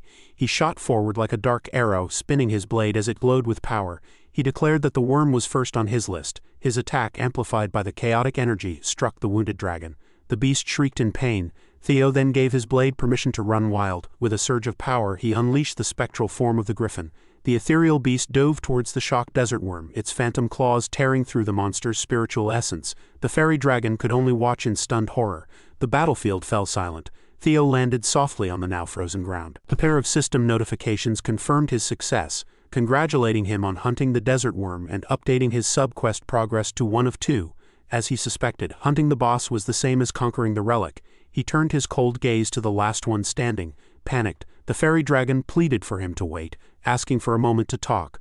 Theo calmly asked what it wanted to discuss, as the dragon insisted this was not the proper way to conquer a relic. It claimed to be the most knowledgeable of the guardians, there to test his wisdom.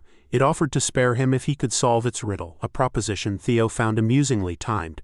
He simply stated that he had proven his wisdom already, much to the dragon's confusion. He explained that his wisdom was making them fight each other, a revelation that made the dragon tremble in terror. He told the so-called most knowledgeable guardian that if it were truly wise it would accept the outcome. Defeated, the dragon stammered that they could have the riddle anyway. A final flash of light consumed the creature. Another system message congratulated him on hunting the fairy dragon. He was back in his room, the 2 relic boxes now sitting open before him. He focused on the ring on his finger. Letting out a long shaky breath, a triumphant exhausted grin spread across his face. He had cleared them both. The system confirmed the completion of his sub-quest. Now he could finally sense a malevolent energy pulsing from the white moonlight blade. He felt a present stir calling out to the griffin. A dark spectral eye formed from shadows, its voice echoing in his mind. It addressed him by name, Theo Ragnar. The entity declared its desire to eat his heart, lunging at him with shadowy claws. He instinctively grabbed the manifestation, wrestling against its power. He cursed himself for forgetting. The blade was constantly craving flesh. He realized with dawning horror that before returning the blade must have consumed the guardian's powers. The dark energy grew exponentially, erupting from his arm. It had eaten both souls and now it was far stronger than before. If this continued he was going to be consumed. The griffin's voice boomed in his head, promising to swallow him whole and chase the moonlight once more. The darkness closed in.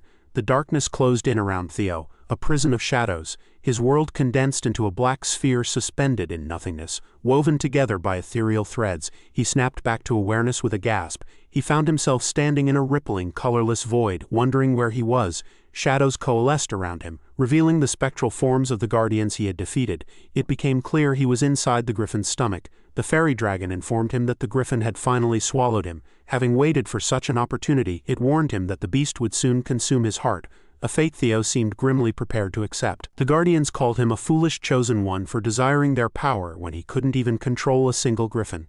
He calmly asked what would happen when his heart was eaten. The fairy dragon stated the obvious: he would die. The desert worm added that they as guardians do not die. He was the only one facing oblivion. The fairy dragon confirmed this, noting they would simply revert to relics and wait for the next chosen one, though it would be quite boring. Theo remained silent for a moment, letting their words hang in the air. Then he asked if they had forgotten their mission from the ancient dragon, which caught them completely off guard.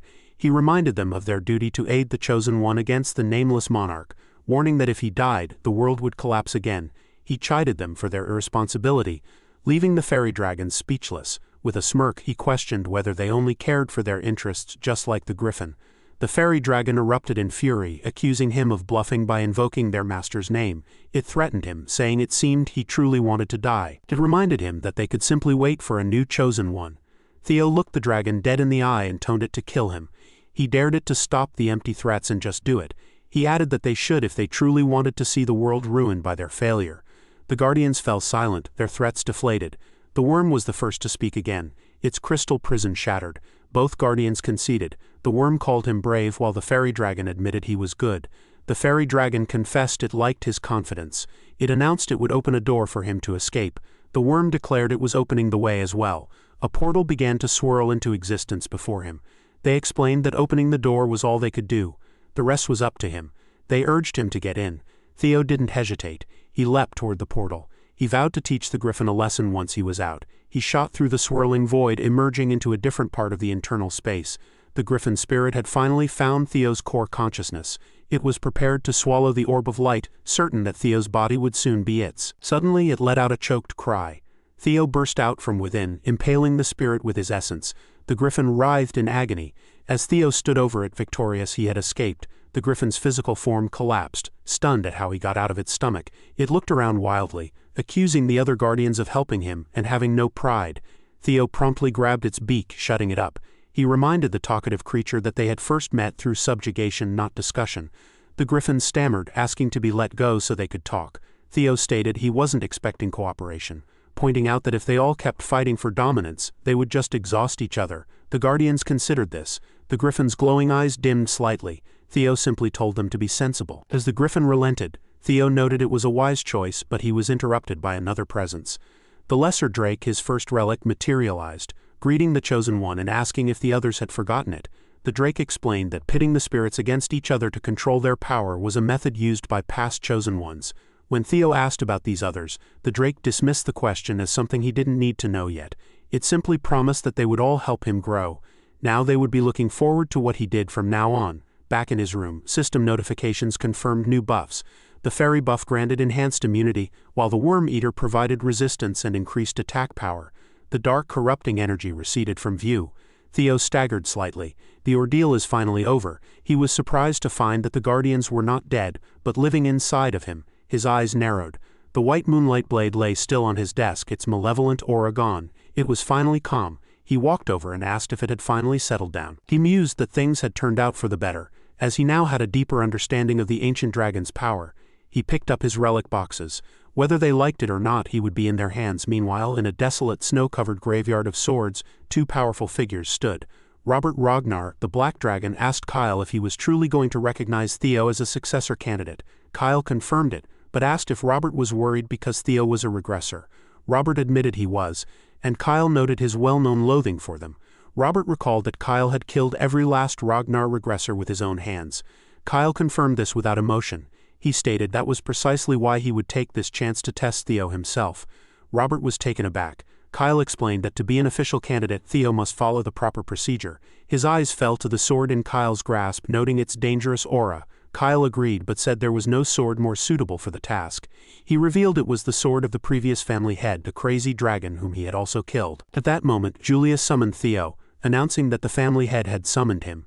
He was to go to the sword grave immediately, a command that left him utterly shocked. The air in the sword grave was thin and cold. Each snowflake is a frozen whisper. Theo's boots crunched on the icy ground, the only sound in the desolate field of blades. He walked with a grim purpose past the countless monuments to fallen warriors. A crushing weight pressed down on him, far heavier than the last time he had stood here. He understood now. The spectral resentment clinging to this place felt heavier because he now had more burdens to bear. He recalled his father's words from their last meeting. A grim smile touched his lips as their meaning finally clicked into place. A voice cut through the wind, announcing his arrival. Theo immediately dropped to one knee, formally greeting the great family head. Kyle Ragnar stood before him, dismissing the formalities with a wave. He began to list Theo's recent accomplishments with cold precision, from the instructor to his brother Axion. Then came the master of the Rose Palace, whose execution was a direct result of Theo's actions. He continued, stating that it wasn't all. The Sarah's merchant group was exterminated, and the Central Intelligence Bureau was mostly executed. He finished by saying he heard they all cried Theo's name in their final moments. A statement that struck Theo with the force of a physical blow. Before Theo could stammer out an explanation, he commanded Theo not to make excuses. A family head, he explained, must carry such weight silently. With that lesson delivered, he presented Theo with a massive, wicked-looking great sword, the Crazy Dragon Sword.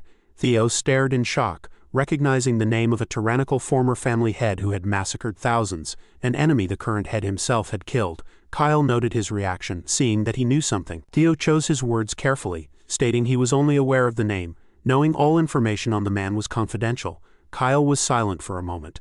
Then he asked if the information about the crazy dragon was lacking in Theo's past life, a question that shattered Theo's composure. He had been found out. Kyle's eyes glowed with an intensity that promised death. An immense pressure washed over Theo. The family had admitted he loathed regressors. He saw them as greedy and foolish individuals who could change the world as they pleased, treating it like a chessboard they could flip over at any time. That was why he had resolved to kill any he discovered personally. Theo felt the pure, undiluted killing intent. This wasn't a test. This was an execution. He was stunned by the sheer power emanating from his father, who wasn't even a regressor. Kyle ordered him to wield the sword. If he could stand against its resentment, he would be acknowledged. However, Kyle would only admit the human Theo Ragnar and would completely erase the regressor from existence. Theo asked what that meant, his voice tight. Kyle explained that everyone he met, saved, or earned through his regression would be erased. They would cease to exist. Theo clenched his fist, the shadow of his past life's failure looming over him. He would refuse such conditions, but he informed him he could not. He repeated his vow to kill every regressor. Theo had two choices: Die for rejecting the offer or survive as the sixth successor after cleansing himself of his past. The choice was his. Theo admitted he wanted his father's acknowledgement. However, if he had to earn it that way, then he would refuse with every fiber of his being. Kyle attacked, asking if Theo took this position so lightly. Did he think he could reach this point without sacrifice, without determination? The blow sent Theo flying, the world painted in crimson. The gap in their power was still immense. Kyle declared that by being swayed by emotion, Theo was no different from the other aggressors. He struck him down again. He asked if Theo thought he could just regress again and escape. Theo pushed himself up, telling Kyle not to misunderstand. The reason he had come this far was to take responsibility and protect everything that was ruined because of him. If he had to throw everything away to be acknowledged, he would do it right now. The swords in the grave began to resonate with his power. He vowed to surpass his father. He launched himself forward in a desperate assault. Kyle effortlessly blocked the attack, his power flaring. The sky itself seemed to crack under the pressure of their combined might. Kyle caught Theo's arm, but Theo used his new guardian's powers to maneuver through the storm of blades, landing a shallow but meaningful cut on his father. As the dust settled, Theo stood before a silent, colossal dragon spirit. But Kyle's sword flew at him, piercing him. He grunted, the impact rattling him to the bone. He landed on the ground, battered but standing. He was alive. His will had not broken. Robert admitted he hadn't expected Theo to fight back. Kyle noted that Theo was unique. Every other regressor they had fought used others as disposable tools. Kyle agreed this one was different. A faint smile appeared on his face. A regressor who wielded his sword to protect. He admitted that he was interested in Theo's way. He then formally acknowledged regressor Theo Ragnar. He declared Theo the sixth successor. As a token, he bestowed upon him the crazy dragon's sword, which had belonged to his father, a regressor like Theo. He remarked that they were both regressors but walked different paths. He was eager to see how different Theo's path would be. A brilliant light enveloped Theo. He was absorbed into a pillar of energy. He found himself in darkness, wondering where he was. The darkness gave way to a modern cityscape at night. He saw people at a bus stop, a completely alien sight. The view was utterly unfamiliar. He reached out with his hand, touching a glass window. His reflection stared back, the face of his pathetic past self. Now he thought with dawning horror, everything was truly over. He woke with a start, sunlight streaming into a lavish room. He sat up, groaning, wondering what that vision had been. A familiar voice asked if he was awake. It was his mother smiling warmly at him. She noted he must have been tired from waking up so late. He asked if she was all right, a question Cecilia felt she should be asking him. She explained that the family head had carried him in unconscious last night, which had shocked her immensely. Theo realized with a jolt that the entire ordeal, the life-or-death ultimatum, had been a test. Just then, Evelyn entered the room, asking if the young master was awake. Captain Julius was with her, and he congratulated Theo on passing the family head's test. Theo was still processing it all when Evelyn cheerfully informed him that everyone outside was talking about him. Indeed, newsboys were shouting the headlines. Ragnar's sixth official successor had been announced. The news sent ripples through the other successor candidates. One found a new competition to be fun. Another, a woman standing at the top of a roof against a full moon, seemed intrigued. A shadowy figure in a wide-brimmed hat crumpled the news in her hand. In another snowy wasteland, a warrior in a tattered cloak stood alone. His subordinate Ian ran up to him, crying that the punk Theo had become the next successor. She lamented that she should have brought him to the Black Iron Cavalry. Her captain Thorkel told her not to blame herself. His gaze was fixed on the horizon as he spoke Theo's name. The Black Iron Cavalry captain, Thorkel Ragnar, decided it was time he met this newcomer.